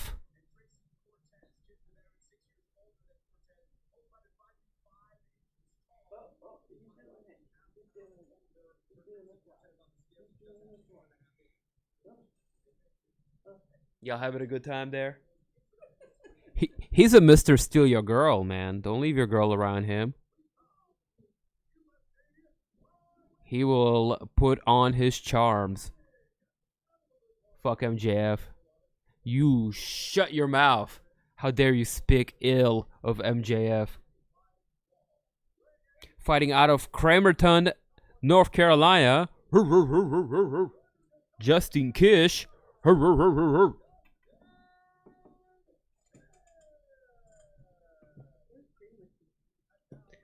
Somewhere close to Charlotte, I bet.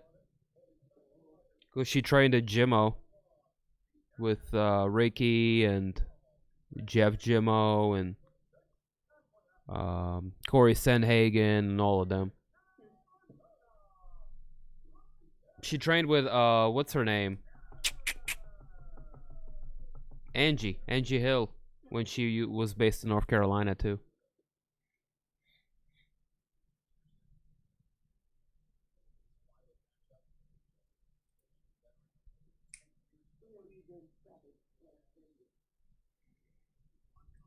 Who's doing what?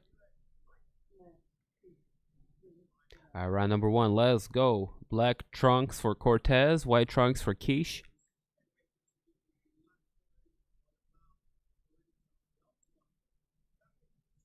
The Mexico against Russia matchup.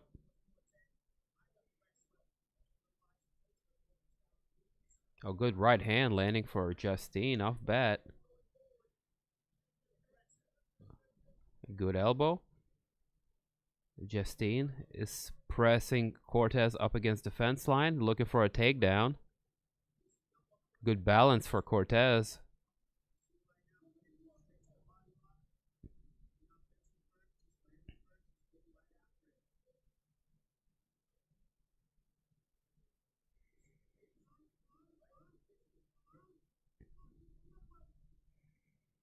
We got ourselves a wrestling match up against the fence line. Cortez now looking to turn the tides of this in her favor as she's got the double underhooks. Oh, Kish looking for a trip, but Cortez reverses it, ends up on top in Justine's guard. Solid ground and pound.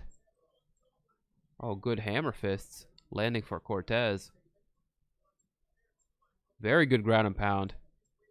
That busted up her nose. Akil Alec Bosch in the building. What's going on, man? Welcome to the stream. What is good? That reefer looking on point too, bro. On point like that ground and pound, courtesy of Tracy Cortez.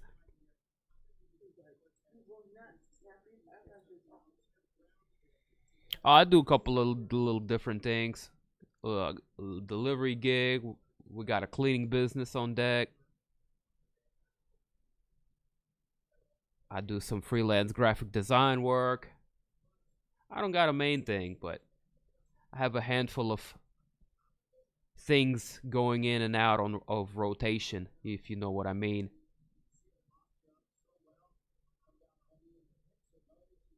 He said pimpin'. Been pimping since we've been pimping, baby. Reefer's been on point lately. Hell yeah, dog. It's that season to be jolly. Tra la la la la la la la.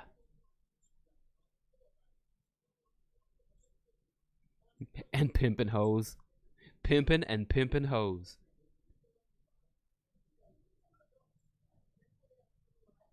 Oh, good work, Cortez. Just staying on top of Justine, landing very effective ground and pound, and just staying in control of this fight. Whizzer for Cortez, utilizing that to keep her opponent on the ground. Kish is going to scramble and give up her neck and process. Cortez going to sink one hook in. It's taking it back.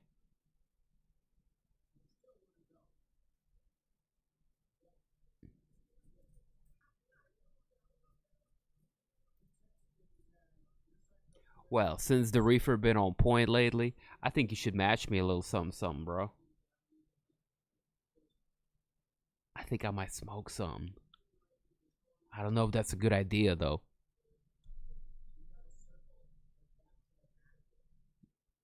Oh, okay. Sound like me, jack of all trades, master of none. I mean, I guess that might be the case. I dabble in a little bit of this and that.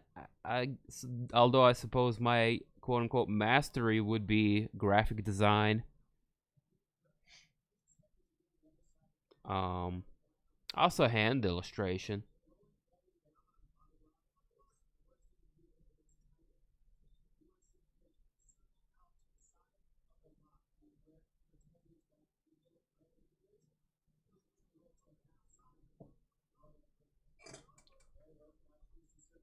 That would be the trade I went to school for, so I guess not really a complete master, but I know a thing or two about a thing or two when it comes to that graphic design shit. I mean, look up my beautifully handcrafted thumbnail that we're using for the stream. It's sick.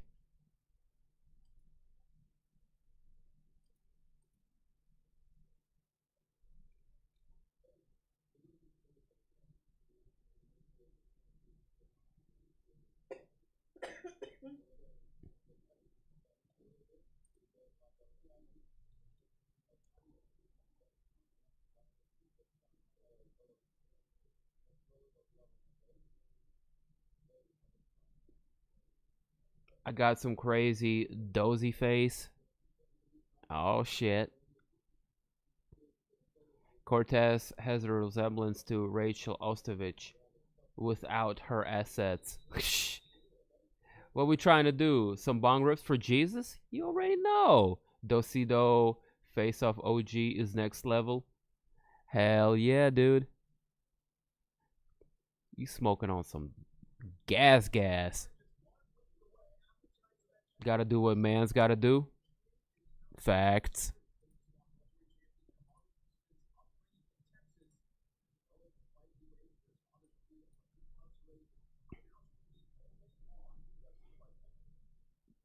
Nah, Cortez is cute. Don't do her like that.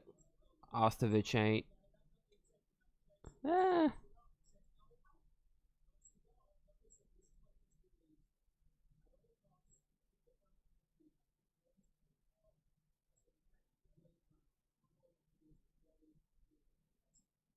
Valerie Loretta beats them both. Hey. That's just my opinion.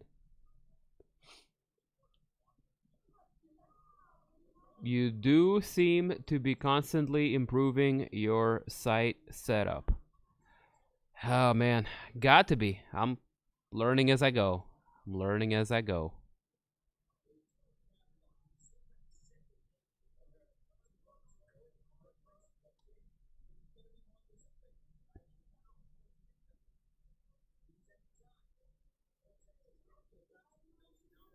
I did do all this shit by hand though, like all these little panels and graphics around this thing. Just knowing graphic design, that helped out tremendously.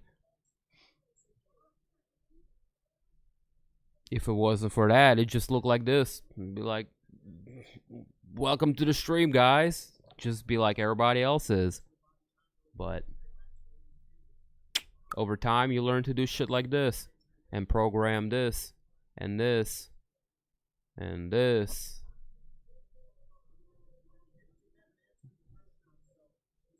I am destroying these Cheetos. Hey, 1% better every day. Hey, had to move what you had to move. Hey.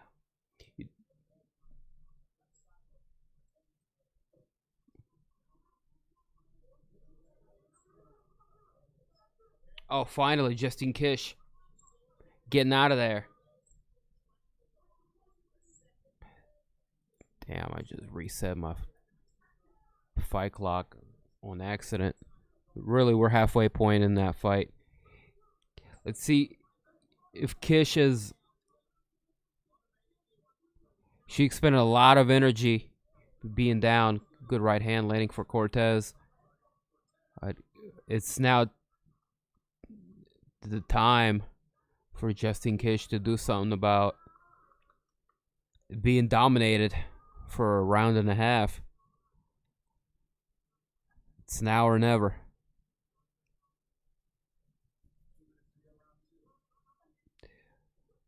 Cortez looking pretty winded as she lands a kick to the abdomen of Justine Kish. Kish doubling up on her jab. Is pressing forward, landing combinations.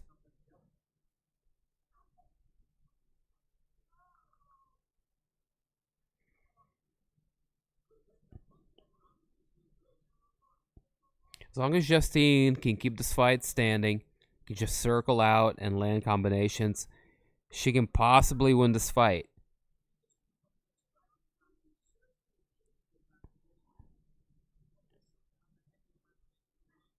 Oh, good right hand lands for Justine. Justine again with the right hand, this time to the body. Ben does need to literally slap Jake at least once. Ben Askren fight happened already? No, we're all waiting on it. We're all waiting. With great anticipation as Ben Askren, the ambassador of our great sport of mixed martial arts, represents to the fullest, taking on big loudmouth Jake Paul himself. Fixing to get rocked. Shh.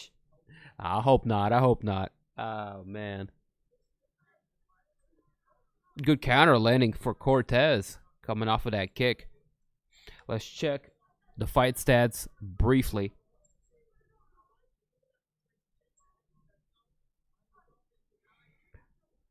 Almost dead even. 42 to 46 total strikes landed. 30 to 26 significant strikes.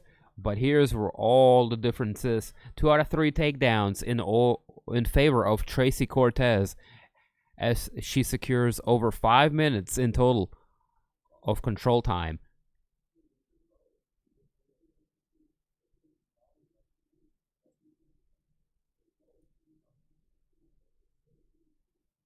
He improved himself, but White Boy got hands. Yeah, that's why, dude, Jake Paul has got this. He young, he's got hands. He has better boxing. He's done this a few times. Ben Askren's coming off of a hip replacement surgery, dude. Come on now. Who you think is going to win? It's literally like a father taking on like his rebellious son.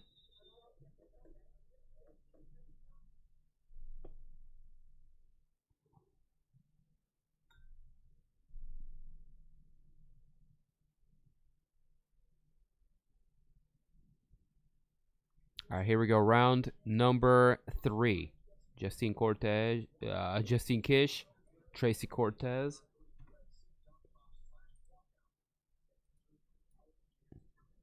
Big right hand to kick things off. Tracy looking for a takedown off bet. Kish just keeping a very low profile, anticipating that takedown, reading it.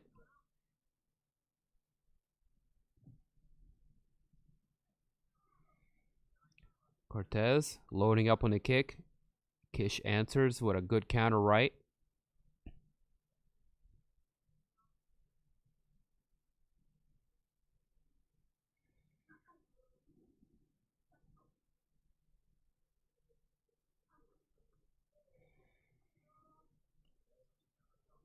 Left hook getting through for Cortez on the end of that combination.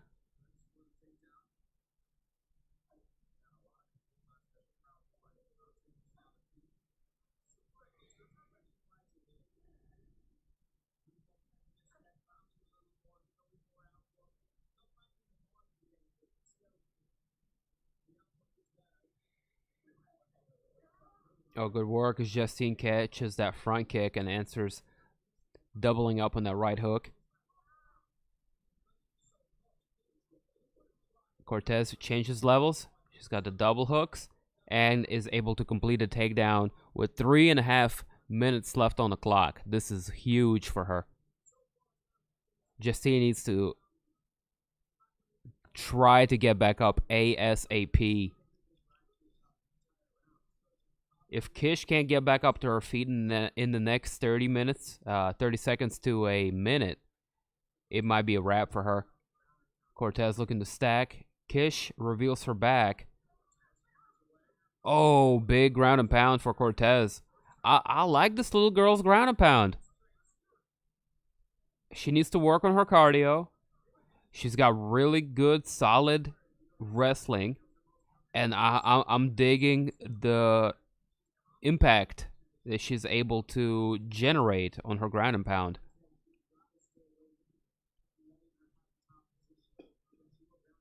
She's a little pit bull.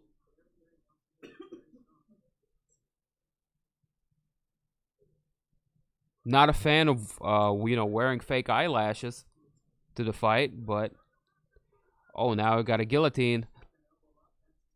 Cortez going for a guillotine. She's got a hold of that neck, and she's got Justine pressed up against the fence line. Justine pops out. Cortez didn't really have the leverage there. But now, going for that guillotine, the fight results in getting stood back up, a position that might potentially be disadvantageous to Cortez. It was in her favor to keep the fight down on the ground.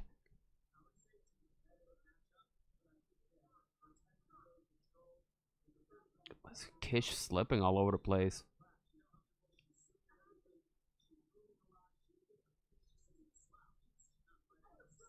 Oh, and a good right hand getting through for Justine. Minute and a half left on the clock here. One of the most significant strikes of the fight was just landed courtesy of Justine Kish.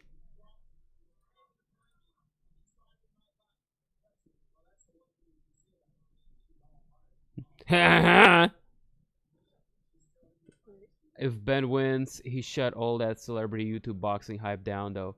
Please, I hope so. But I'm realistic, and I know, like, this probably won't be the case.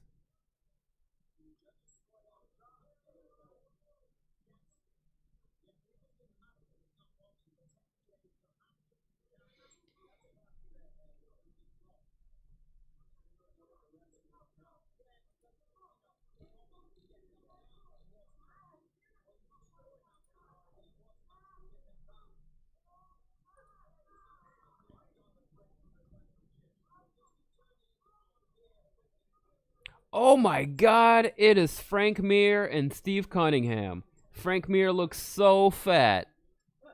Oh my bejesus. Oh my. Oh my. I forgot it's Frank Mir. Oh my God, he is so fat.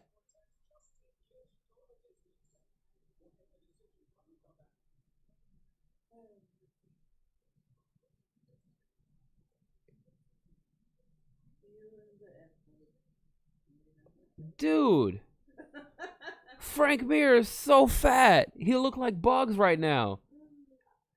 Frank Mir looks like Bugs, dude. Holy shit. Yo, I don't know. I think Tracy Cortez won. They're going to the official judge's decision right now. But I just pulled up Steve Cunningham and Frank Mir. And oh my God, Frank Mir is so fat and out of shape.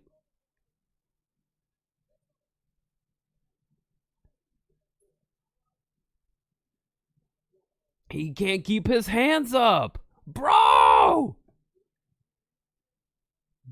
Mir's not fat. Stop it. He's obese, dude. He looks thick with about 4 to 5 C's. Look at him. He's got 3 to 4 rolls in the back of his neck. How can you tell me he's not fat? He got more rolls in the back of his neck than a bakery, fam.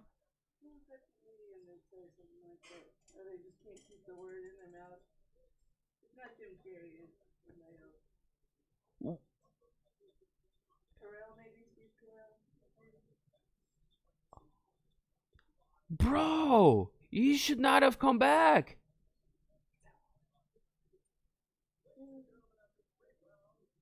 This is not a good look for MMA tonight, man. I read somewhere that Mears is 70 pounds heavier than Cunningham. He looks like 100 pounds heavier. He is a beefy Latifi right now. Mike Tyson look better than Frank Mir? Dude, absolutely. He's old. Leave him alone. Yeah, but don't come back to fighting. Shit.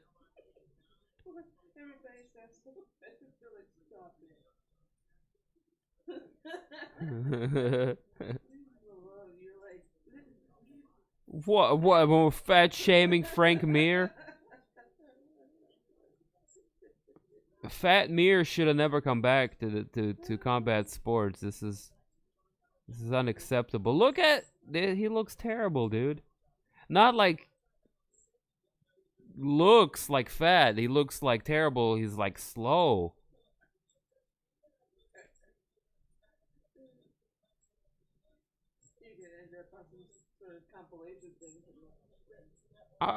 Yo, y'all can use me for any compilation y'all want, man. I ain't gonna copyright strike shit.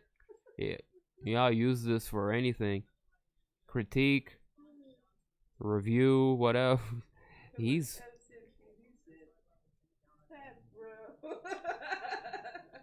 Oh my. I mean, as soon as I saw him, I couldn't contain myself.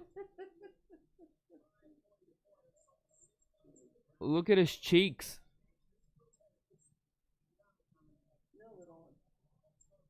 Oh, Frank Mir landed a good left hook there. Big fella.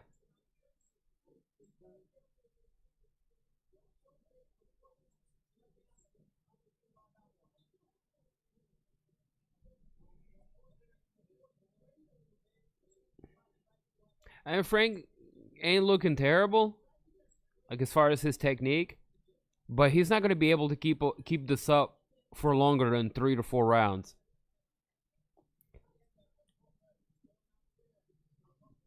Come on, Mir, use that uppercut I used to use from yours on that old UFC game.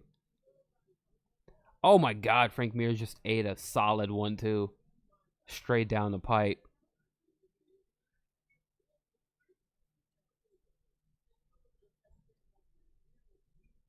He's like, I learned how to use my voice. Haha.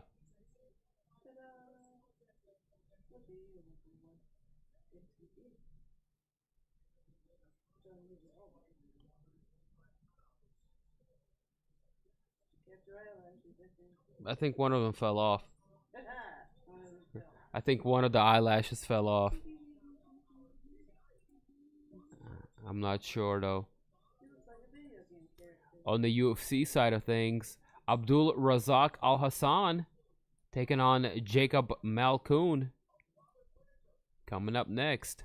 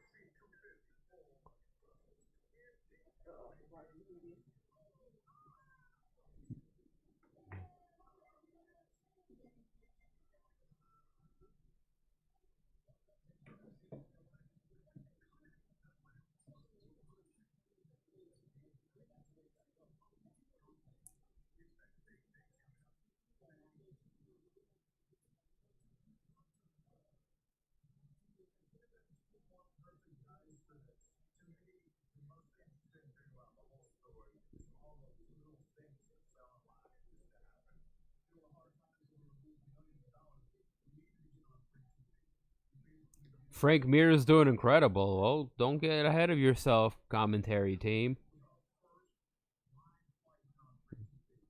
I mean, he showed up.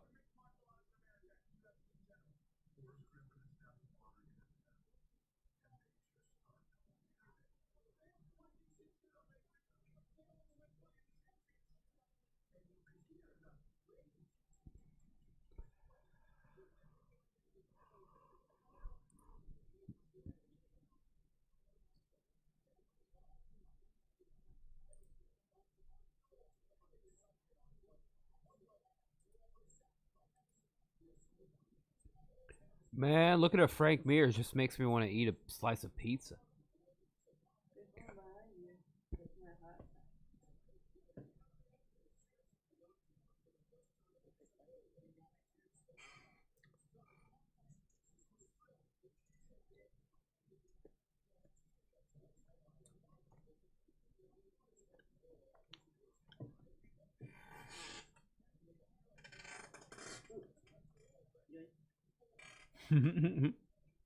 Nom nom nom nom nom nom nom.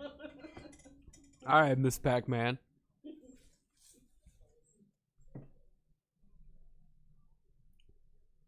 Watching this Frank Mir fight make me want to be like, ow. Nom nom nom nom nom nom nom.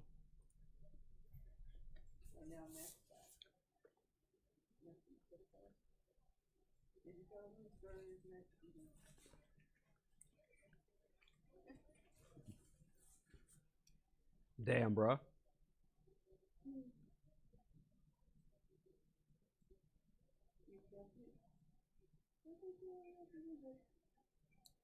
He ain't that cute. He a little derpy looking.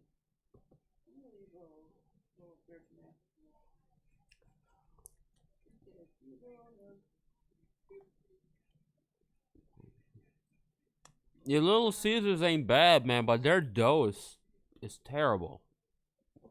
And dough, we all know, dough is what makes or breaks a pizza.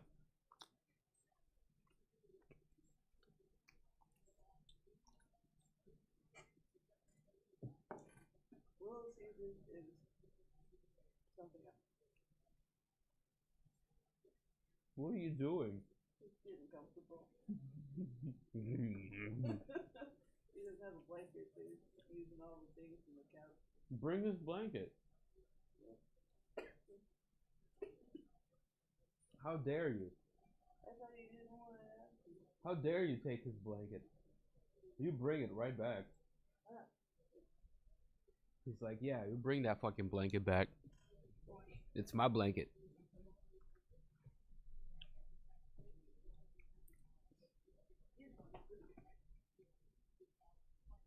Hey, shout outs to all the tremendous viewers out here rocking in the chat tonight. Appreciate y'all for pulling up, man. Watching Abdul Razak Alhassan versus Jacob Malkoun on the UFC side of things. In the Triller Fight Club, it's Chuck Liddell in the audience. Probably slightly coked up, maybe, I don't know. Possibly. It's Chuck Liddell. Cunningham taking on Mir right now. They're in their fourth round, maybe? Yeah, round number 4 is underway. Frank Mir is looking fat and out of shape, but who am I to judge?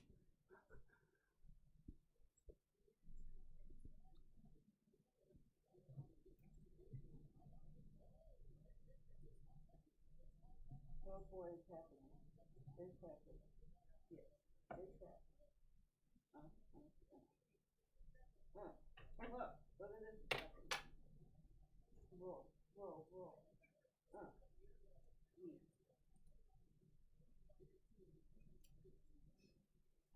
Abdul Razak, my Aki brother, got this. Word. Where's Alhassan from?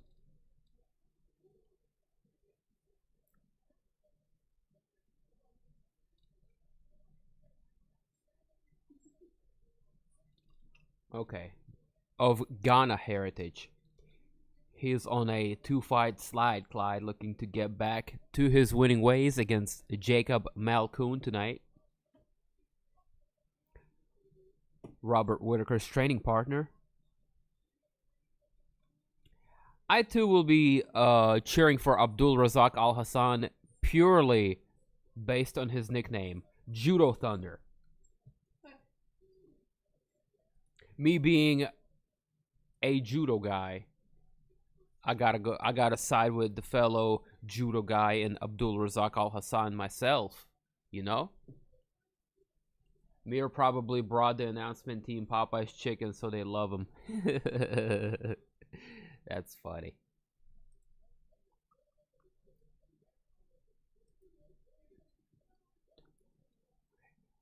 Plot twist. It was only half a bucket.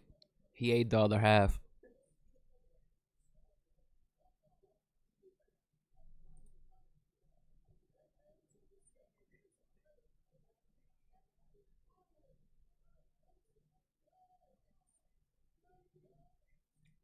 Looks like Steve Cunningham and Frank Mir is going the distance.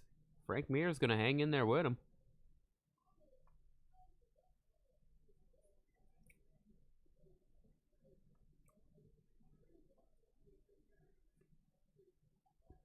Popeyes, DC must be close by. Hey, he probably is, dog. He ain't doing commentary for UFC tonight.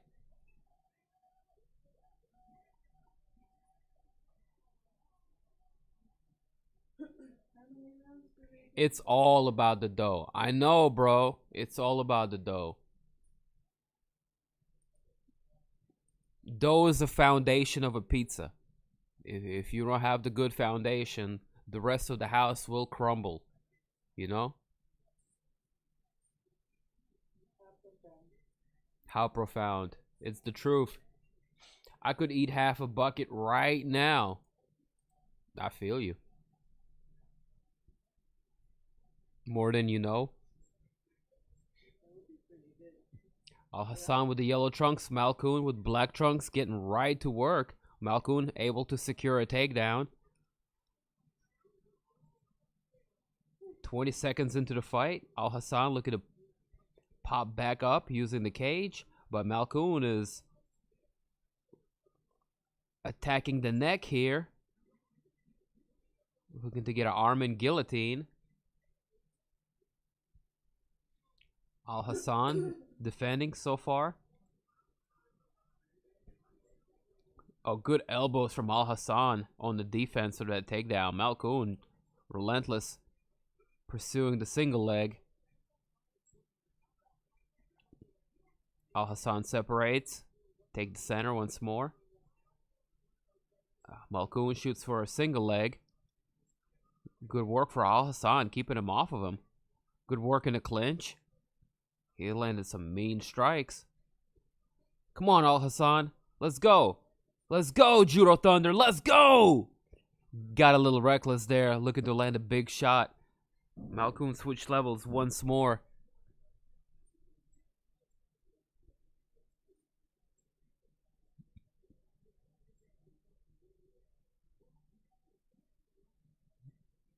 Gotcha.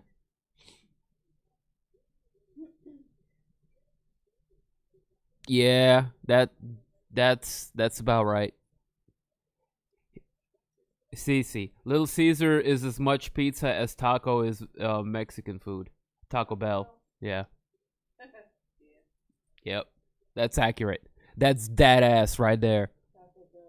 Like you'll eat it if you gotta do what you gotta do, but like if you yeah. Marcos and Marios are fucking incredible with their handcrafted dough. We should fuck with them. And Marios are way out of here, but they make really good pizzas. Mario's got the best dough. Because it's kind of like Papa John's, but better. Yo, it is a good fight. Lots of back and forth. Malkoun just really, really, really wrestling heavy coming to this fight, looking to wear Alhassan down, sap away that energy, make him carry all of his weight.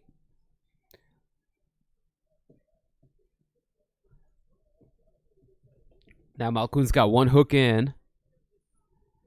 He's taking the back of Alhassan.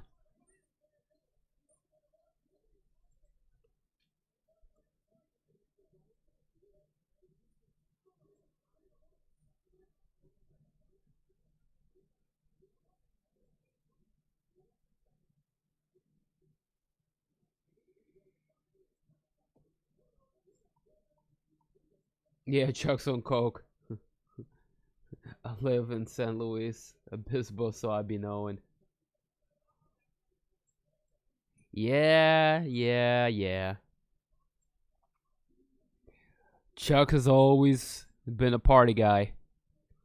It's Malkoun with 1 minute left on the clock, able to get yet another takedown. That's 4 out of 11. Just in the first round.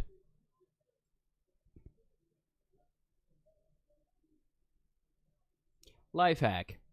Get a Little Caesars pizza when you go to a festival and need food but don't want to pay an arm and a leg for food at the gate. Yup, lasts all day pretty much.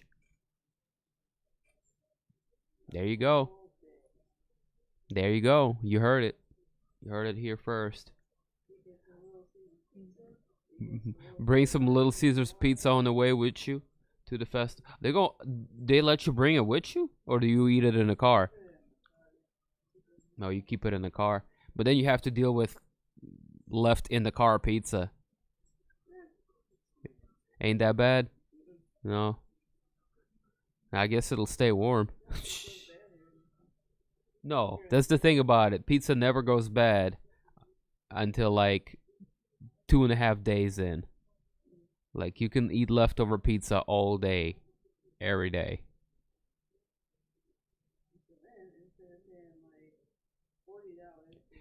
And no, I don't care if that makes you a raccoon.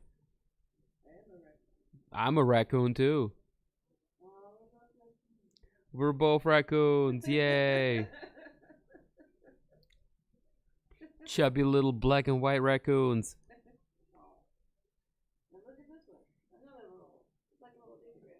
He's a little baby raccoon. Here, bring him. Bring him on screen again. I like showing his teeth. He'll be okay. He's like, stop it. I can't wait to get big and you can't pick me up anymore. Oh, well, you are light enough to be picked up by one hand. We are going to take advantage. Say hi. Say cheese. Look at those teeth. Mwah, what a beast. What a vicious animal he is. Look at this. Cheese.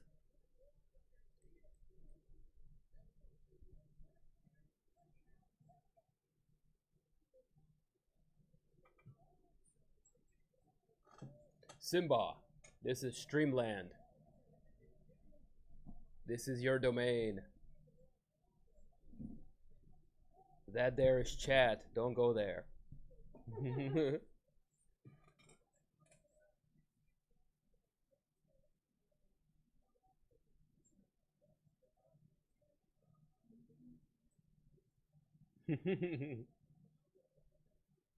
Dude, we bring chicken sandwiches into movie theaters, like from Chick-fil-A.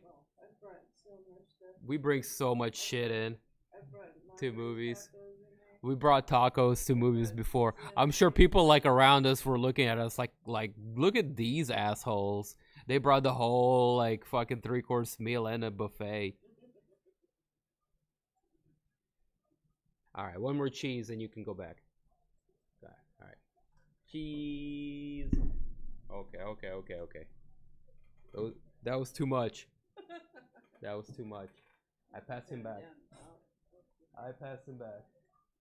Uh-oh, what's happening? Is he about to tap? Is he out? Is he There's that cute little demon again. That's what he is. He's got the teeth.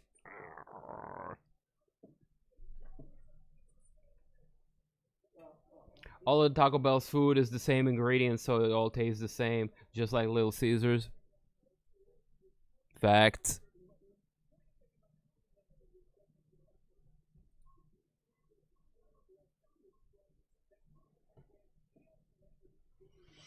It looks like Cunningham is going to beat Frank Mir in the decision. They just fought for 6 rounds. That's it.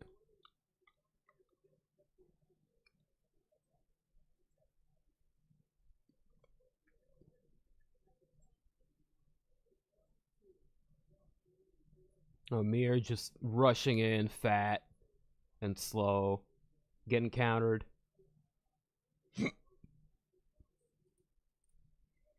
Yeah, embarrassing, but not overly too embarrassing. I mean, he didn't get knocked out. That reminds me of Stipe and Francis' first fight. I can see shades of that.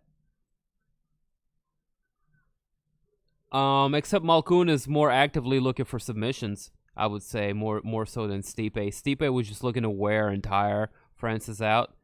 Malkoun is actively looking for submissions and finishes.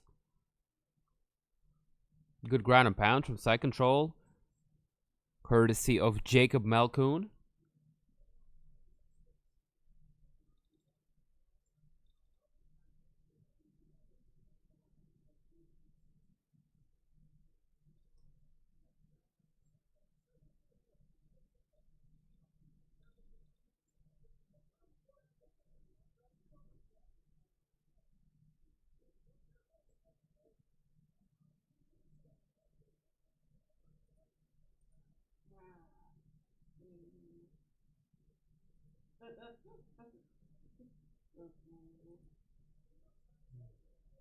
Messing with the kitty? What are you doing?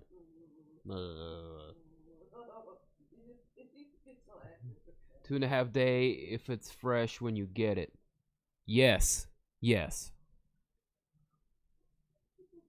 And I'm over exaggerating a little bit. Wow, that was a fast 6 rounds. Yeah, 3 minutes. 3 minutes each. Compared to MMA, that flies. Those rounds fly.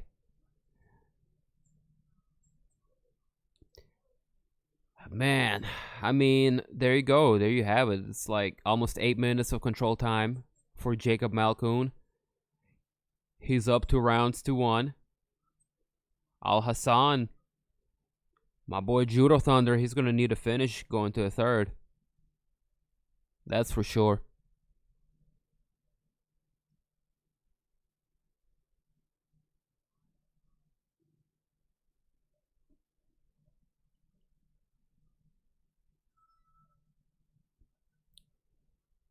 Very big round for Malkoun. Just dominating Alhassan with wrestling.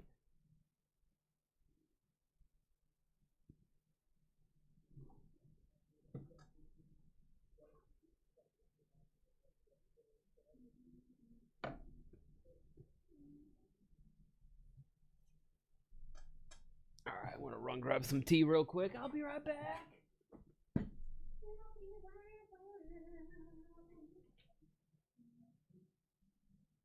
Hi, Bud. I see you, Bud. Grumpy, grumpy.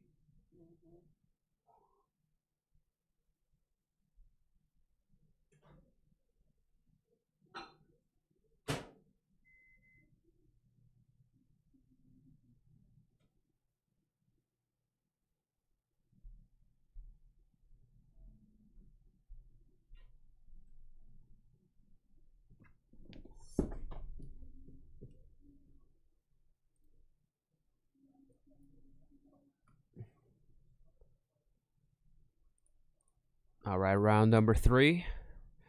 Third and final round. Alhassan's going to need a finish here. This card's been a little bit lackluster. Lots of decisions. Couple of decent fights, though. Malkoun charges in, catching Alhassan at the end of that combination with a short right straight punch. Pressing him up against the fence line. He's going to look for another takedown. I bet you $5. And before I finish saying that sentence, straight right setting up that single leg. He gets the takedown once more with over 4 minutes left on the clock. He might sub him eventually if he's completely tired out. Vittoria versus Holland flashback. Yeah. I did 14 rounds yesterday, 5 minutes each. You're a beast, dude. You're a beast. I'm out of shape. I need to get back on that thing. I ain't done VR boxing in like a month. I ain't do it for like a week and a half, and then we got the cat, and then like we didn't have that space anymore because the cat was there. Then we cleared up the space, but I'm afraid I'll step on him, so I haven't done any VRing really. But I gotta figure that out because I need to get back on my graffiti game.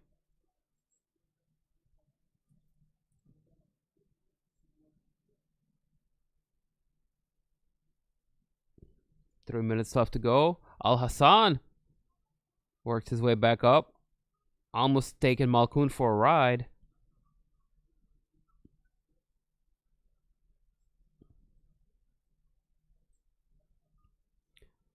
Malkoun just non-stop pressure. He's going to pick up a textbook win here tonight.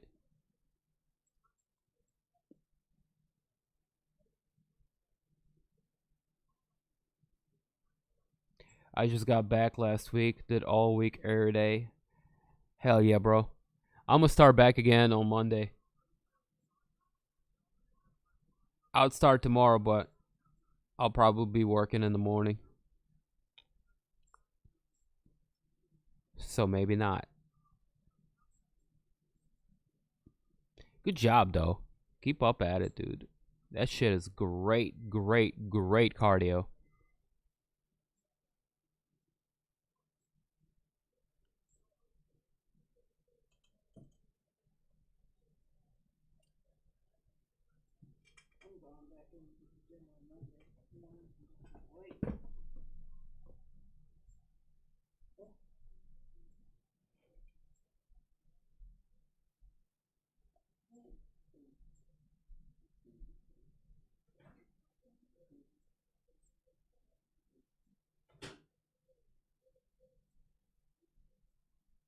Back in on Monday too, except in a virtual setting.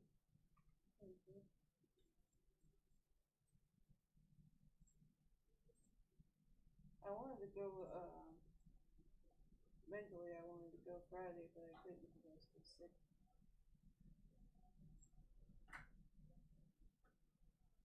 But I'm doing it Monday.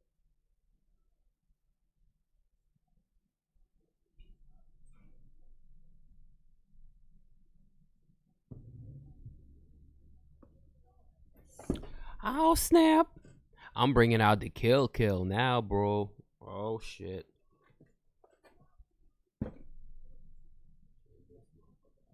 Oh, no. I dropped the bud. No. Alright. I thought it went in the teeth. Check out this motherfucker. He's probably drinking.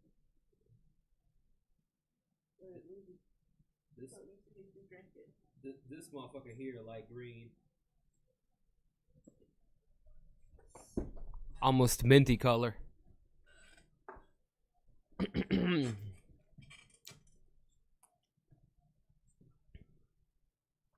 What other fights were canceled tonight? A couple of prelim fights. Nothing too major. Pretty good boxing channel from an Olympic boxer. Okay. I think I've seen him.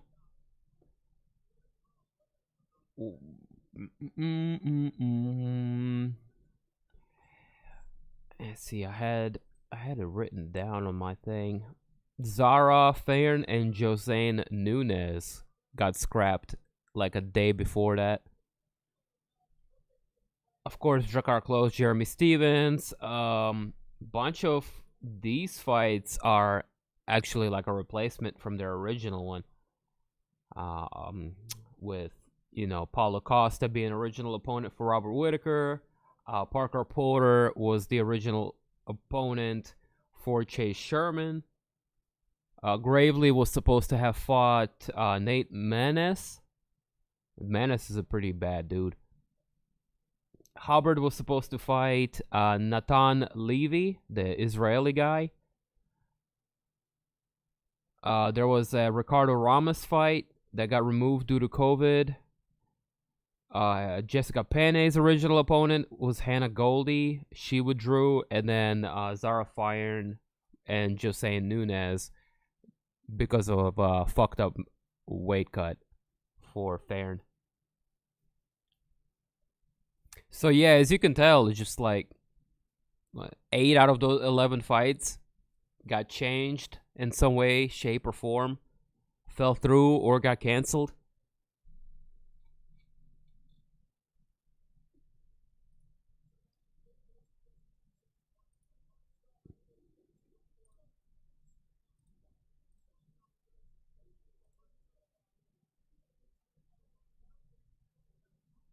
So that was a pretty decisive fight in favor of Jacob Malkoun.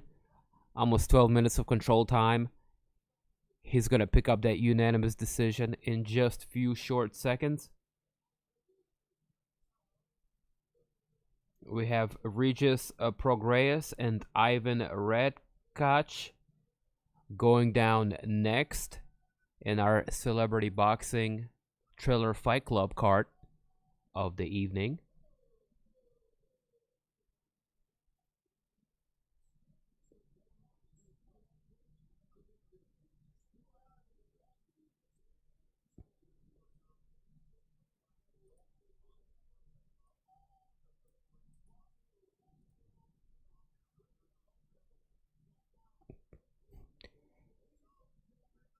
UFC is about to go into their co-main event.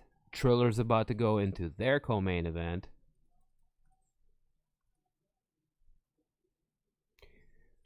Which, if... Man, they're really dragging this UFC card out, bruh. 3 hours. Sheesh.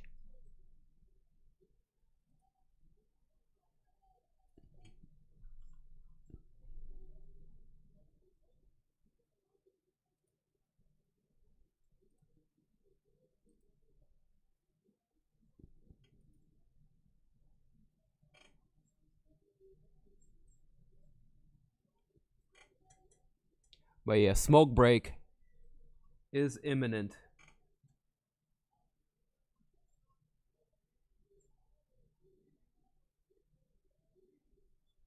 So join me.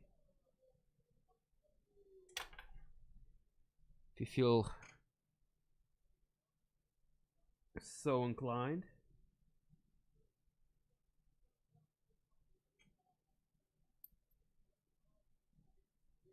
Pretty good boxing, yeah. Mm-hmm.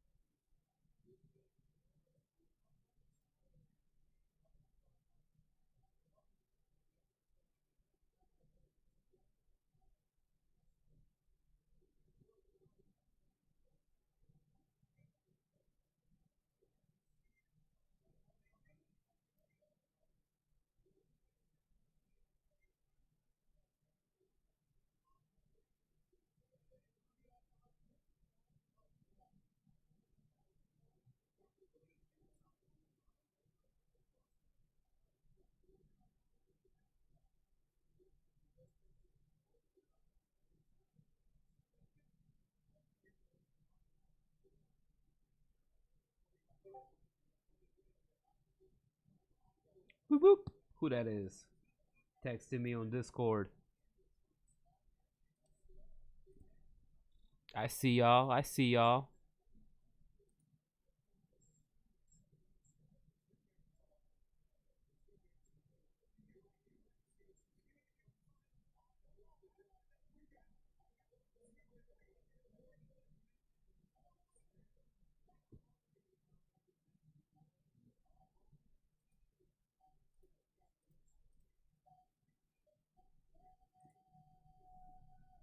Is Mir fight over yet? Yeah, it's done. Bro, the dude that's commentating for the Jake Paul fight was sitting there talking mad shit about Jake Paul. Shit was funny. I think he was the winner of of the fight. Pete Davidson. He roasted Jake Paul when talking to Ben Askren. Good.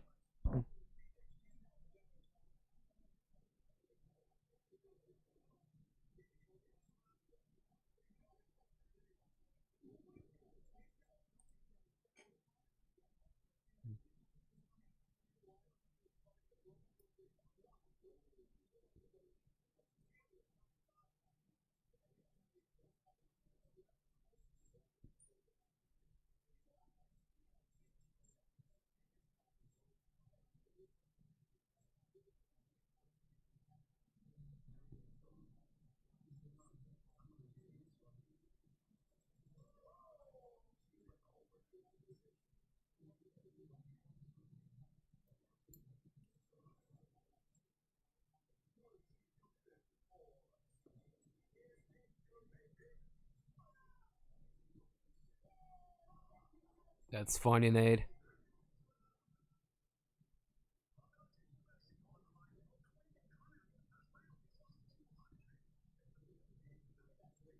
But hold up. That's the same kind. I'm trying to mix a couple of different ones. Make this a nice deadly medley.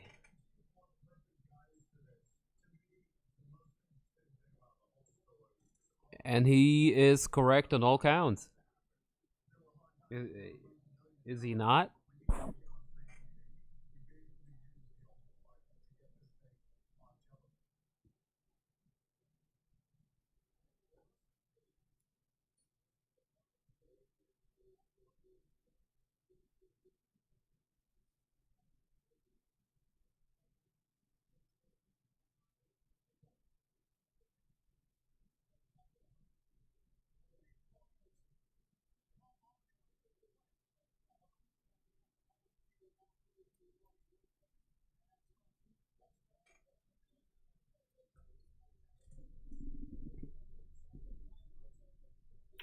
Yo, I'm about to get litter, or as lit as Snoop Dogg is on this broadcast. I gonna say more lit. I don't think that's possible.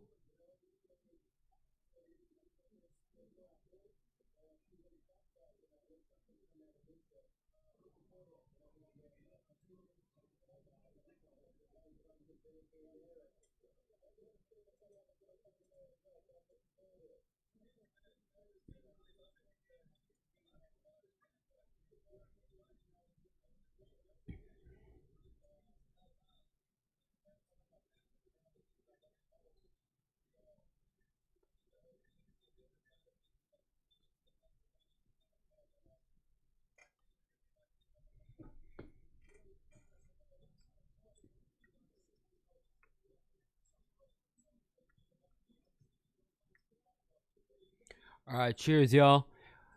All aboard the Andrei Arlovski war wagon. That's about to go down in a few short moments. Currently, the co-main event on that Jake Paul and Ben Askren is going down. Regis Prograis taking on Ivan Radkach on that one. They're in the second round so far.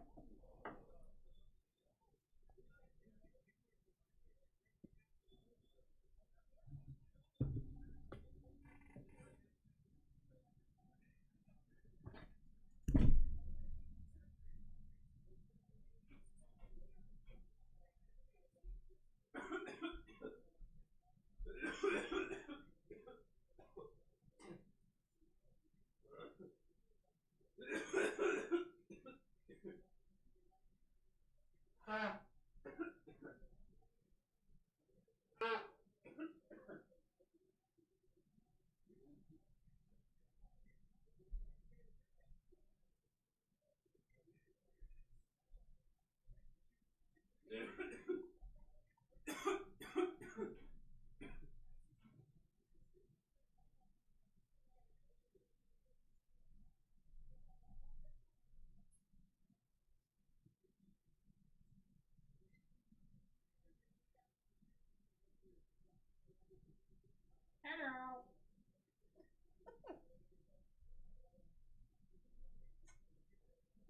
He's like, ah.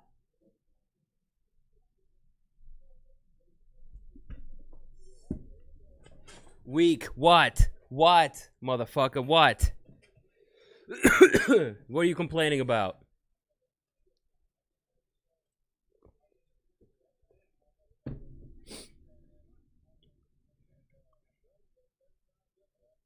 Dude, Ivan landed a nice counter.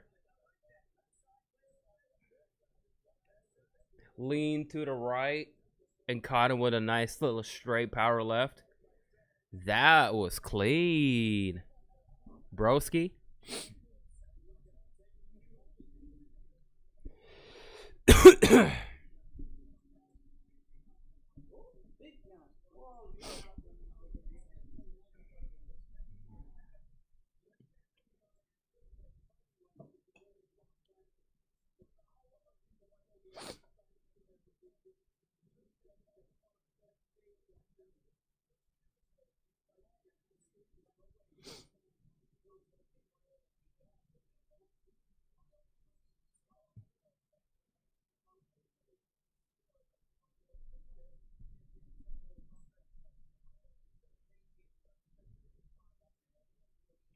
I don't hear you smoking over there.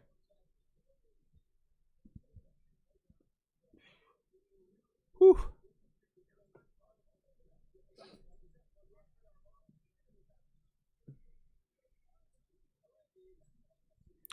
Shit, here we go. Arlovski Sherman coming up next.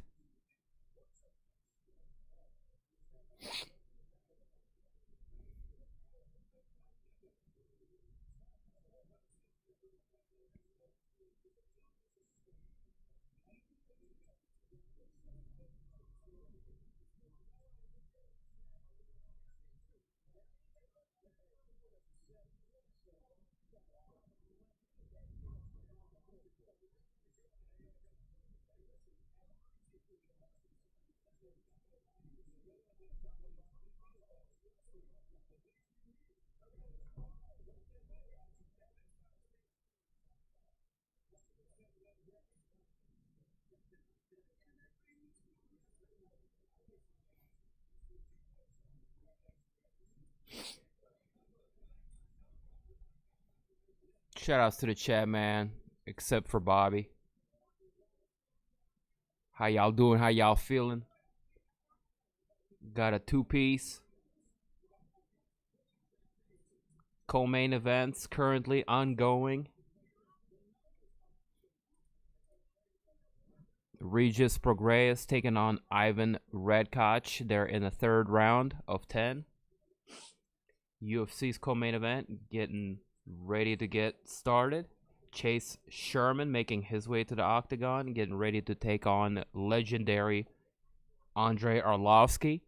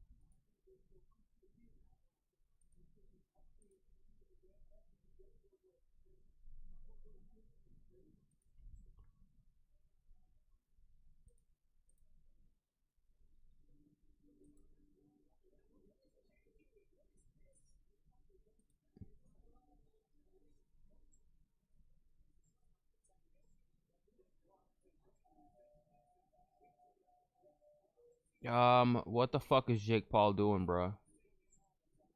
See, they're doing yoga, like back decompression, but this looks so funny, especially before the fight.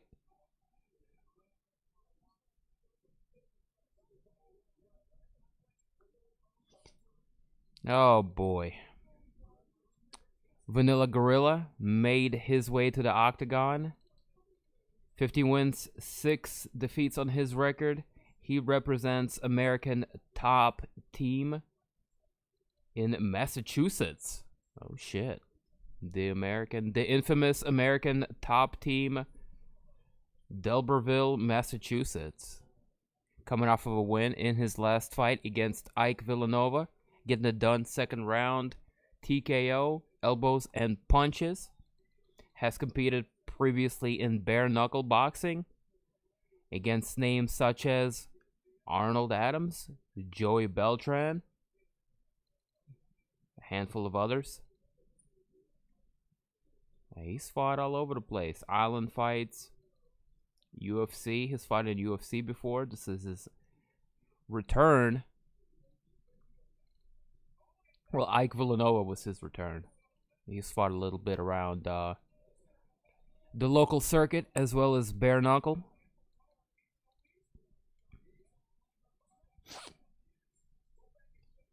His opponent tonight, legendary pitbull Andrei Arlovski, currently making his way to the octagon with storied 30 wins and 20 defeats on his resume. He also represents American top team, fighting out of Chicago, Illinois, originally born in Belarus. He's coming off of a loss to Tom Aspinall, but prior to that, picking up some wins over Tanner Boser and Felipe Lins. He is 3-2 in his last 5, which is not a bad record, all things considering. Guy's been around since his first fight professionally was Vyacheslav Datsik back in '99. And if you guys know who Vyacheslav Datsik was, that's a fucking crazy story from MMA. Dark ages of MMA. Now,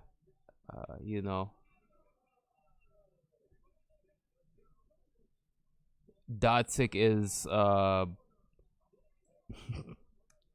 dude, I'm not even gonna go into Datsik. Vyacheslav Datsik is an absolute madman, a criminal, a person with severe mental health issues, and a self-proclaimed Nazi sympathizer. So yeah, Vyacheslav Datsik is an absolute insane person. He's kind of like Russian Crazy Horse Bennett, minus the racist stuff.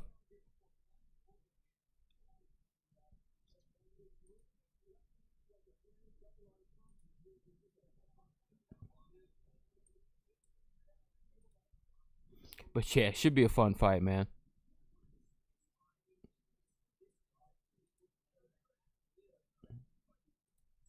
Here we go. Arlovski, Sherman, round number 1. Black trunks for the Belarusian fighter. Red trunks for the American.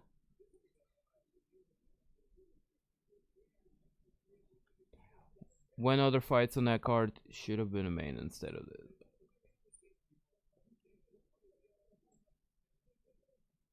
Yeah, but they're not the main draw, bro. And we all know this guy will talk his way into selling a lot of tickets.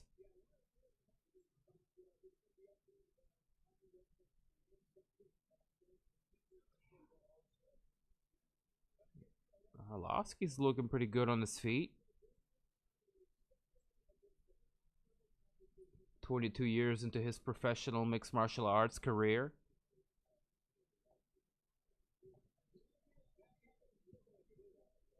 for as long as he's been around, you would think he would look like Alexander Olenek, just like really slow. But man, Arlovski's still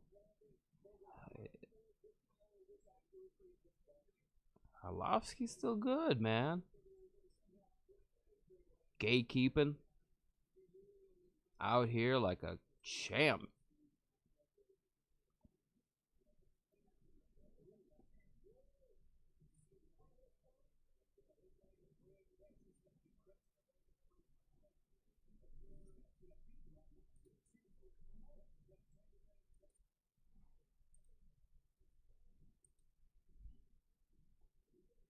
Oh, good left hand getting through for Arlovski.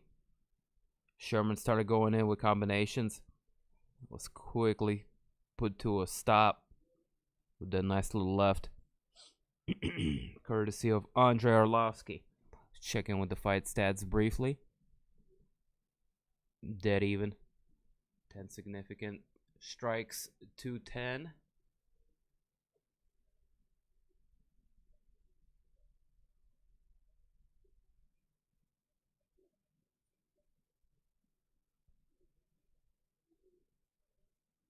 As we approach 2.5 minute mark.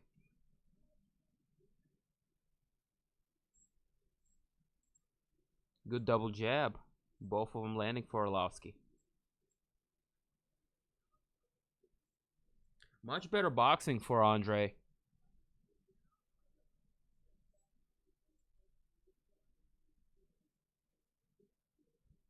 Staying ahead of younger, stronger, hungrier Chase Sherman.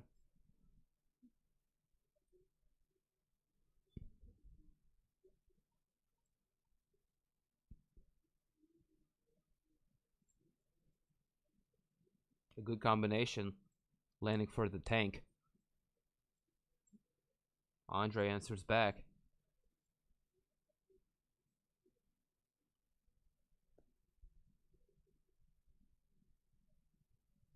Sherman constantly walking him down.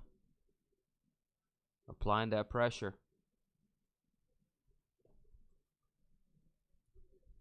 Arlovski doing good though. Low kick getting through for Andrei.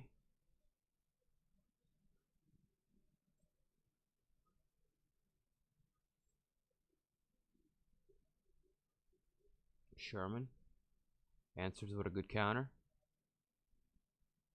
Interrupting a combination. Sherman charging in, landing a series of right hands. That one is opening up. Arlovski is a little bit wobbly now.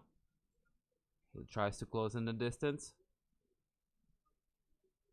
Sherman keeping him at bay with a front kick.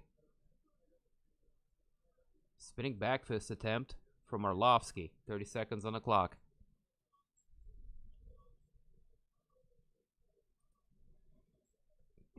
It's a good combination for Sherman. That's going to win him the round there, that exchange. Had him hurt briefly. Solid right hand for Arlovski getting through there.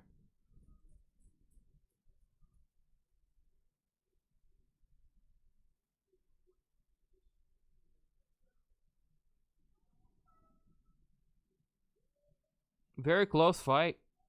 Sherman just did just a little bit better and just enough to win that. Arlovski's doing more damage, I feel like, if you look at their face. But he did get clipped.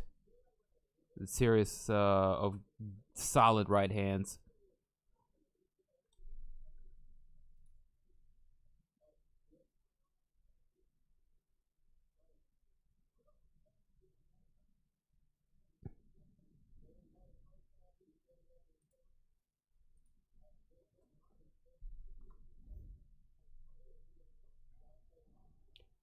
Oh shit!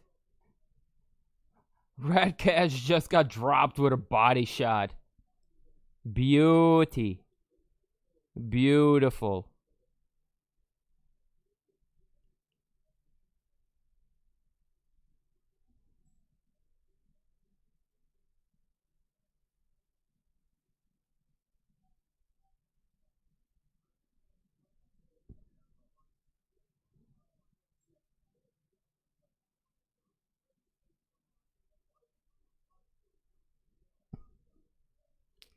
Yo, this dude over here is like flopping around after getting hit with a body shot. Or was it a low blow? Is he playing into it now?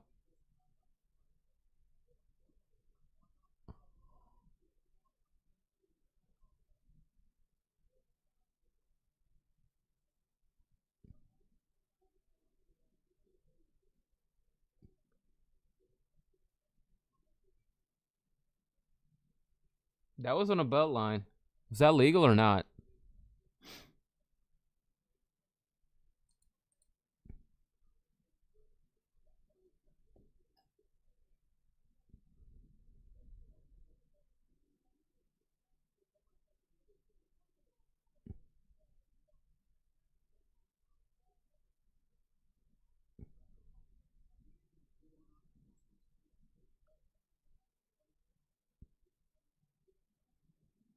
Yo, this is some goofy shit here happening on boxing. I'm going back to watching UFC. Who are you? What makes you so exciting?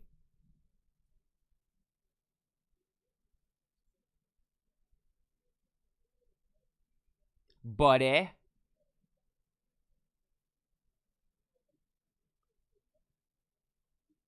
Oh, shit. Sherman continuing to walk Arlovski down. Landed a good kick to the body.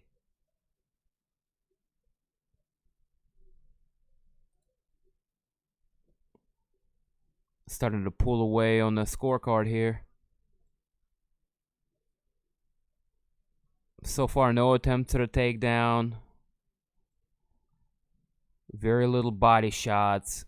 Or kicks for that matter. It's been predominantly a boxing match. Good combination landing for Arlovski.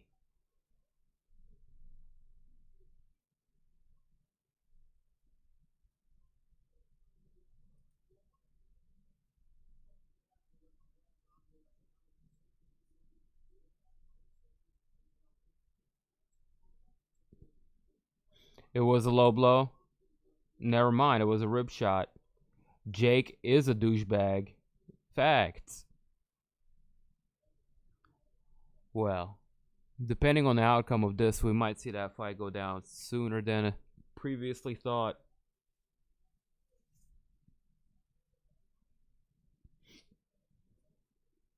Dude, he hit him in the ribs and this dude's still rolling around. Just go ahead, rule it a knockout. Let's get this over with.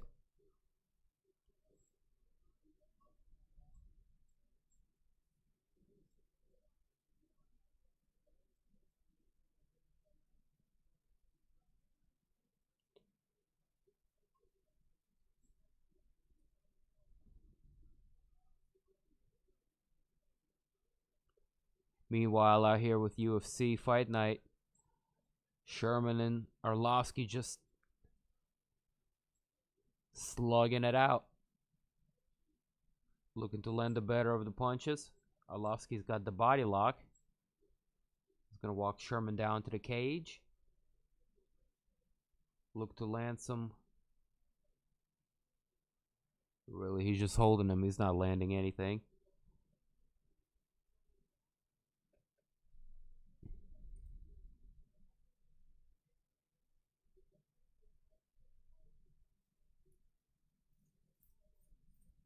Nah, I didn't.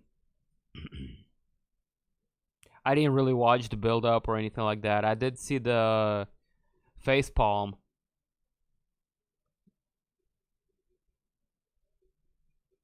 Other than that.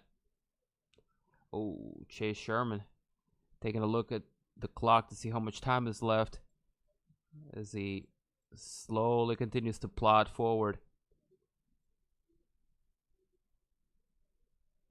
Arlovski obliges, gives him a front kick to the midsection.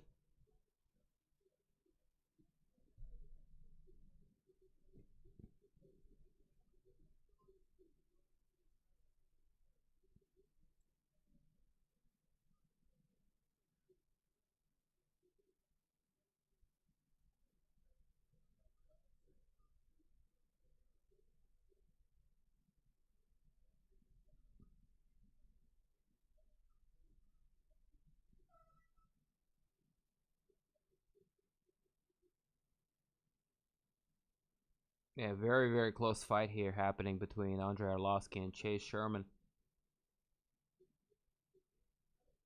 Much, much closer second round. You might could even give that to Andrei Arlovski.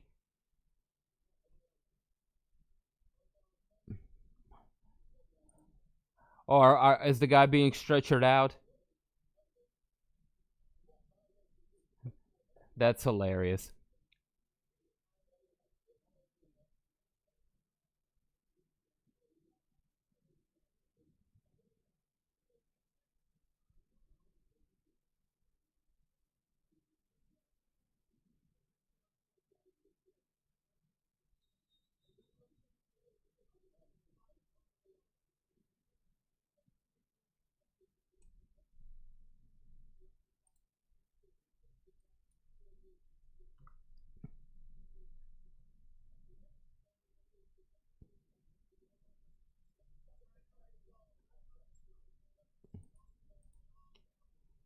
All right, here we go, round number 3. Third and final round. You think this heavyweight fight goes the distance?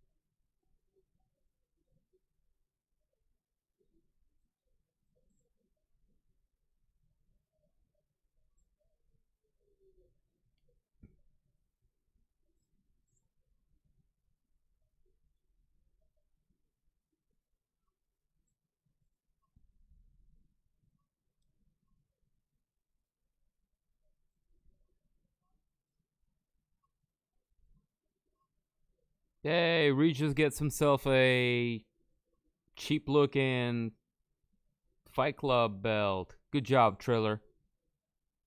Meanwhile, the other guy gets stretchered out. Faking a nut shot, low blow, whatever. He wanted out of there with his blue looking goofy haircut. Oh, good googly moogly. Now that's a low blow. Sherman just caught Arlovski with a nice one.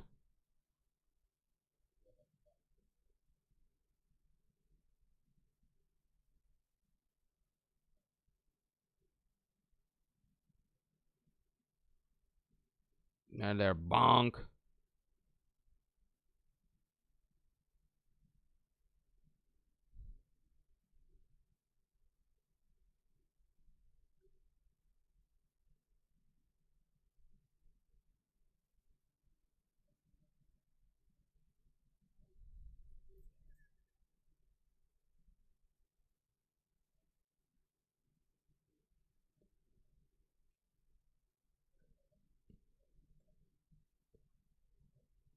All right, 3.5 minutes left to go. Arlovski kicking things off, a couple of jabs.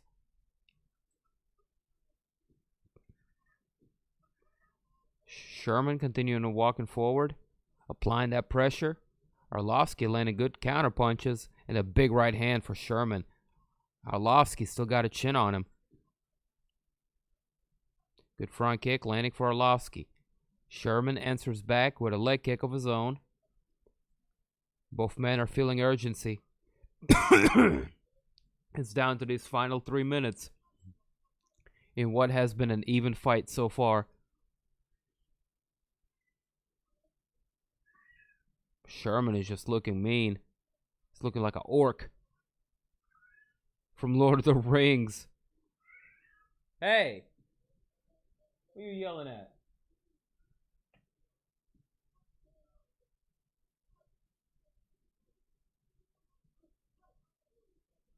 The little one is just learning how to use his voice. He's like, oh shit, I can meow? Meow! I'm like, nah. Don't do that.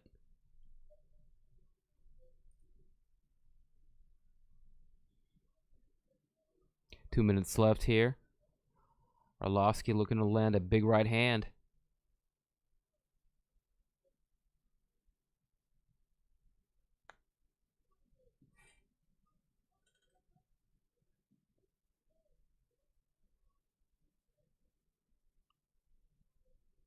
Both guys starting to get exhausted.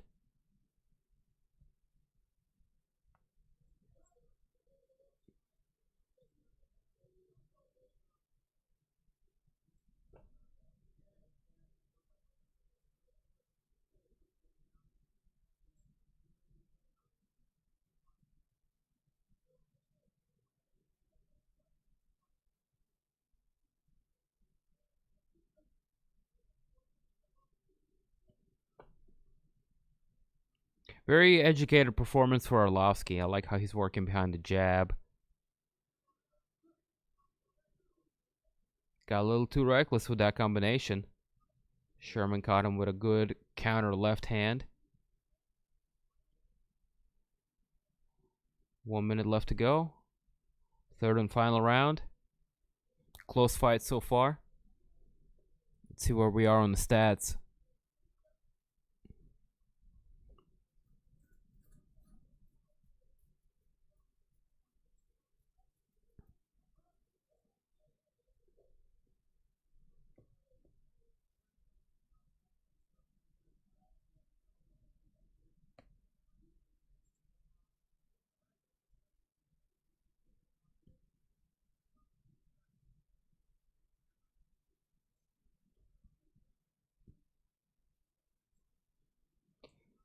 So the question remains, has Andrei Arlovski done enough this round to walk away with this fight?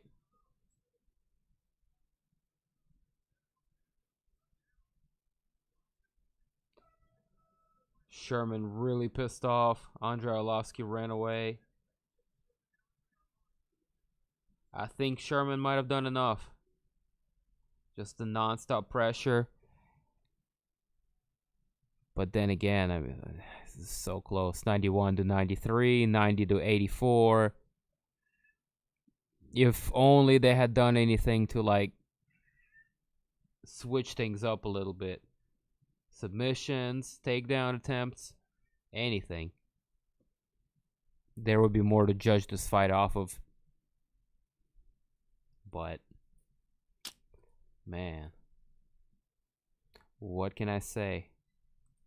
It's really, really close.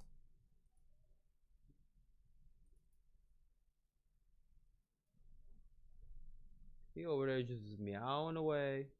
I don't know if he needs to use the bathroom or he just wants to hang out with you. Oh, well, he don't get more food. It's time to spray him. Psh, psh.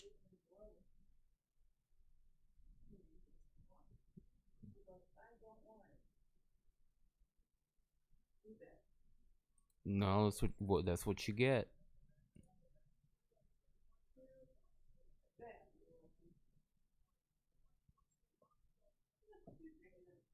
Oh, well, maybe that's just what he wanted.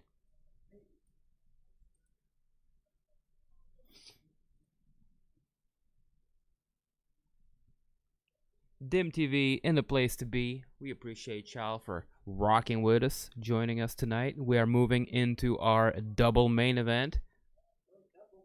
Yes, the double main event, baby. Check out the decision win. See who picked it up. Andrei Arlovski getting it done. Damn, Chase Sherman is so pissed. I think he did enough to win this fight. Good sportsmanship. And Andrei Arlovski, bro, just, whew. What an amazing career. This guy started fighting in 99, okay? So moving on to 31 wins and 20 defeats. 51 professional fights. Incredible. The longevity on this guy. Still gatekeeping out here like a motherfucker. Woo! Good win, Arlovski. Good win.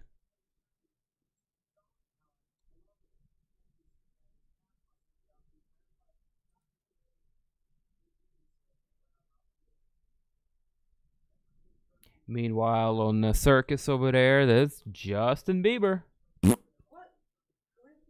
Yeah, it's Biebs. Yeah, live is Biebs over there. Like,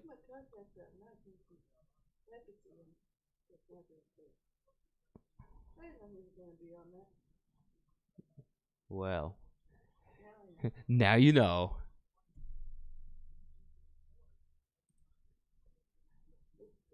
I'll bet you $50 we'll see Bieber fighting for Triller within like a year or two.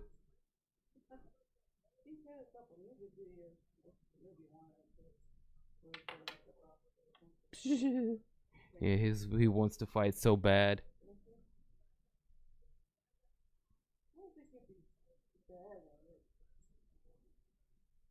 No, I mean if you pick like the right opponents, like Ben Askrens of the world, you look like a world beater. It's all about the matchup.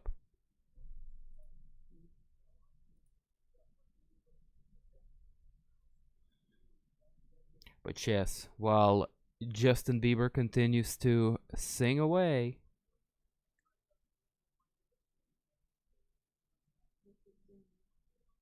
I don't know. I muted it. Because I don't want to get hit with a copyright strike or anything from any of the audio leaking through the mic. Nor do I really want to hear it.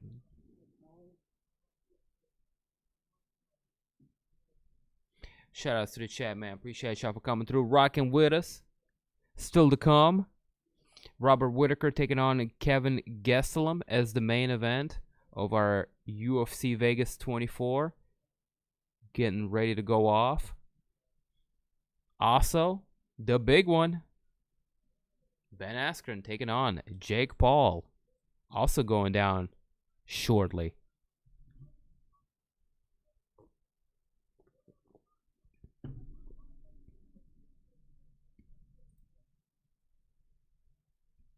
How y'all doing? How y'all feeling? I think I'll break out a little bit of something just to keep this party rolling.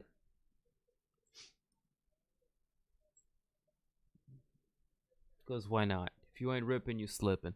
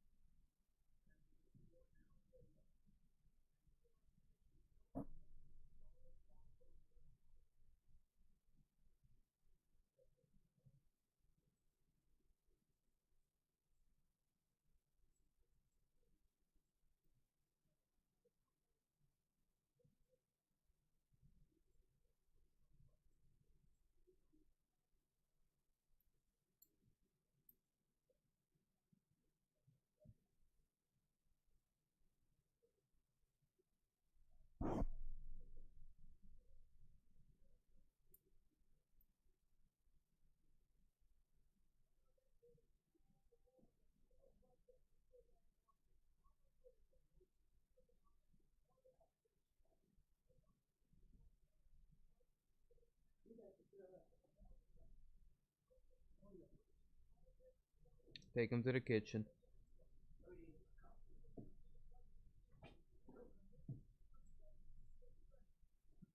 He's like, no, don't take me nowhere.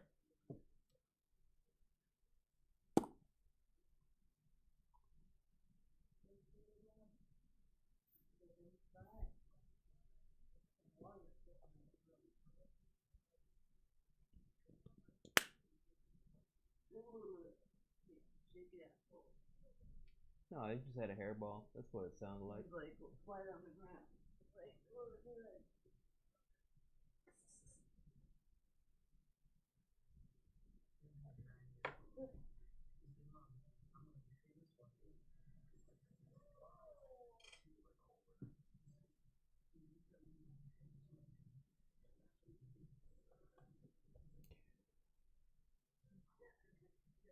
Yes, Mr. Akil. Big ones.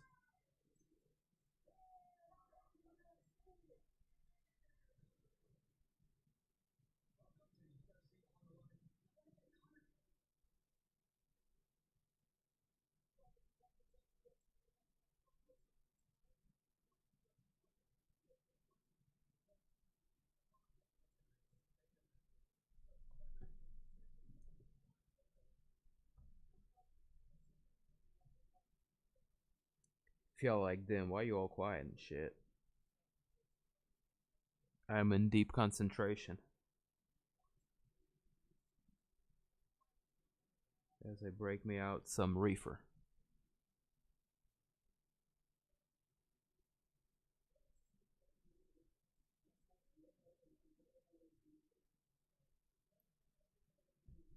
Oh, here comes video packages. Shit. Next 5 minutes. Killing time.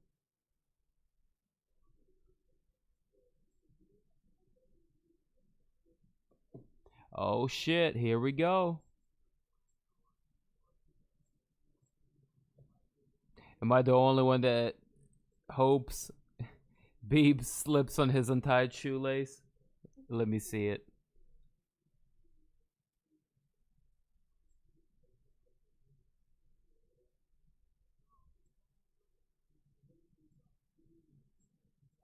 You ain't the only one.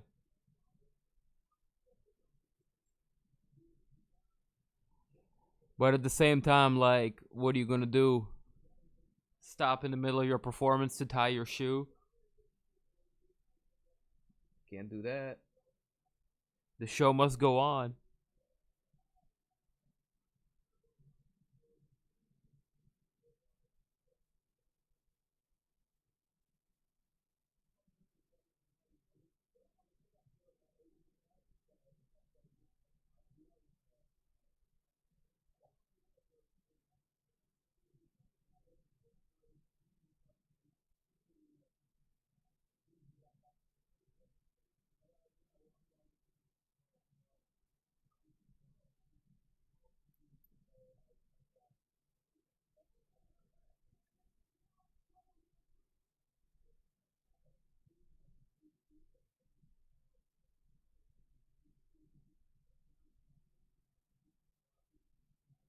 Chiba Chiba, y'all.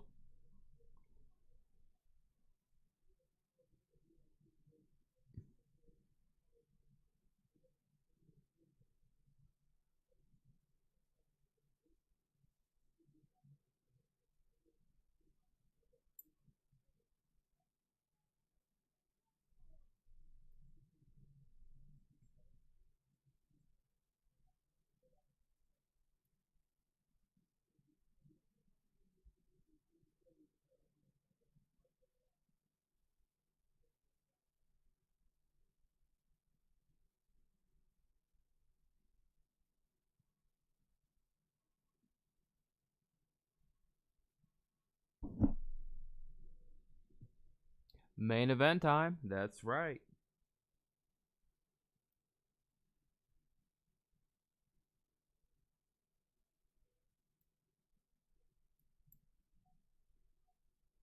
Oh my goodness, he looks like he's gonna knock every person out. All the way down. Oh shit. Gastelum. You get knocked out. You get knocked out. Running to the octagon. He's excited. He's prepared. He is Kelvin Gastelum.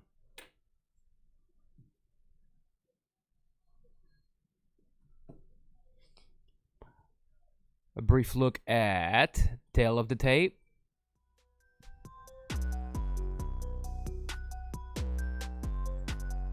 Orthodox taken against the Southpaw matchup once more. Whittaker is going to have a 2-inch reach advantage over his opponent and a 1-inch advantage in height. Former champ going into this fight, 23 wins, 5 defeats on his record. Coming off of a win against a very, very tough Jared Cannonier. Also, defeating Darren Till. Putting together a 2-fight winning streak since dropping his belt to Israel Adesanya. He went back-to-back 10 rounds in a row against Yoel Romero. Who does that? Who does that? Dude's been champion for quite a bit. Quite some time. Some notable wins are over Derek Brunson, Ronaldo Souza, Brett Tavares, Uriah Hall, and many more. KG, man, hasn't been looking so bad himself. Picked up a win over Ian Heinick, got back to his winning ways. Had a 3-fight losing skid over to Jack Hermanson, Darren Till, and Izzy Adesanya, who he went and had a pretty close fight against.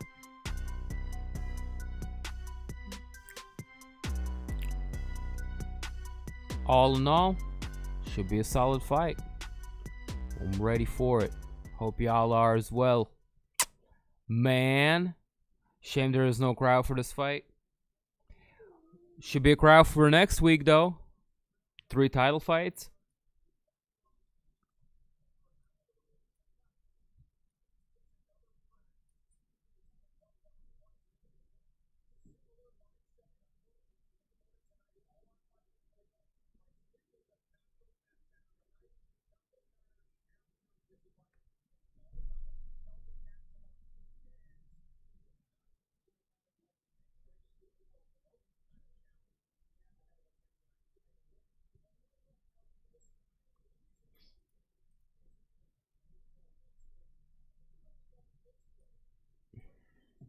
Alright. While they're doing their walkouts, I'm gonna reheat my coffee real quick. And yeah, don't go anywhere. These fights are about to kick off. I think they're gonna try to burn some time before the main event of UFC. And yeah, we'll be starting with Whittaker and Gastelum. But then I'm also gonna keep my eye on Askren and Paul. But I don't think they're gonna start until this one over here is over, because they're not gonna want to overlap.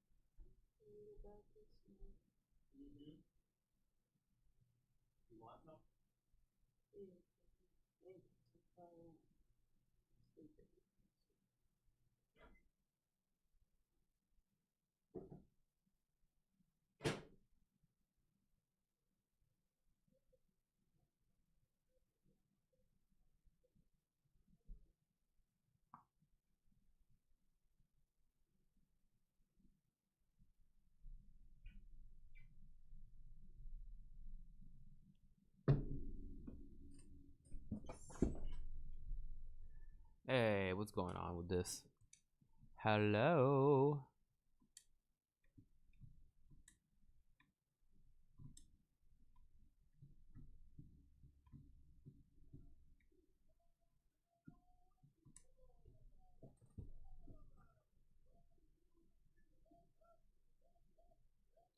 Bruce Buffer? It's time! My man. Nobody does it like Bruce does it. Cheers, guys, to a good main event. To good main events.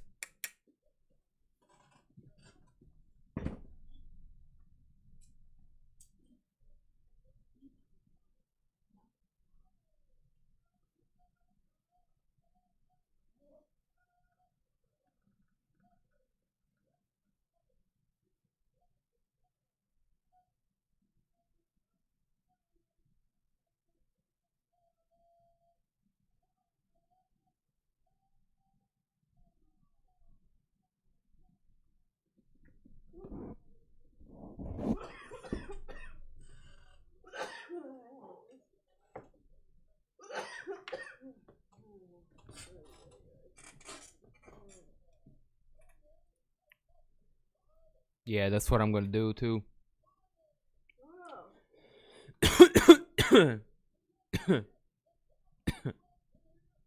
Uh-oh.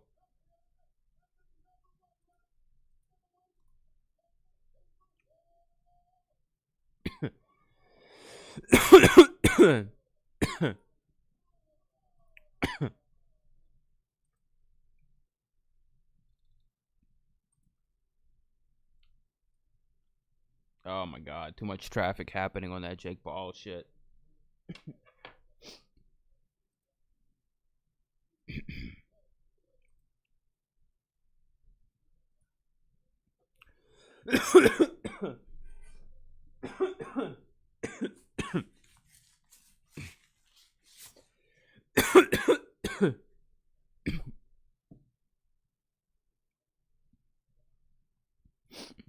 Commentary guy said we're about to get dumber whenever Jake Paul started to walk out. That's funny.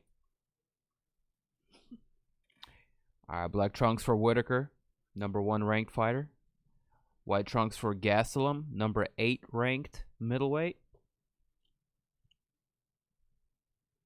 Of course, Kelvin has taken this fight on good counter right for Whittaker on the last minute notice. Had only about a 2-week, 3-week time to prepare for this since Costa was unable to make it and pulled out.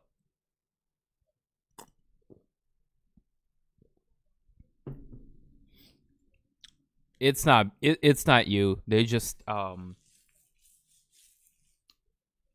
too many people on there right now.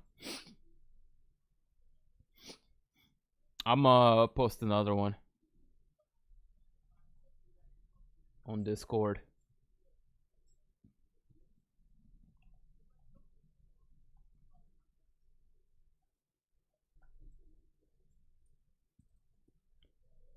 Oof. Oh, excuse me.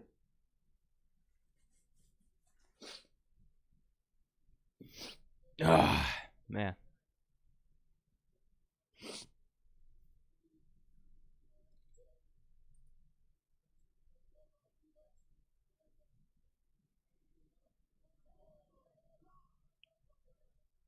Oh, Whittaker starting to put it on. Good lead left hook landed for Robert. Bobby Knuckles out here putting in work. A combination 1-2 high kick for Robert. Finish it off with a left hook.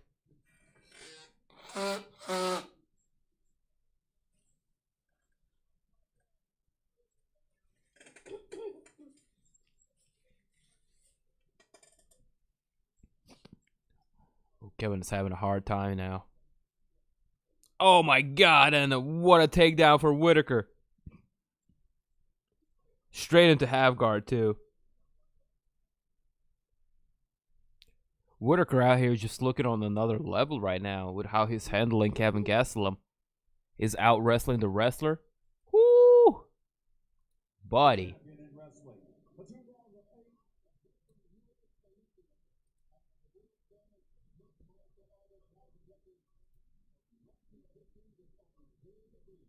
Alright, MJ, I'm about to post a new link in the Discord channel. Alright? I know I'm multitasking like a motherfucker right now, too.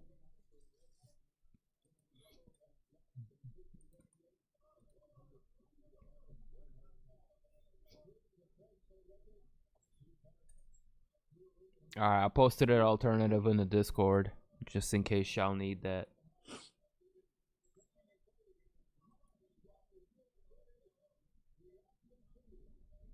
I bet.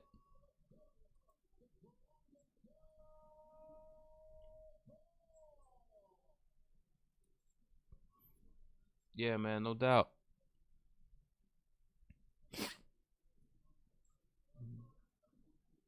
Whittaker's got Gastelum up in half guard. Jake Paul, Ben Askren out here on the other side about to start. Shout outs to the chat. Yeah, I got it pulled up, man. Appreciate it.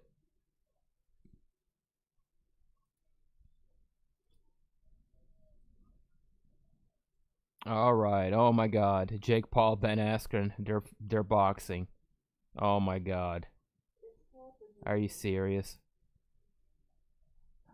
Jake Paul, a couple of jabs. Oh, good counter for Ben Askren. He ducked under the punch and landed a good right hook. Say what? Paul continuing to work from the outside, going downstairs to the midsection.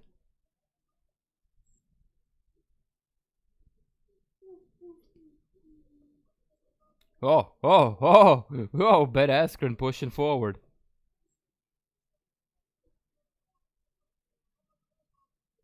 Oh. Jake Paul now clinching up.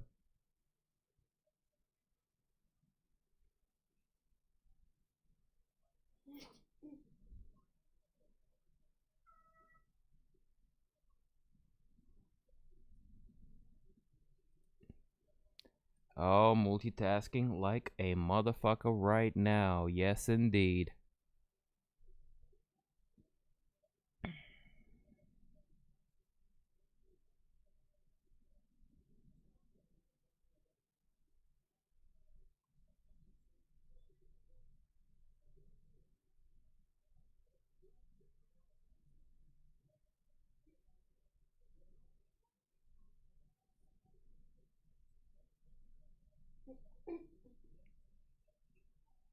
Oh, no! Oh, my God. Down goes Askren. Not this fast.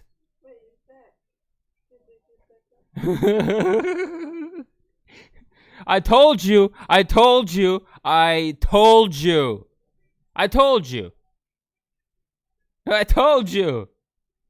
That's it. They're gonna call it. I don't get it. That's it. He's too wobbly. Referee's gonna stop it. Man. It's over. I told y'all, man. I told y'all. This was Jake's fight to win.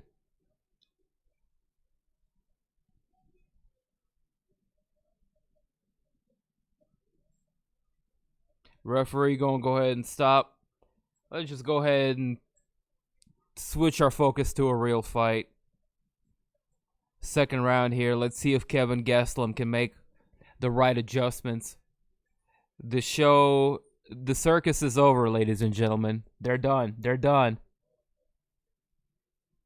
Oh, he's gonna cry about beating Ben Askren. What an emotional ride.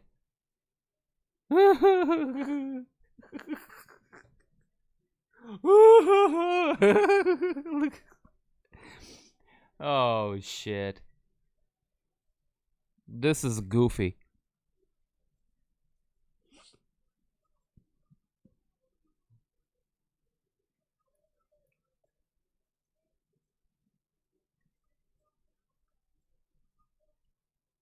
Good left hook, getting through for Gastelum. 3.5 minutes.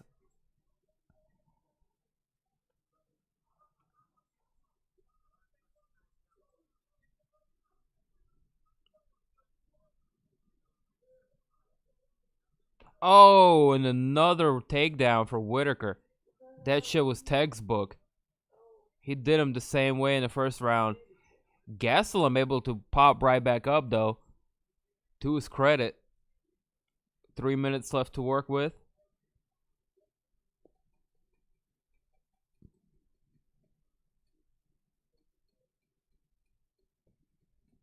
All right, now I can focus. That is so funny. Damn, I know. Let's go back to watching a real fight. Can we? All right, I'll keep it on so you can catch the replay. But it looked like he hit him with a straight right or a right overhand, and Ben Askren just went flying backwards. Bong bong. He flopped over funny. You see, he felt funny.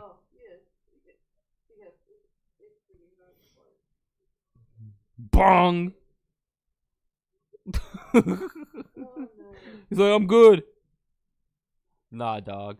You ain't good.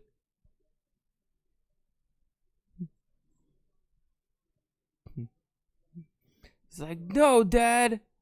I don't have to listen to you anymore. I'm taking the car, Dad. Oh my God.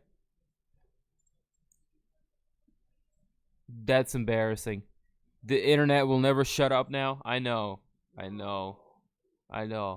Now that Jake Paul has a win over a professional MMA fighter.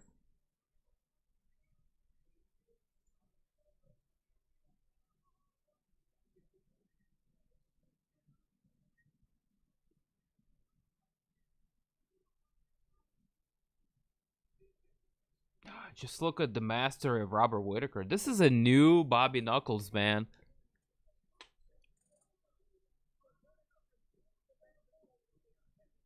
Out here putting together a masterful performance against nice front kick, landing to the midsection.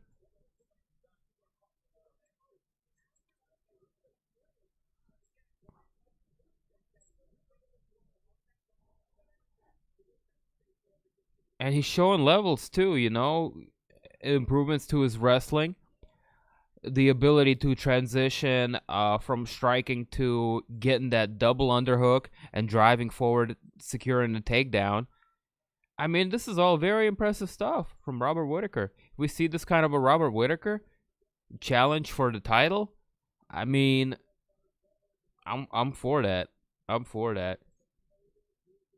The kind of Robert Whittaker I'm seeing right now, I think deserves it more than Derek Brunson or Vittori.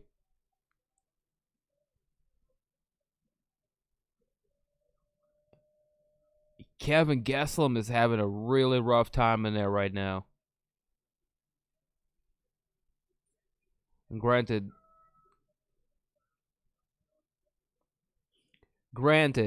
he looks a little bit undersized here.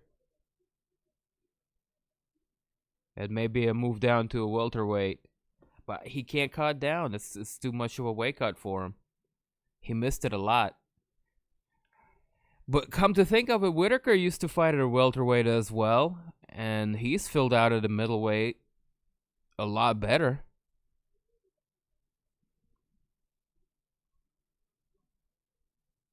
Rafael Cordero in the corner. Legendary shooter box coach. Giving Kelvin Gastelum some much needed advice on what he can do to make the adjustments. Whittaker just needs to keep up what he's doing, and he's got the fight in the bag.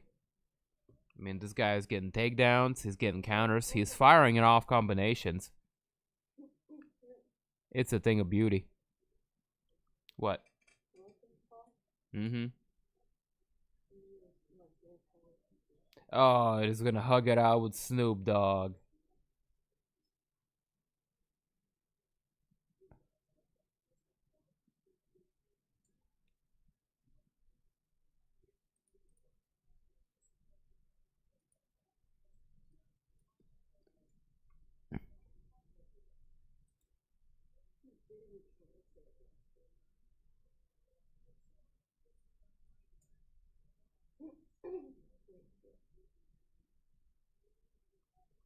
Oh, good combination for Gastelum.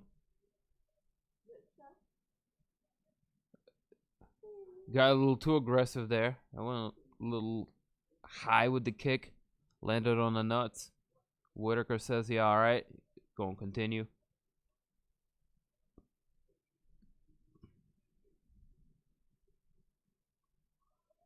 Oh! And a good head kick lands for Whittaker. That had a good snap to it. Gastelum charges forward, looking to land a high kick of his own. That one blocked partially by Whittaker. Oh, Gastelum now starting to pour it on. Well, Whittaker starting to circle out. Utilized some of that defensive footwork. Whittaker answers back. Good right hand. Gastelum staying right in the pocket and trading with him. Whatever Cordero told him, man, it's working. whether it was land a certain combination or just in general be more aggressive or back him up at a certain angle.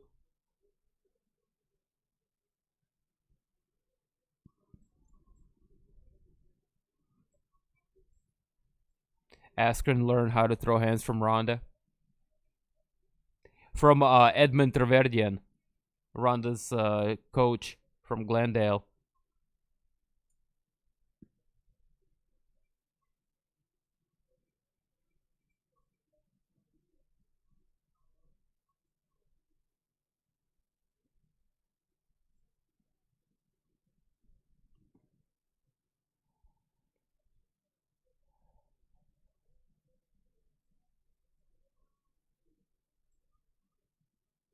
Oh, beautiful right hand counter for Whittaker.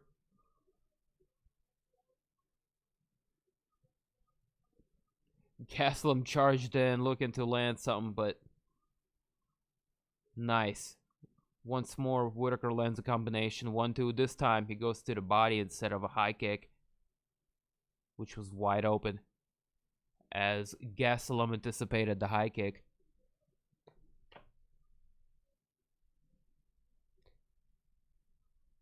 Just Whittaker, all in all, showing he's a better martial artist here tonight.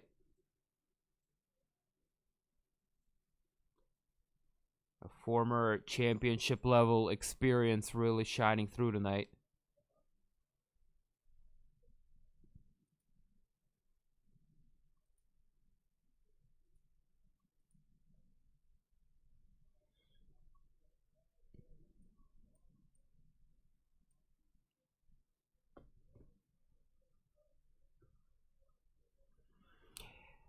This third round, Gastelum came out looking like he was making all of the right adjustments, but Whittaker, man, just staying one punch ahead of him. Doing a terrific job. Championship level performance. I mean, what a pleasure to watch. Whittaker is a fighter's fighter. I say give this man the rematch. First Izzy fight, I mean, I think he might have been a little bit in his own head, and that was a fluke. Izzy's good. Izzy's really good. Oh, vicious leg kick at the end of that combination. And then an interrupting strike, catching Gastelum either before he's firing his offense or in the middle of his combinations, therefore just shutting him down.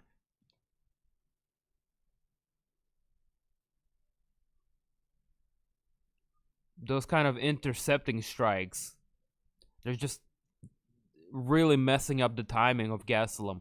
Look at that. Beautiful. That one sent Gastelum stumbling back. Did you see that counter strike? Combination? I mean, he hit him with a 3-piece there.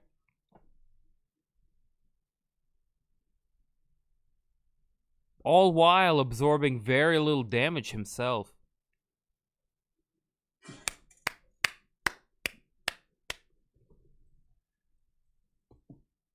I'm highly impressed. Highly fucking impressed. Looking like his champ days. Even better. He got 2 takedowns in there. And for the first round, he held Gastelum for about... let's go back and check this out. 2.5 minutes. Therefore, tiring him out and just kind of putting Gastelum, A, on the defensive, B, slowing down his pace and output considerably.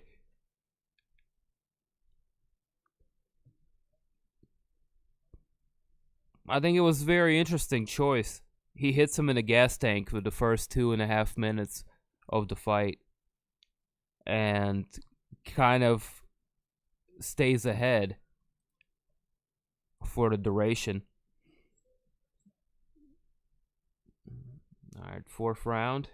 We are in championship rounds right now.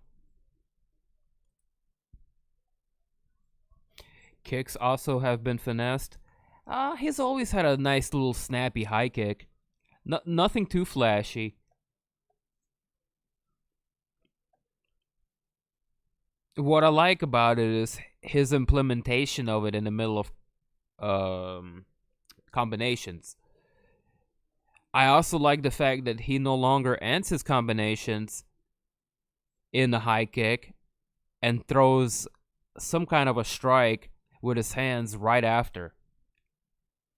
That's a new wrinkle to his game. In addition, he's also he's also changing the levels of those kicks. Instead of just finishing up everything with a high kick and spamming the high kick a lot, he now goes to the body in the middle of the combination. So that's the thing I noticed.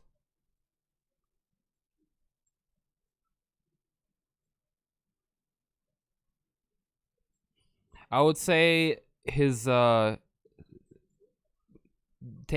that one has always been there, part of his repertoire. The double underhands and drive. His transition into it looks like he's something that he's also worked on, and it's looking flawless.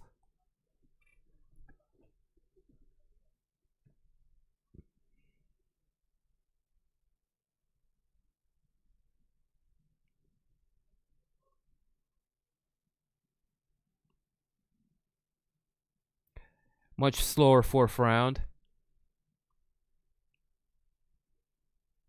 Whittaker just kind of staying on the outside and throwing some pitter-patter. Nice uppercut there. Landing for ex-champ. Gastelum acknowledged it. 2.5 minute mark.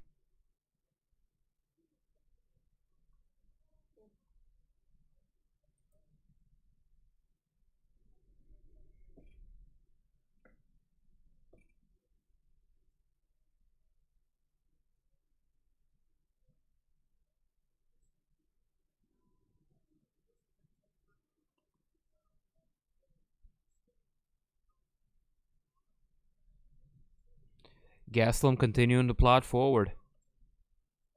This guy is a berserker. Gotta give him credit.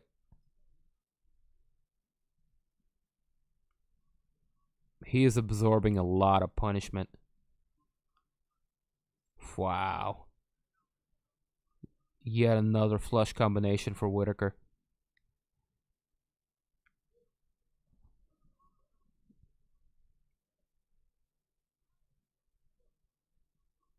The accuracy, man. Whew. Whittaker, dude, is so accurate tonight. Timing is there. The accuracy is there. He hits the 1-2. The kick is a hit or a miss because it gets blocked like it did right there. He hit the 1-2 in the high kick. And he used to throw that a lot more. Now that he's tired, he's more of a reflex kind of a fighter. Like we all fall back on the training and the memory at this point. So he's throwing more singular shots. More telegraph combinations. B, like the ones he's used to throwing. That 1-2 high kick. Oh, throwing a big right hand. This time Gastelum ducks right under it. Goes for a takedown. Whittaker wants none of it. Spends 0 time on the ground. Gets right back up to his feet.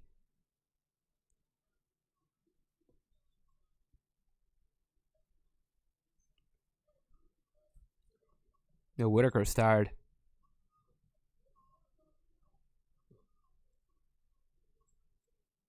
Gastelum looking maybe a little bit fresher.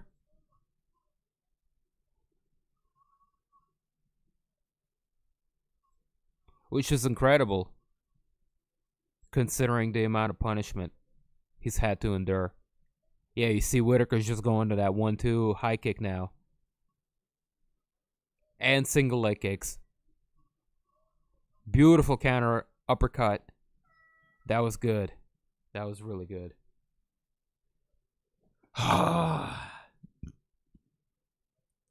Gastelum is down 4 rounds. Ain't no way around it. He has to get a finish. Absolutely has to. Let's look at the strike stats here. 96 to 52, 86 significant to 47. 2 takedowns out of 4, 1 takedown out of 5 for Gastelum. Again, 2.5 minutes of control time total. No attempts at submissions have been made thus far. Yeah, man.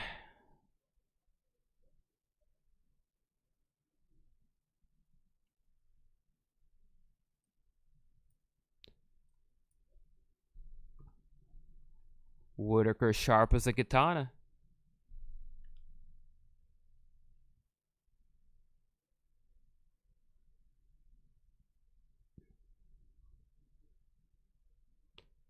Five more minutes. Kevin needs a finish.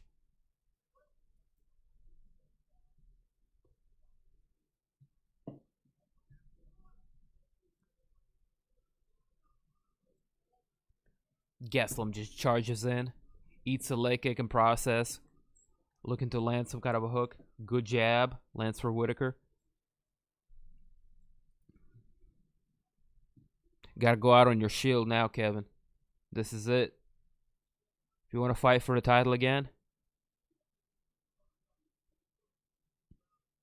need a finish. Need a finish.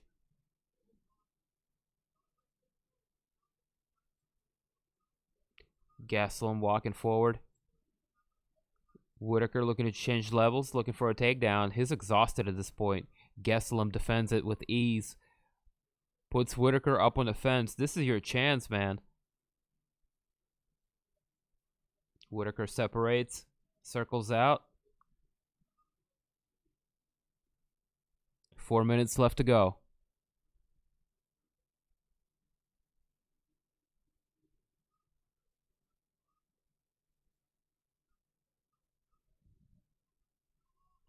Man, just such a pleasure to watch Robert Whittaker from a purist standpoint.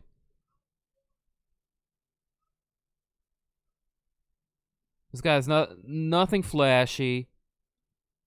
Doesn't give doesn't talk shit, doesn't give any fun interviews. Personality, dry as a cardboard. But dude gets it done.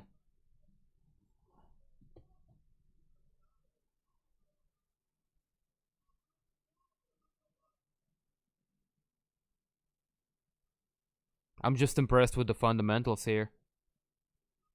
The timing, the combinations, the counters.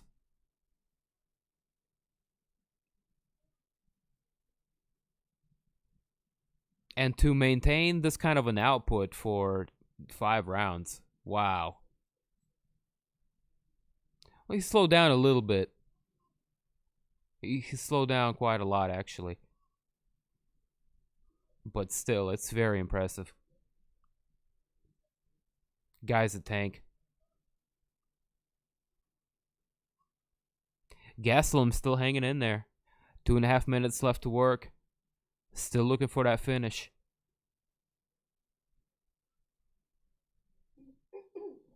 Swing and a miss. Big left hand from Gastelum. Whittaker working behind the jab at this point. Just kind of playing with the bull. Beautiful switch from Whittaker going after single leg. He spins and gets the takedown.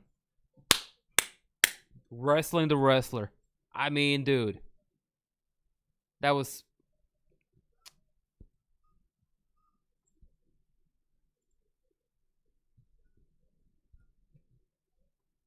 I've never been as big of a fan of Robert Whittaker as I am after this.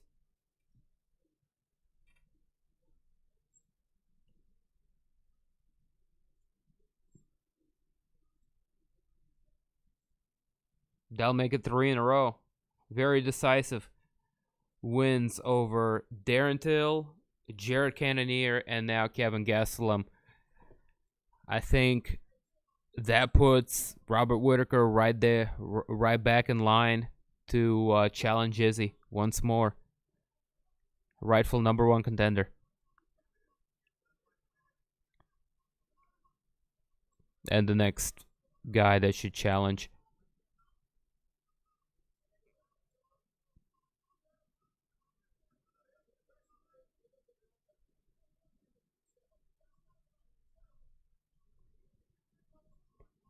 Yep. Vettori and Derek Brunson should fight each other for number 1 contender fight, or the next one to run it. Winner of Izzy and Whittaker.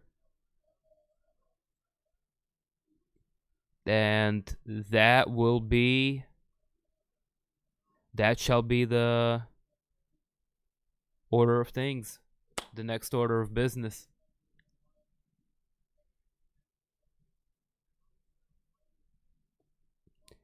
And Darren Till can fight Paulo Costa when both of them, are able to rehab their injuries.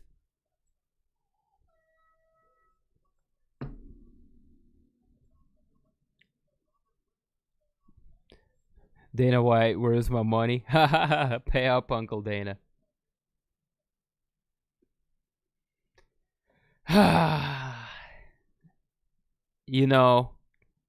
The MMA fans, we lose because our ambassador of the sport took a bad hit and got knocked out by Jake Paul. But at the same time, we win because we got to witness Robert Whittaker just put on a masterclass performance against Gastelum and earn himself another shot at the title. Izzy versus Robert. Let's go. Yes, sir. That's the one to make.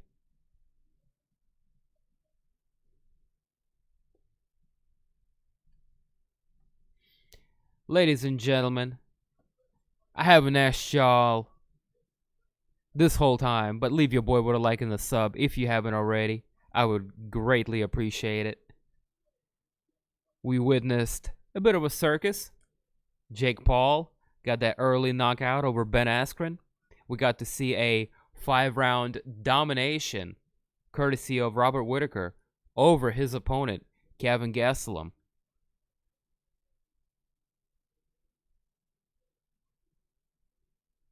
Some few jams scattered along the undercard, along the way. Feel free to tap in to our Discord. I will post some of the finishes and some of the gifs of the hilarity that ensued earlier tonight in the Discord, link to which is in the description below. Join our little community. We got you covered on the links in the future. We got you covered on good old MMA discussion. You can enjoy our shit posting and our memes, or you can partake.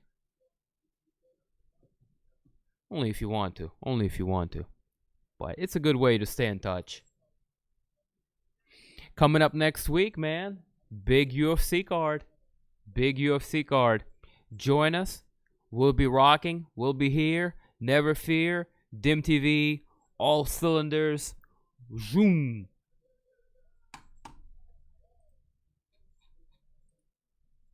Good main event. That was high level shit. Lovely. Honestly, MMA doesn't take a hit because, like Masvidal said, Askren don't represent us. Indeed. That went exactly as I predicted it would. I know, right? SMH. Indeed. Rob versus Bronson, winner gets Izzy. Nah. Izzy and Rob and Bronson and Vettori. That's your 4-way bracket right now for the middleweight.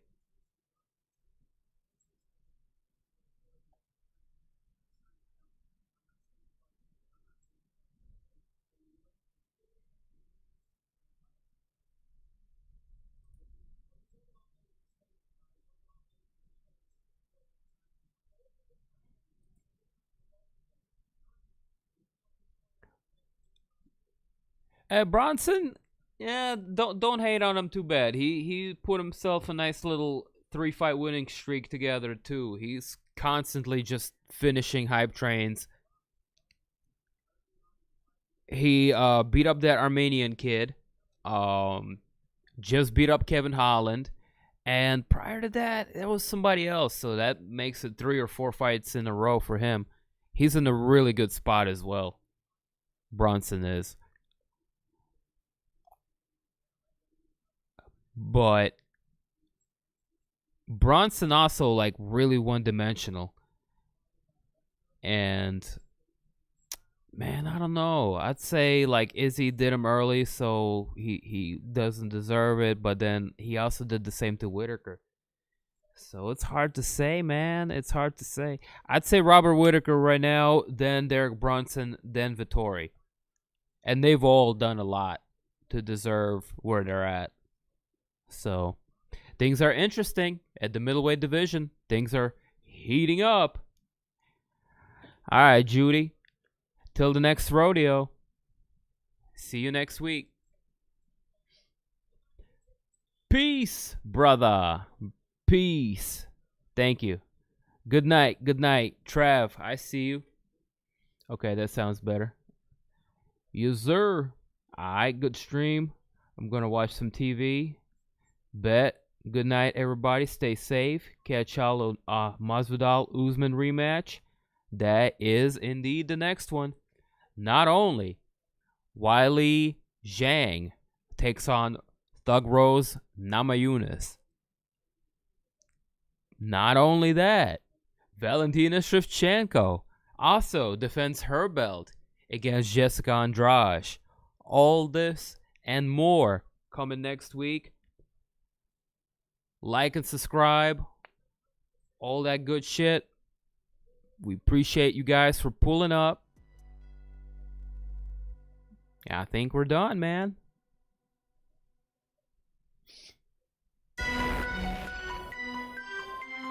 Y'all have a good night.